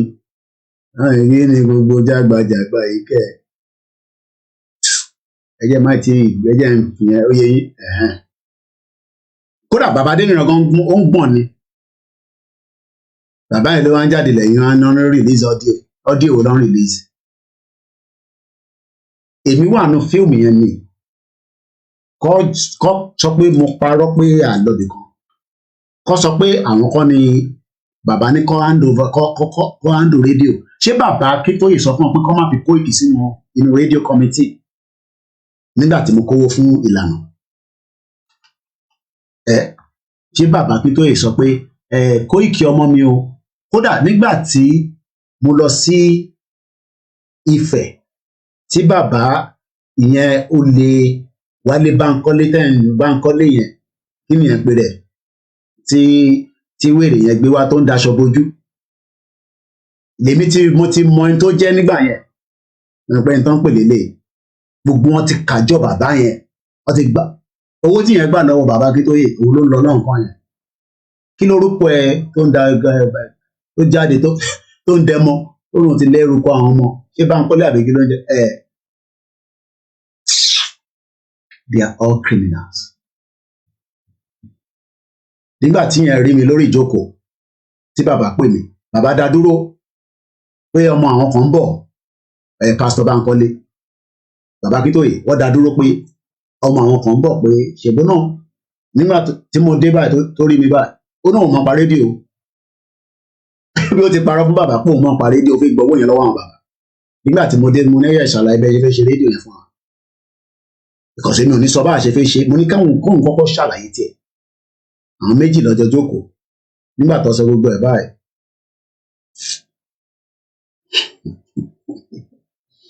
ó get message pé ọmọ olóyìnbó lélẹ́yìn eléyìí ṣe kọ̀ kájọ bàbá yẹn kọ̀ believe everybody bàbá Akíntóyè ni mo sọ believe everybody. Owó tí yẹn gbà lọ́wọ́ bàbá Akíntóyè ló lọ náà kọ́ yẹn. Láwọn àwọn náà ti ní problem ní Benin Republic according to what I heard. Ẹ ṣe jàre ìyá mi sẹ́ra ẹ fọkàn balẹ̀ yẹn ọmọ Yorùbá. Bí bó bá ti rẹ gbogbo mídíà ìgbà ilé gbogbo tèmi ṣẹ̀ máa dìde. Wàhálà táwà lórí program àwọn ọmọ èèyàn tí mo jẹ́ mo sọ fún yín. nígbà tá a ṣe wà ní Ṣàngó Òde tá à ń jáde àwọn wàhálà ló lè ròyìn fún cousin mi ẹ mọ̀rọ̀ engine tó wà lára mi mo ní Yorùbá Nation mo ní full time lèmi ṣe nígbà tí wálé yẹn tó bá ìjọ ìmọ̀ mọ̀ tó ní òun ni pásítọ̀ Bánkọ́lé mo ní sọ ìwọ tẹ̀ ní ẹni gbé wá okay mo kàn ń wò bá ó ti kó oríṣiríṣi lé bàbá yẹn lọ́wọ́ ti sọ oríṣiríṣi lọ lẹ́sẹ̀kẹsẹ̀ ló náà wọn pa rédíò ó náà wọn lè ṣe o okay that's fine báwa ṣe tún take up padà wá sí Ìbàdàn nìyẹn pẹ̀lú àwọn security bá mi èmi nìkan mo lọ́ngbà yẹn pẹ̀lú èyí tó criminal ẹ ti mọ̀ yẹn bọ̀dá mi bàbá mi ẹ ti mọ̀ sọ kí n má ti dárúkọ ẹ̀ bọ̀dá mi bàbá mi ebi ń pa mí mo ì tí ì jẹun ikùn mi ń taná ikùn mi ebi ń pa mí ẹ ti ràn yẹn tó bá ti pè nígbà yẹn èmi náà ni mo gbé gbogbo wọn mo promote wọn níbí báyìí ní bọ̀dá mi ìyàwó mi a máa sọ pé criminal ni gbogbo àwọn eléyìí tí wọ́n ń sọ yìí o criminal ẹ mà pa ọkùnrin kí ni ìyá yìí sùn nísìnyí ìyàwó mi máa ń fi mí rẹ́rìn ní sọ pé criminal ni gbogbo àwọn tó ń bọ̀dá mi bọ̀dá ló ní bọ̀dá òṣì yóò lè criminals all over the place àmì bọ̀dá mi ìbí ń pa mí bọ̀dá mi ṣekúṣẹyẹ àmì bọ̀dá mi ìbí ń pa mí má dárúkọ ẹ àwọn tó mọ tí mo sọ tí mo fi yọ. They are all criminals. 419. Àwọn expect ìpọ́nrọ̀ Yorùbá Nation máa lọ bá ṣe ń lọ yìí. The thought is like a money venture.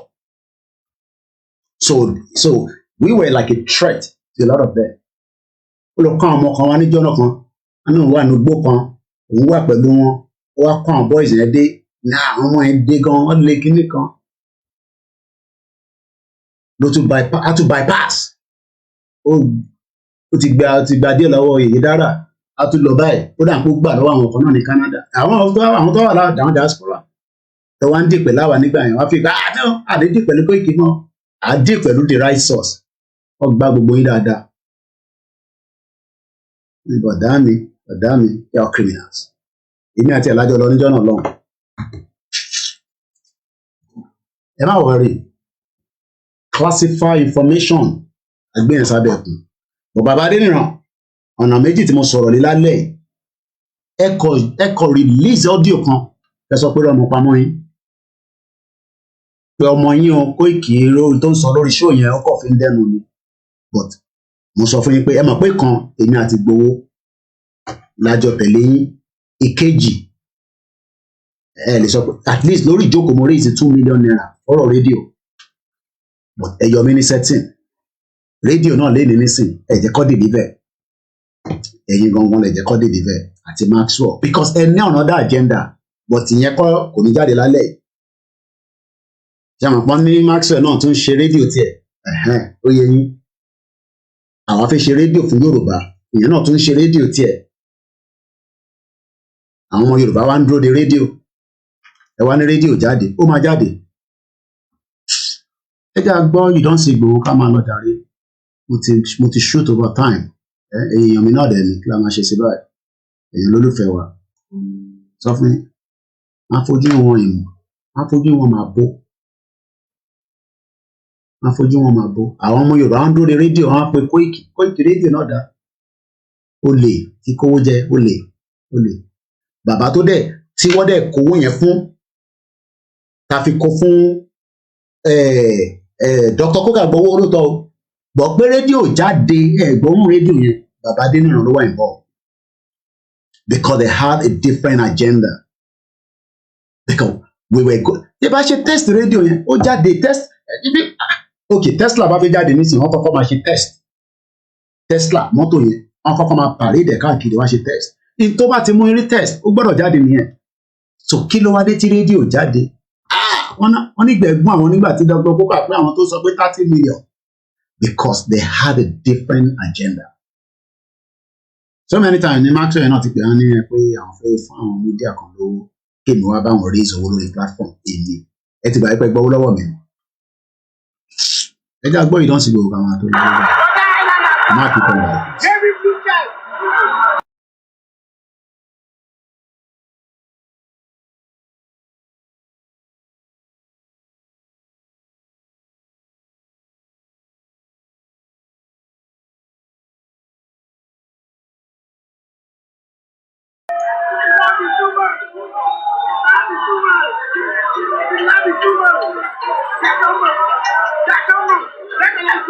Well, Miss Prince Ademola, I don't even know the reason why you won't be part of the committee. The committee in the committee, I got to execute it.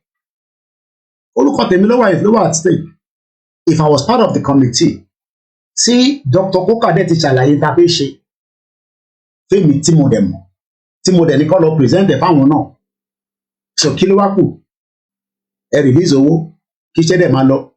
Okay, ọ̀dẹ̀ padà wá. A máa sanwó every month. Ìyẹn dẹ̀ di wàhálà. Radio dẹ̀ get stuck. And the two main people there was Maxwell and Professor Babawale Adeniran.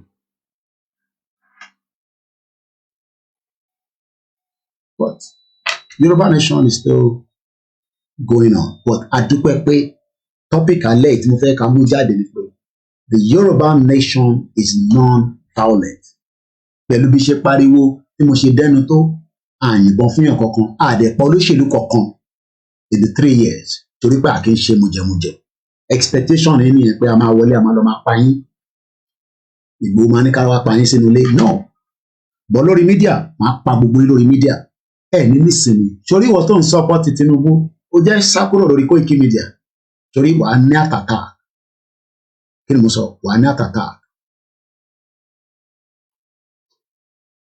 ẹ tí mo fẹ́ bá yín fà ẹ mọ tán pè ní mídíà ni mo sọ fún yín pé it is not amala joint ó ń ṣe búkà ẹ jẹ́ play anthem ká máa lọ mo kí gbogbo alẹ́ nǹkan sí thank you so much everyone mo kí àtọ́jú mi lọ́mọ service charge máa kọ̀ ṣe rédíò àní máa sanwó ọ̀fẹ́ la máa ṣe after wo installation tìbá máa sanwó every month oríṣiríṣi èèyàn wá ń pè ẹ̀kọ́ ìkẹ́ àfi bá ṣe meeting ní ọ̀kan ó bá pè ní pẹ́rẹ́ ẹ̀tẹ̀ tó bẹ̀ mọ́ anyway.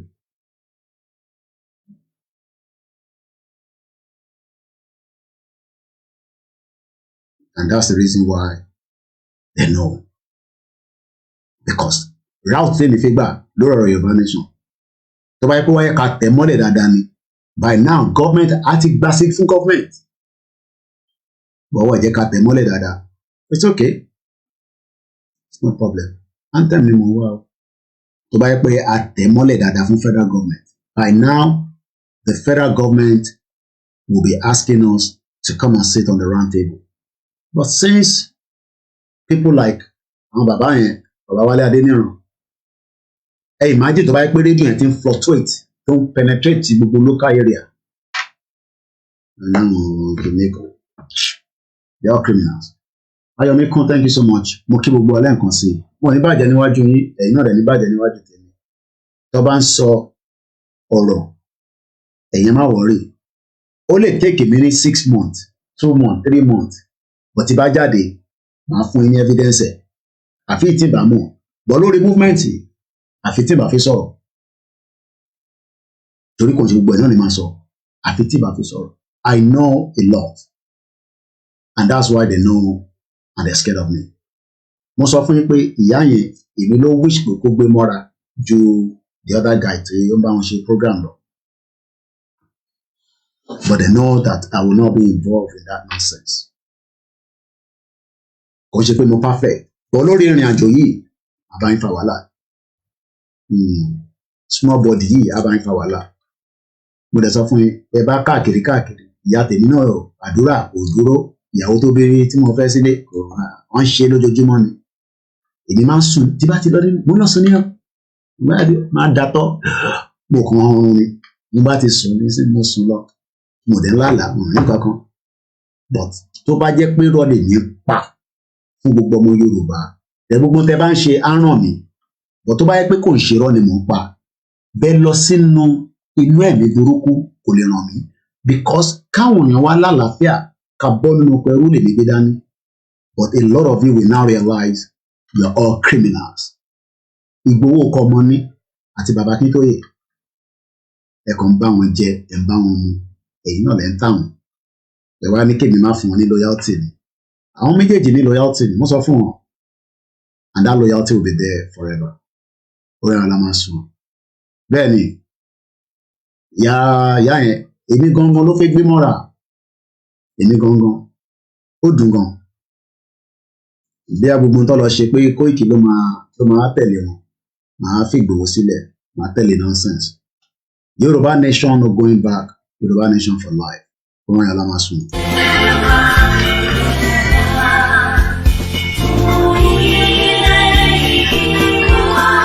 Agbega, Agbega, Agbega, Ìgbàgbọ́, àti ìbẹ̀rù.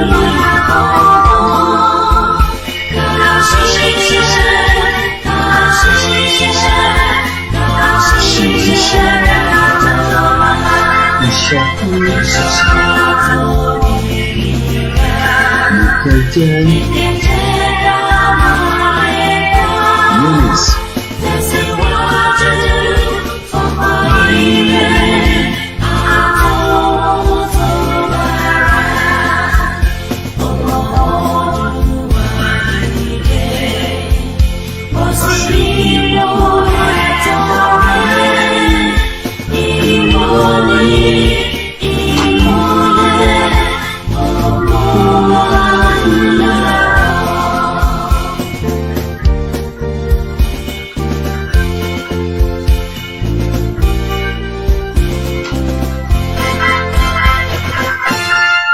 Bẹ́ẹ̀ni èyí náà lẹni kí n máa fọ̀rọ̀ sí kùbí àgbà mo ń rọ́jú mo dẹ̀ fi síbẹ̀ fún ọjọ́ ọ̀la náà ni ẹ ṣé gan-an ẹ̀yin ìyá alálùbáríkà ẹ̀yin bàbá alálùbáríkà all hail Biafra I love you all and I love everyone that wants freedom as well ọlọ́run àbáwá tún náà dé kánú sílẹ̀ o ìyá mi gbé mi lékè ẹ bá ń kí girama dáadáa ọ̀rọ̀ ayọ̀lá máa sùn bye for now àyẹ̀rẹ̀ kápẹ́ díyà òjò bí ẹ̀ka tó máa lọ àti bá mi òòṣà. I love everybody. Yoruba nation for life. No going back. Akinwande Francis. Ẹni tí n bá dárúkọ ẹ má fi ṣèbínú. Ayọ̀míkún Dámíjú. Everyone, I love you all. Ìyá mi beauty àmọ̀ pé Dizzy 123. Bye for now. Ìyá mi comfort. Àwọn tó ń tọ́jú mi dáadáa nìyẹn. Love you all. Kunle Bakers. I cite my brother. Ó dàrọ̀.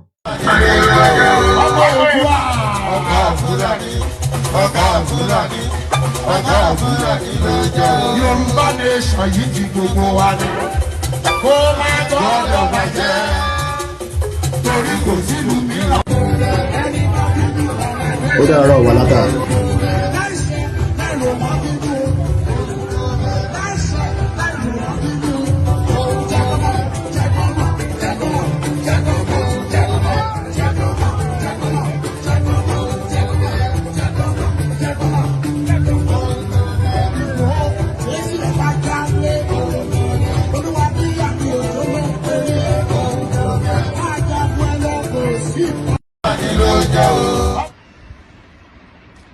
Life is so funny.